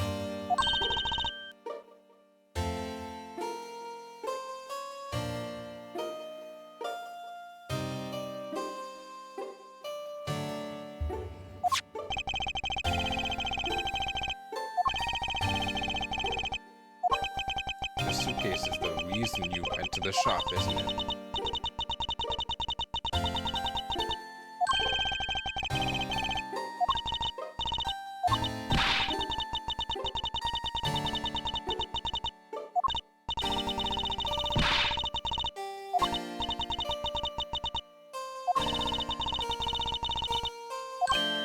Whoa. Excuse me? The last one there?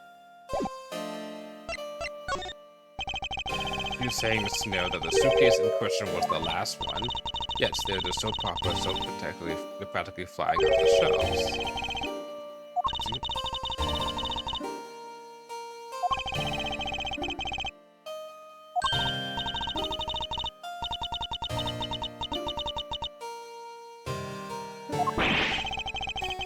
Whoa.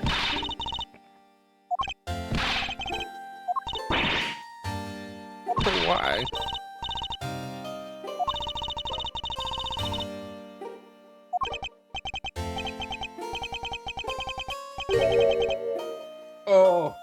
Oh, Edgeworth. Oh, have you no tact? Oh, my food's dropped off. Well, let me get my food.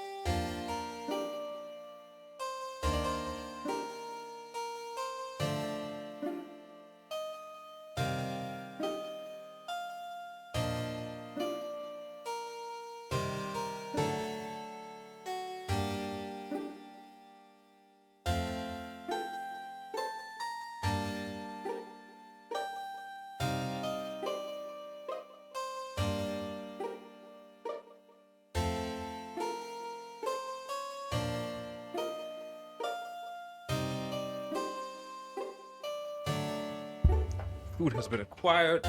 I'm sorry for taking breaks to use the bathroom a lot and eat a lot. And also, I don't know if you guys noticed, sometimes I mute so I can cough, as has been described as now as an 80-year-old smoker. But Good. I am still playing. And I'm still here. Quote unquote, I'm still standing.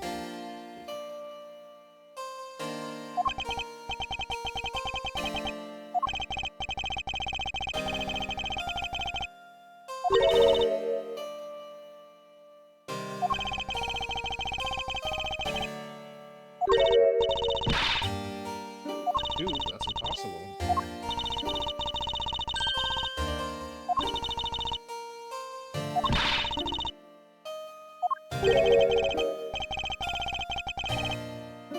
What time did you go to the shop?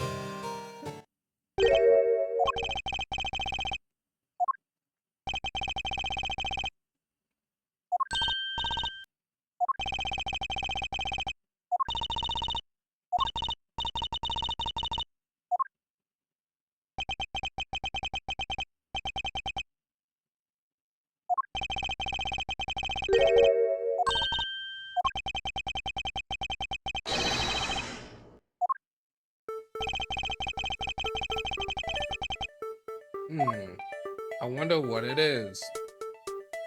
Oh, oh, oh, there you go. Take that! Why is the price tag still on here?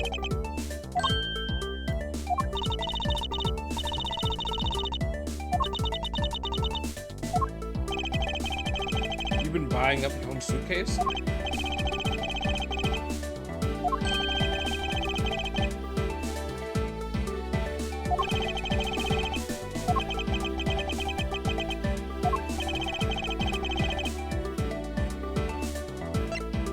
It's usually in a flight shop.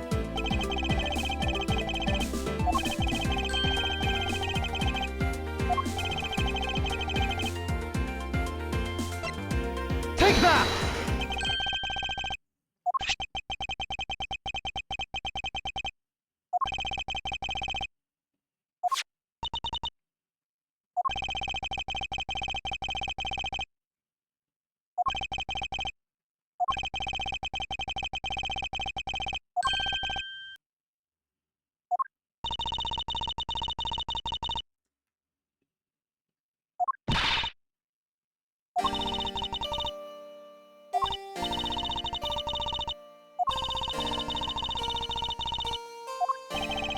The suitcase didn't sell.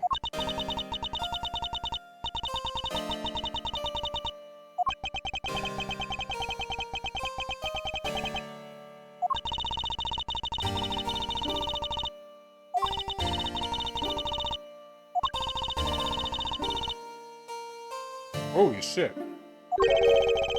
Buy one every single time you work a flight? How much money is that? Well, then again, I guess as attendant, flight attendants probably get paid a decent amount, right? I mean, I would hope they do.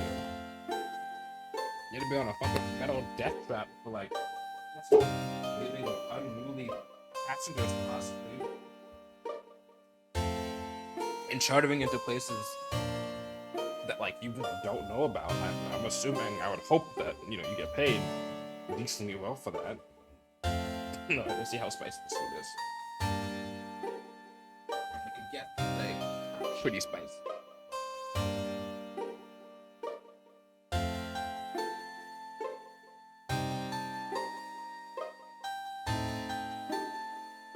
And I'm not used to spicy food, so this is gonna fuck me up. Oh, it's not. Oh! Oh! Oh! Yeah. Yeah, yeah.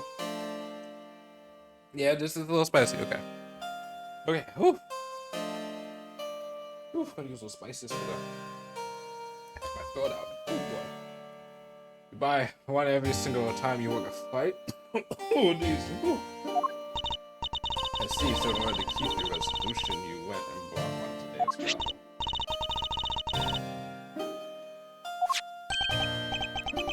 This receipt ticket says average 540.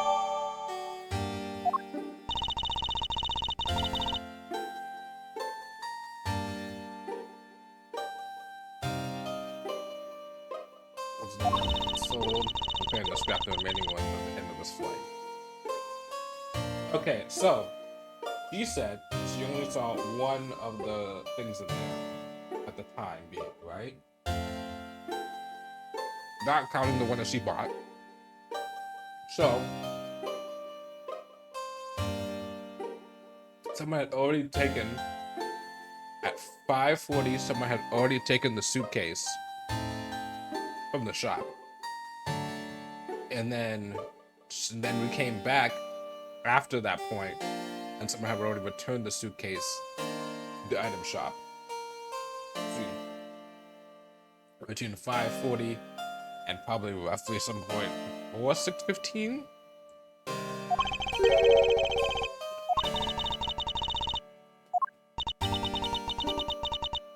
The suitcase could be used to very well come from the cargo hold.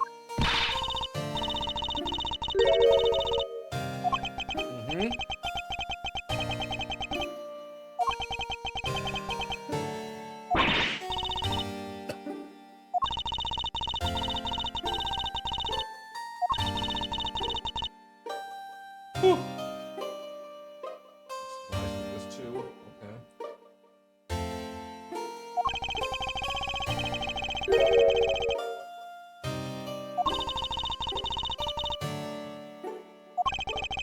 What about security? Just to enter this room, you need a special key card that only crew members have access to.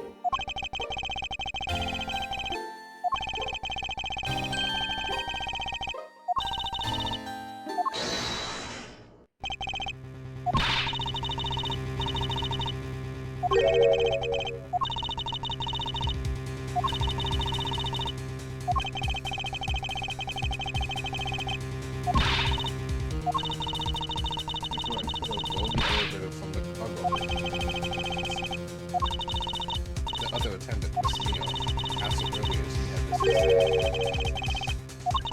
In order to make the elevator go down to the cargo hold, a different key card is required. Yes, and the only person who holds that particular card, you, Miss Nero, and only you.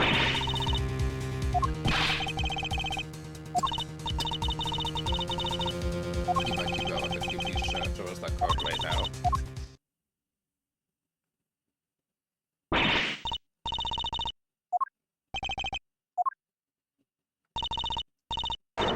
It's gone.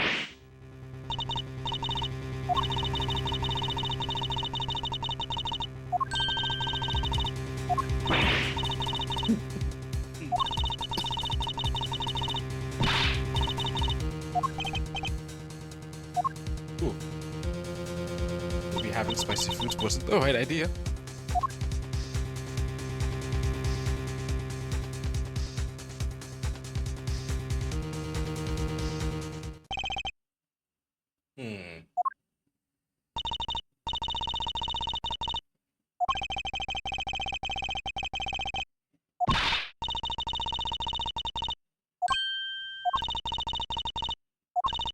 Evidence speaks louder than words.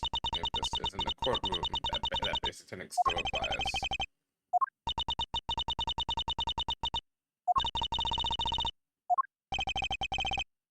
Do likewise.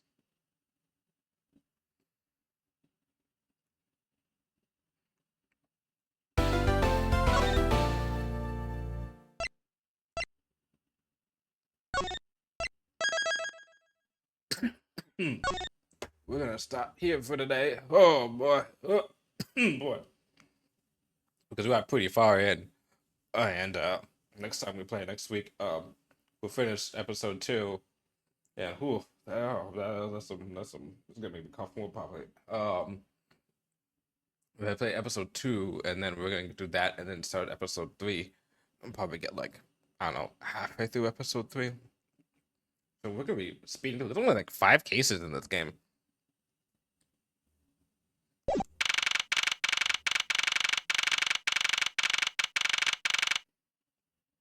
I'm just going to options.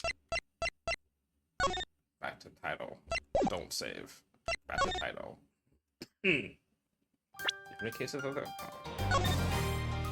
Ooh, new items. Turn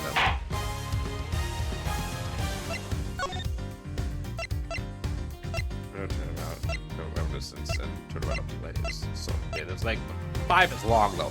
5 is fucking long. It is a long case, honestly kind of rough. But we'll do this one. We will do this. Finish this one. Get started on this one. And the week after that, we'll finish this one. Get started on this one. And then the week after that, we'll finish this one and get started on this one. And then the one after that, we're gonna have a whole thing on that. This is gonna be a while. But we have stuff we can play though for all of September though. In the meantime, oh boy, we're gonna find someone to raid.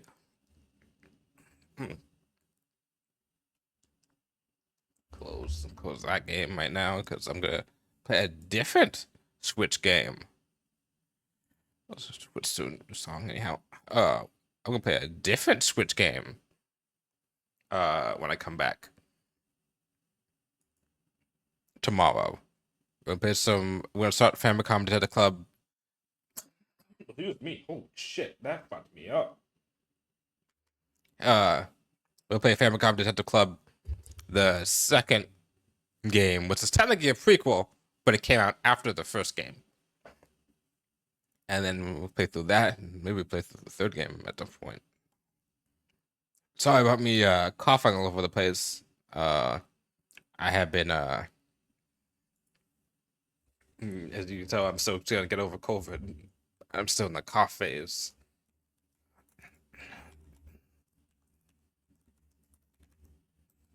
So thank you for dealing with that with me the whole time.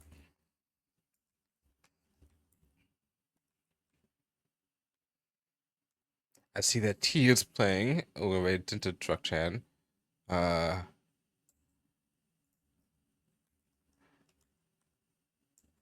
And that could be our message when we're going in. So yeah, oh yeah, I was speaking about games anyway. So tomorrow some Famicom Detective Club, and then I think that's at 3 o'clock as well. And then on Thursday we're gonna do more Metal Gear Solid for a Throwback Thursday. I kind of a little sneak peek to see how much I had left of the game, and I'm most likely gonna finish it this week, which is gonna be fun to see how that ends. I'm not sure if I'm gonna jump right into Metal Gear Solid 2 right afterwards, but we'll see on that part. And then on Saturday, I'm not sure what I want to do. If I can't think of anything, I won't stream. What's my thing for wildcard streams? But if I can think of something, I'll definitely stream it. I'm thinking of doing like a drawing and chill stream, but I'm not sure. I'll consider it though.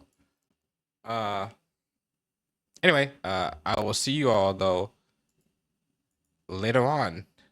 Have a good day and stay safe. Bye.